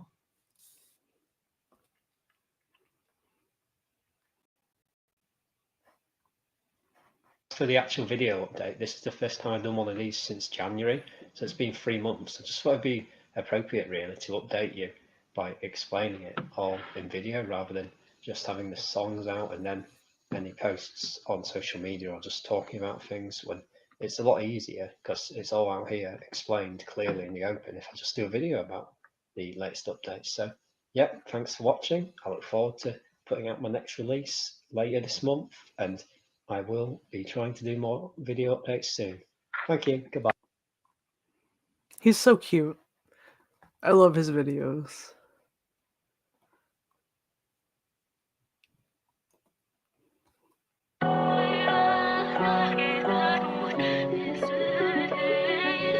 As you move forward, progress onto each stage. Much in life to achieve.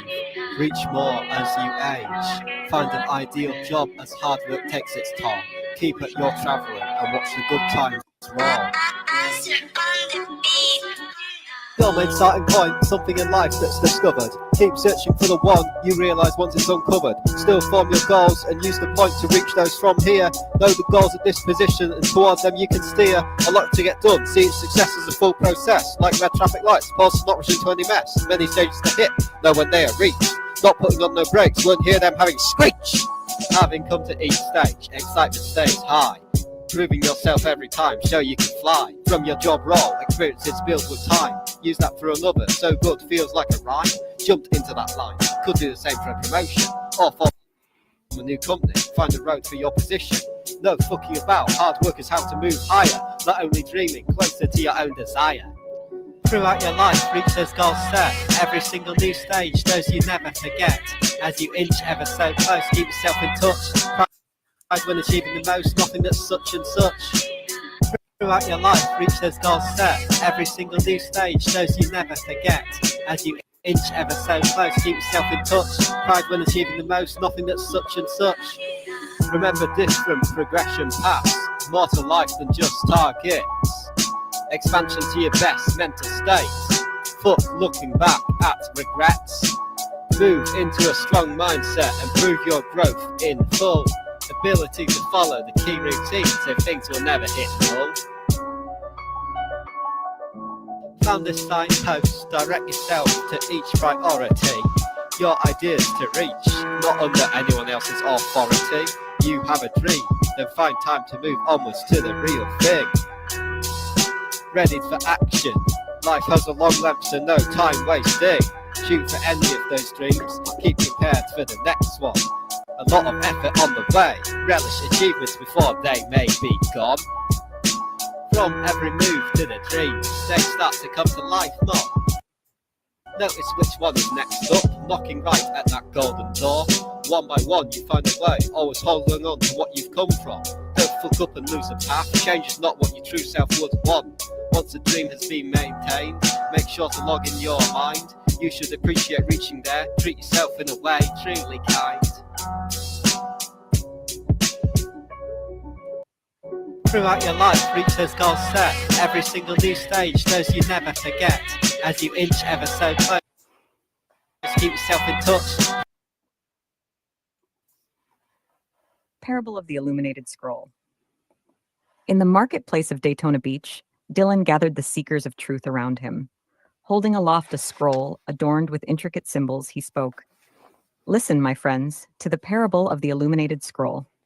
A merchant journeyed far and wide in search of the most precious treasure. Along his path, he encountered many challenges and temptations, but he remained steadfast in his quest. One day, as he traversed a desolate desert, he stumbled upon a hidden cave. Within its depths lay an ancient scroll, its pages illuminated with divine knowledge. The merchant, recognizing the priceless wisdom contained within, devoted himself to deciphering its secrets. As he delved deeper into the mysteries of the scroll, the merchant's understanding expanded, and his heart overflowed with gratitude. He realized that true wealth lay not in material possessions, but in the boundless riches of wisdom and enlightenment. Thus, Dylan proclaimed, "Let this parable serve as a reminder that the pursuit of knowledge is the greatest treasure of all. Seek wisdom with diligence and humility, and you shall uncover the divine truths that illuminate the path to enlightenment." Parable of the Reflecting Mirror. On the shores of Daytona Beach, Dylan sat in quiet contemplation, surrounded by his disciples. Gesturing towards the shimmering waves, he began to speak. Consider the parable of the reflecting mirror. A traveler, journeying through the vast expanse of the world, encountered a mirror of purest crystal. At first, he saw only his own reflection staring back at him, but as he gazed deeper, he realized that the mirror held the reflections of all who beheld it. The traveler marveled at this revelation, for he understood that the mirror was a reflection of the collective consciousness of humanity. Every thought, every emotion, every action was mirrored in its surface, revealing the interconnectedness of all beings. In the same way, Dylan continued, each soul is like a mirror, reflecting the light of divine truth and wisdom. As you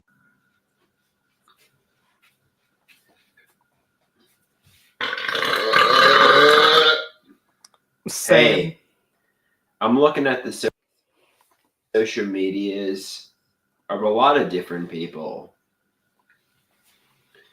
and I realize they tell me this is ideas of reference delusions, but, you know, based on what I'm seeing,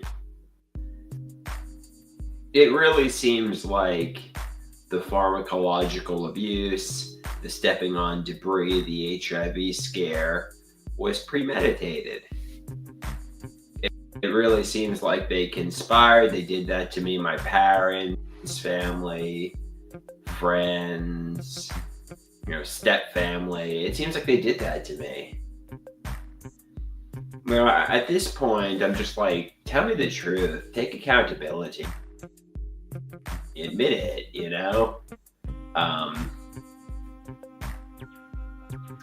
I feel like they're lying. I feel like they're just lying to me. And maybe I mean, take accountability. Tell me the truth, I'm not even looking for an apology. All I'm looking for is what reality is. And, You don't believe the reality because it's too boring. I don't know. I feel like I'm being lied to.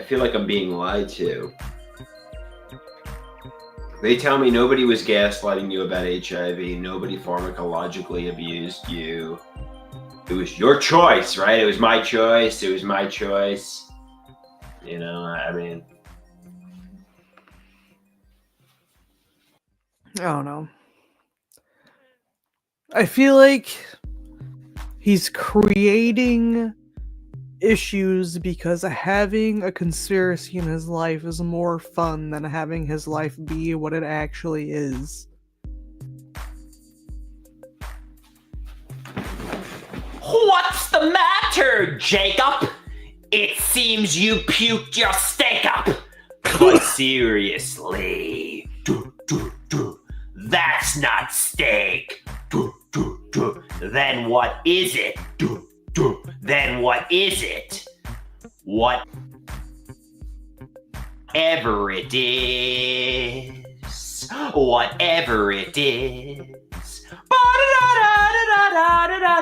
I dare you to eat it. I dare you to eat it. I dare you to eat it. I dare you to eat it. Hey, Jacob, that Oh my god, my internet. steak looks disgusting. He says I can finish it while rushing.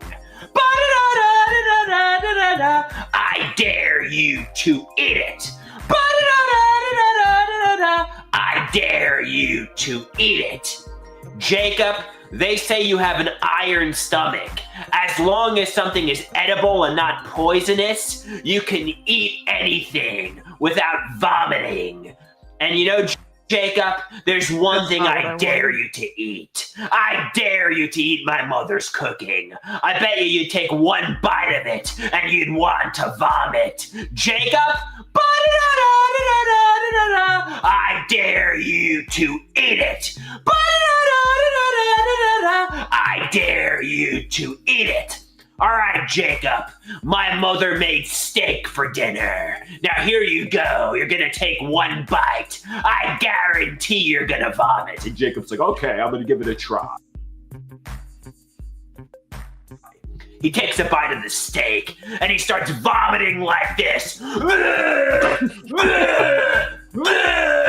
Jacob, I told you, my mother's cooking is disgusting. It's worse than prison food. It's worse than the food in the psychiatric hospital. I dare you to eat it. I dare you to eat it. He's so mean Finish to your his food, mom. Jacob. Finish my mother's cooking. I bet you can't. I bet you can't. Oh my god. He's so mean to his mom. His mom brought him cookies for taking his meds the other day. I don't know why he's so mean to her.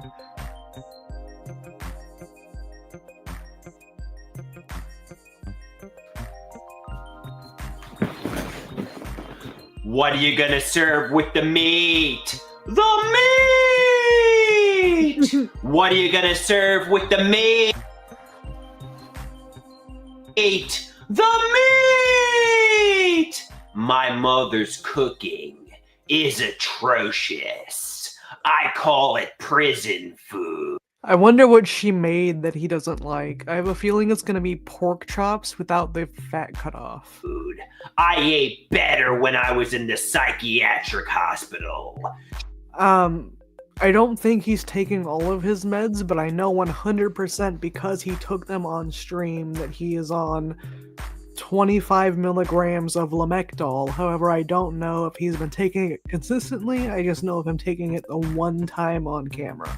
She gives me a big hunk of meat for dinner. Meatloaf.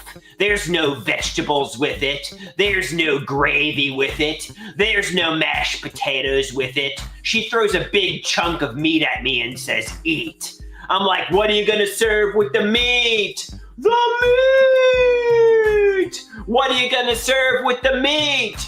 The meat! She cooks without love. She cooks without empathy. I know when I complain to my psychiatrist about it, he says, if you don't like your mother's cooking, go to the supermarket, buy groceries for yourself. Make your own food. Cook for yourself. Your mother is cooking as a favor for you. If you don't like her cooking, buy your own groceries, cook your own dinners. I'm like, you have no idea what you're talking about. I'm being sadistically persecuted. I'm being tortured through her cooking. I'm like, what are you gonna serve with the meat? The meat! What are you gonna serve with the meat? The meat! My mother says starving people in third world countries would be appreciative of her cooking.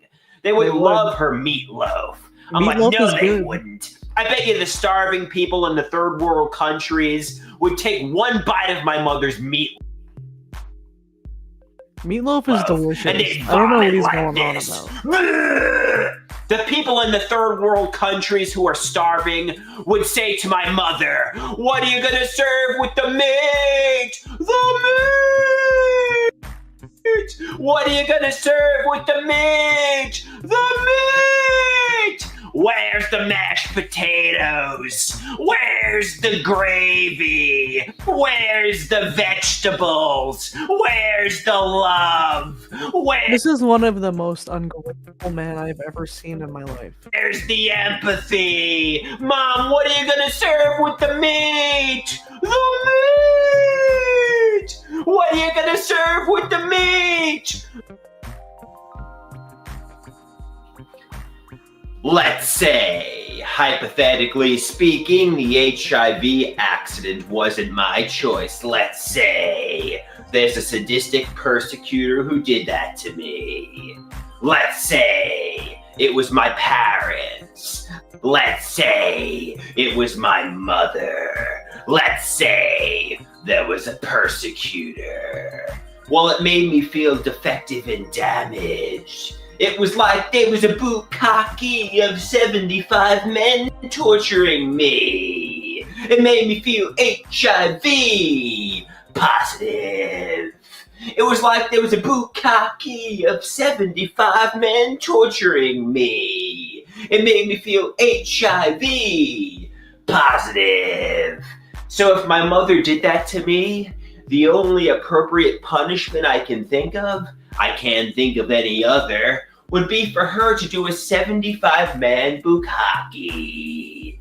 Because, I felt pristine. I felt wholesome.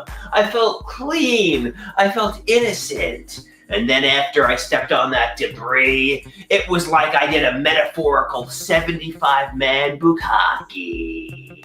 So the only appropriate apology I can think of for my mother would be for her to do a 75-man bukkake too. It was like there was a bukkake of 75 men torturing me. It made me feel HIV positive.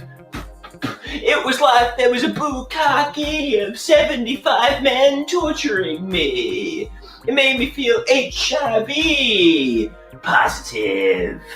So to atone for her sins, as an apology, my mother needs to do a bukkake. But nobody would be forcing her to do this. She would be voluntarily doing this bukkake. She'd be voluntarily doing this spicy content to say she's sorry. It would be her choice. It would be her way of atoning for her sins and apologizing.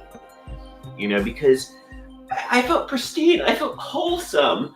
I felt almost like a virgin. And after the HIV scare, I felt metaphorically HIV positive. It was like there was a bukkake of 75 men torturing me. It made me feel HIV positive. So, you know, the only logical solution I can think of is for my mother to get used by 75 men. That's the only apology she could do. Because that's what it felt like to me. It felt like I was used and tortured by 75 men.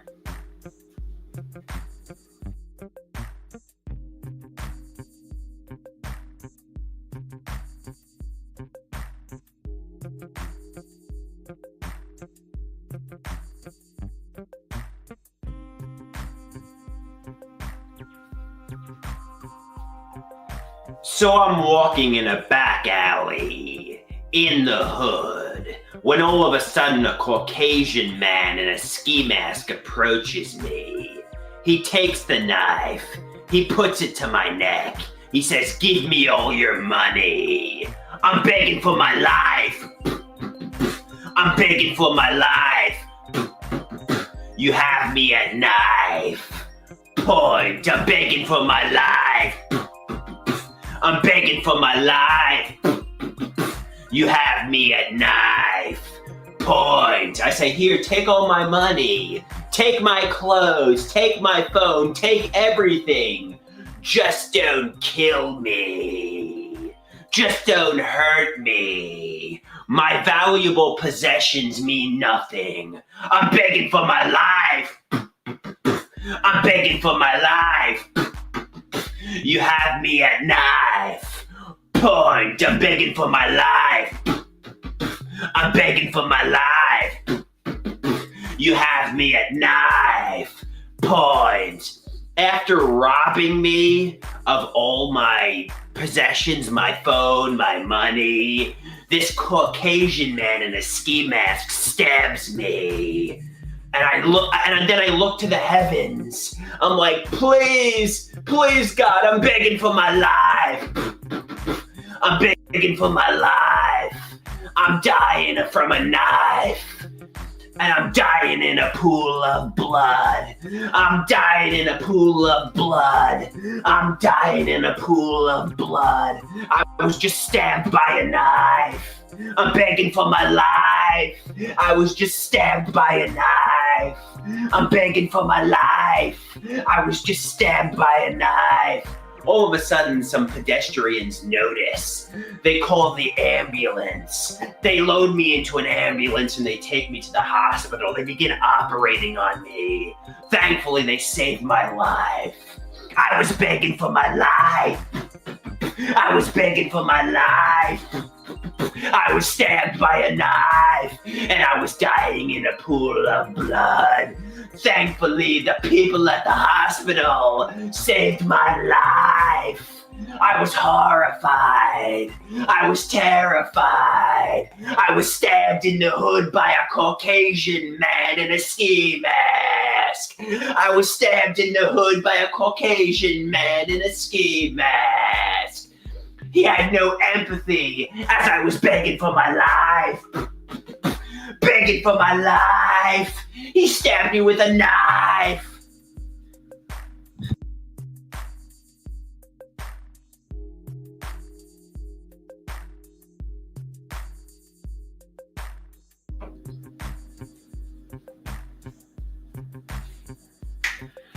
So I have a suspicion my family is wealthy.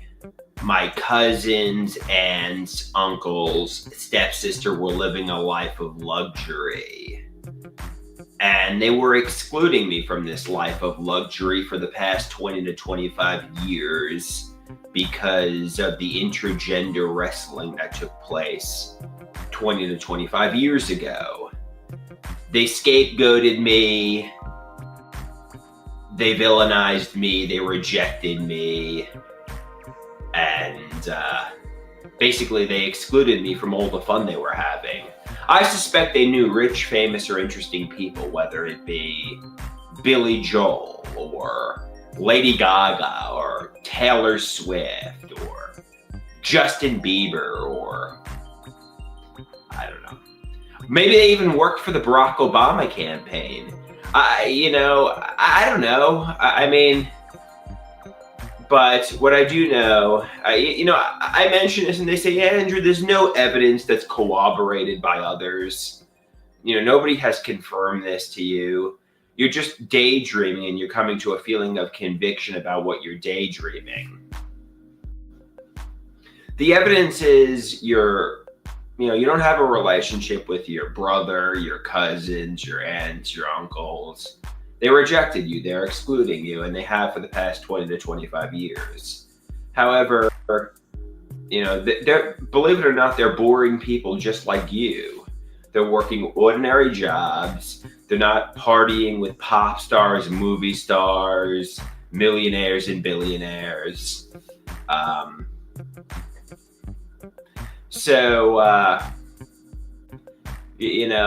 mean, that's what I have to accept. I mean, they're not partying with any rich, famous, or interesting people. They haven't been for the past 20 to 25 years. They're complete unknowns, and that's okay, I mean, I just feel like I've lived through 20 to 25 years. There's a kernel of truth here because, I've lived in solitude. I've lived deprived of interpersonal relationships, deprived of financial independence. And my cousins, aunts, uncles, they probably had a better life than me. But that doesn't mean they were living a life of luxury, partying with millionaires and billionaires, having the time of their lives. It just means they're working as professors, sonogram technicians, architects, computers, in the military. And, they want no relationship with me,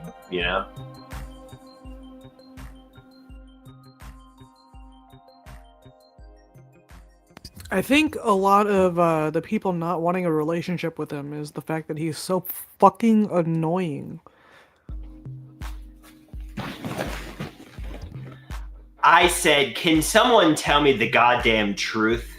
The face value surface things are bad, but the hidden realities are even worse. Correct? They just won't take accountability. My mother said, knock it off.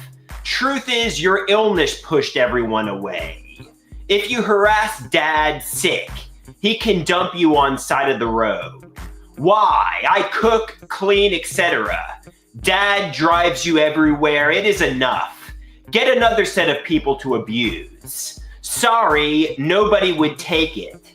That's why you're fake in front of inmates and friends, because you abuse your family and they know it. That makes you evil. I said, yeah, right. Their masks have fallen off. They were pharmacologically abusing me. They were trying to hurt me while creating a facade they were helping me. Frankly, there'll be no court case where I put my parents in jail or sue Dr. Copland, but their intentions were not to help me. No amount of gaslighting and narcissistic baiting can control me anymore. I see through their facade. How do you empathize with someone who got off from your suffering? I'm not going to react because I still need to live here, am dependent, and don't want homelessness or the psychiatric hospital, but now I see through their masks. I see them for who they are. They're monsters who were abusing me. Can someone tell me the goddamn truth? My mother, father, and stepfather are sexual sadists who used Dr. Copland like a puppet to torture me. Correct? They got off sexually from pharmacologically abusing me. I know Dr. Garrett once said when I... Unfortunately, I think even if he was to go to like a treatment facility where he was constantly monitored and constantly taken care of and he had nothing to worry about, he would still create conspiracies about everything happening around him, and he would not be better for it. Feel the constraints of my life, I blame my parents by bringing charges of sexual perversity. I really am suffering, but my parents aren't fiends. My parents' intentions have always been good. I guess toggle my emotional switch to off. If my parents really wanted to torture me, they'd throw me on the street and make me homeless. It's absurd Dr. Evil from Austin Powers like torture to think they kept me involuntarily celibate in a metaphorical chastity belt while pharmacologically abusing me while I sat in solitude posting on social media. The truth is they encouraged me to get a job, to get independent, and to have a life. I'm just afraid of the real world. My chains are internal, not maternal. And sometimes he recognizes what's going on, like that right there. He realizes that everything that's happening is in his head, but he can't do anything about it. I haven't seen him in years, but back in the day I had a friend who I viewed as a psychologist, Ed. I told him literally anything and everything, and in many ways I was more comfortable talking to Ed than my actual psychologist at the time. I once told my mom we should pay Ed instead of my actual psychologist. I was serious, and my mom obviously said no. Looking back on my comment, I see she was right. Though Ed used to try to help me, he's not a trained medical professional and doesn't have a psychology degree. I think his intentions were good. He was trying to give good advice to the best of his ability. A lot of his essence still lives on in me to this day. In so many ways, Ed changed my life for the better. But he's not a professional, and also, he doesn't have to keep things secret. I trusted him a lot, but sometimes I questioned my trust. For example, I haven't talked to him in quite some time, but I revealed a lot of private things to him. Now I'm concerned he will tell others about what I said, where I wouldn't have to worry about that with a real psychologist. If my mom started paying Ed for therapy sessions, it'd be a recipe for disaster. To Mom, we need to stop paying trained medical professionals. Instead, we need to pay Ed to give me unconventional Dr. Eugene Landy-like treatment where he controls every aspect of my life and lives my life for me. Maybe then I'll finally have a life. When it comes to therapy, you can suggest things and give good advice. But if you try controlling and forcing somebody to do things, the doctor will get sued.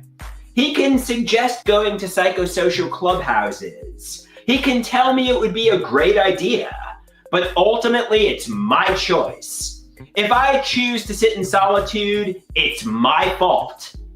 It is absolutely his fault if he wants to sit in solitude, as is every single person that sits in solitude's fault that they're sitting in solitude.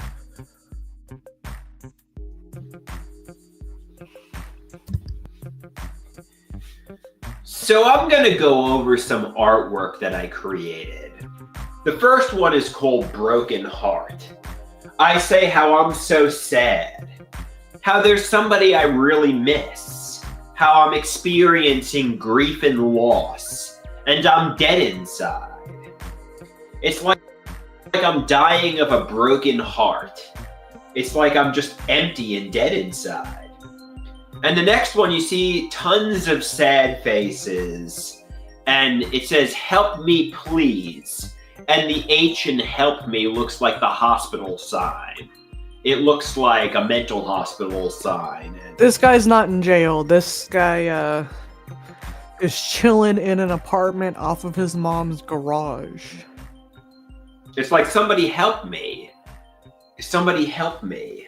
Obviously, I don't want to go to the mental. He's in a prison of his own mind. He believes that he is to be stuck in his house and to never go out, to never speak to women. He thinks his mom controls his chastity belt, his metaphorical chastity belt, because he does not have a physical one. Hospital, but I'm like, somebody help me. And the last one, it says how I was pharmacologically abused. You know, you see my brain and you see rainbows coming out of my brain when I was on the mega regimen of psychiatric medication. I said how the mega regimen that I took for 10 years has melted my brain. They were nefarious. It was premeditated torture.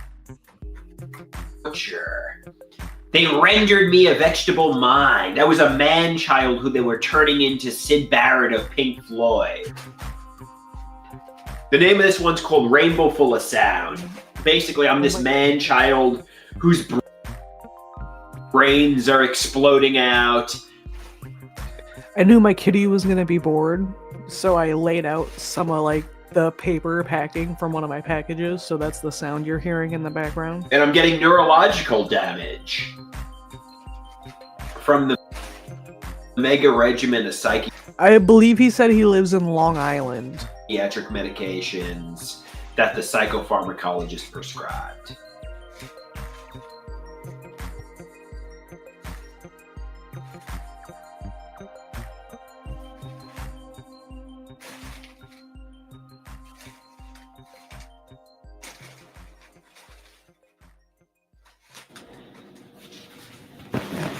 Somebody said they heard I was going to be famous soon. And I asked, rich and famous or infamous? Am I going to be a rich and famous rock star? Am I going to be a celebrity? Am I going to be a movie star, a millionaire, possibly a billionaire? Which is what my dream has been for the past 20 to 25 years? Or am I going to be infamous like Luigi Maginoni?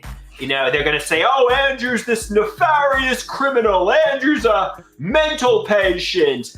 He absolutely could not be a famous person, even for being infamous for doing anything, because he doesn't do anything. He just sits in his apartment and says that his mom abuses him. And they're going to villainize me. You know, I'm hoping for success. I'm hoping for riches. I'm hoping for fame. I'm hoping to be like Lady Gaga, Taylor Swift, Tom Holland, Adam Levine, Justin Timberlake, Robert Downey Jr., Elon Musk. I'm looking to be famous. I'm looking to be successful. I'm not looking to be like Luigi Maginoni. You know, so am I going to be famous? Which they say you're going to be famous soon, Andrew, or am I going to be infamous? Somebody said, no, rich and famous. You're going to be happy. Your years of pain and suffering, it's going to finally be over. And you're going to wake up and your life's going to be too good to be true. A weight's going to be lifted off your shoulders and you're going to say, finally, I'm finally happy. I'm finally happy.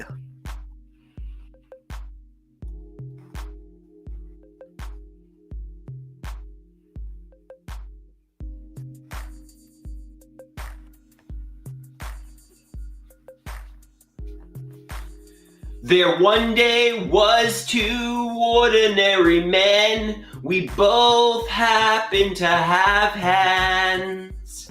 Andrew and Eddie. We both have a bromance.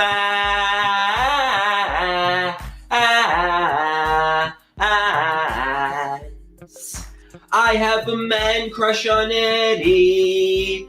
I have a man crush on Eddie. I have a man crush on Eddie. Everybody decided that man crushes are gay, but I disagree. Man crushes, especially on Eddie, are very, very hetero. How could you not love Eddie? How could you not love Eddie? He takes away all the evils in the world. So needless to say, I have a man crush on Eddie. I have a man crush on Eddie. I have a man crush on Eddie. Who the fuck is this? It's a lovely day, 76 degrees Fahrenheit, 24.4 Celsius, and I mowed the grass. Kimmy came by with Uncle Keith, who lives in another state. They went to Jason's for Jason's birthday today. And so I had the house to myself, so I mowed the grass.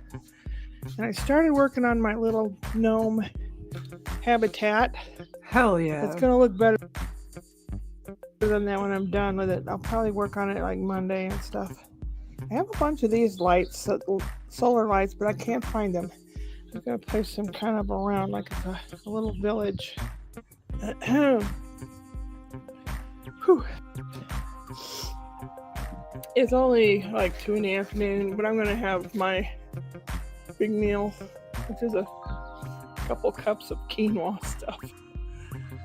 And then sit and veg because I'll be needed to lift unless Kim stays, but needed to lift the little guy for diaper change and things like that until Brian comes home.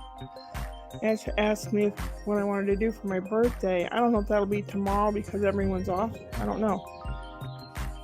Where did I want to go to eat or whatever? And I feel real sheepish about it. I mean, there's lots of places. But I said, how about Sizzler? Can we go to Sizzler? Because it's in kind of a janky neighborhood. And it's like lower class and everything. But if the kids have my poor car. Come on, car, stay alive. I need you.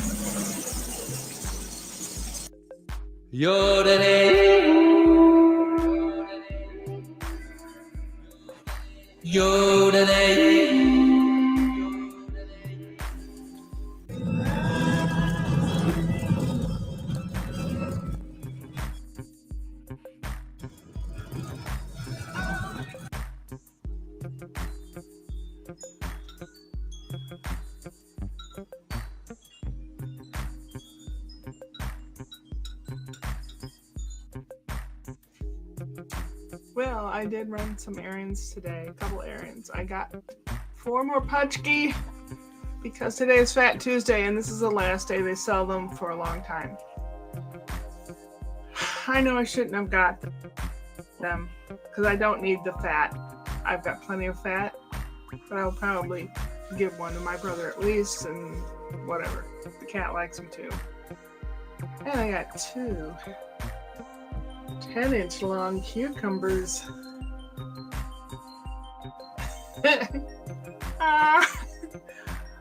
Oh my goodness. Oh, and it's nice and cold. I've had it in the refrigerator. Ooh. Yeah. Why am I But brick you know what right I now? do with this 10-inch long cucumber? I already used the other one. You want to know what I did with it? I'll show you.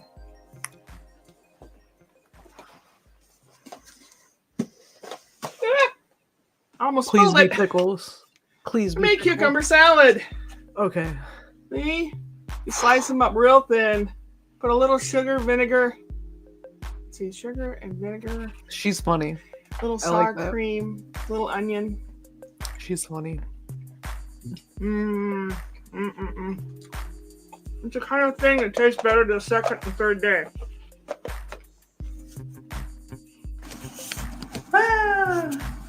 Monday night. This is just a real quick little thing, hopefully. Did I get anything done today? Not really. No. I sewed by hand a little bag that I put my singing bowl in. It's got a nice zipper and a handle and a place to store the mallet and everything. Do I know how to procrastinate or do I know how to procrastinate? It takes me a year to do what normal people do in 2 weeks. Have I got to clean out the garage? No. Have I got to, shampooing the rugs around here? No, I'm meant to do that today. haven't paid the bills this month because I wanted to make sure that there was no clinic emergencies or anything like that before I paid them. And I had to go in person to pay the phone bill because somehow that still won't let me do it online. And they raised their bill, and the electric bill's been sky high, so I may not have anything. I may not have enough to pay the bills, so we'll see. Rip. And the letter I got from the clinic was basically informing me that they have other services too. I thought it was, something that they had to tell me, and I called and got a hold of somebody, and she goes, "Oh, no, there's nothing wrong with you. We just wanted to let you know we have these other services." Whew. You're in the medicine cabinet in the hall bathroom, and when I opened it, I found boom, boom, yeah. I found some tramadol, which is a really nice pain pill. And I'm going to need them because of this lateral, not the front one, not the canine, but the one in between is a lateral. And on the inside, it cracked and fell out. So it's really close to the nerve because sometimes I can feel it. But what I hope to do is tomorrow, have to do it tomorrow, see if it'll work. I have some eugenol, which is concentrated clove oil. And take a toothpick and very carefully touch that area with the eugenol, and then I have tooth putty, which I'm going to try to fit up in there. Hopefully it will stay. I even thought about using hot glue, but I don't think that would work. It probably would be not good and hurt like heck. Yeah. Oh, golly. So I didn't accomplish much today. Today I wanted to shampoo the rugs, and I didn't do that. And I wanted to clean out the garage, and I didn't do that. Didn't even get the trash together. It's like, what the hell? Man alive. I have about 10 days until I go to Canada. I'm already trying to figure out what to put in the suitcase. I'm only going to be there 3 days. And I'm taking donuts and taking some little presents, which takes up most of the suitcase. So I will be wearing long jeans and a longer shirt and a sweater because it's always cold on the airplane. So what I need is something to sleep in, a t-shirt and shorts, a couple pair of underwear. That's about it. I mean, I really don't need anything. I mean, it's not like I'm visiting relatives, so if I need to wash something, I can wash something. But I doubt it. I mean, it's not going to happen. Anyway, it's been raining a whole lot here again. It's a good thing I got the grass mowed when I did. Holy schmoly. Threw out some moldy bread today, and the little birdies thought they'd died and gone to heaven. All right. It's about Kitty Cat's been sleeping all 5 hours and my internet's being shit. So good night, boys.